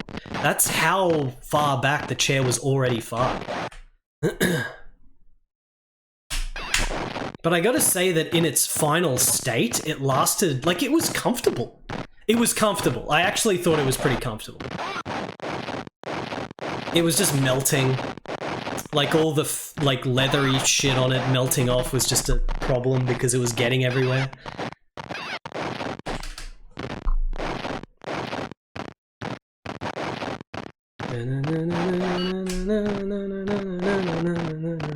The barbarian pedestal. Thank you, Chudley. That was pretty interesting to say the least. It was interesting. Yeah, I don't know when the gaping hole appeared in the other chair, but the other chair had more than just the gaping hole. It had all these little holes everywhere. That was like the fabric underneath was just busting out and shit.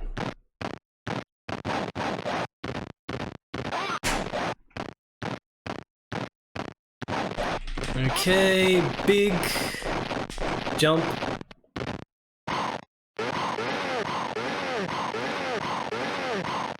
Solid knee strikes there.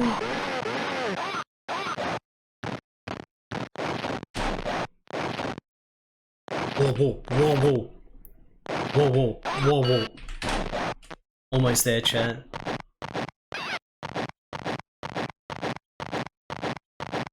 Look at the Hagane cover art looking onto us.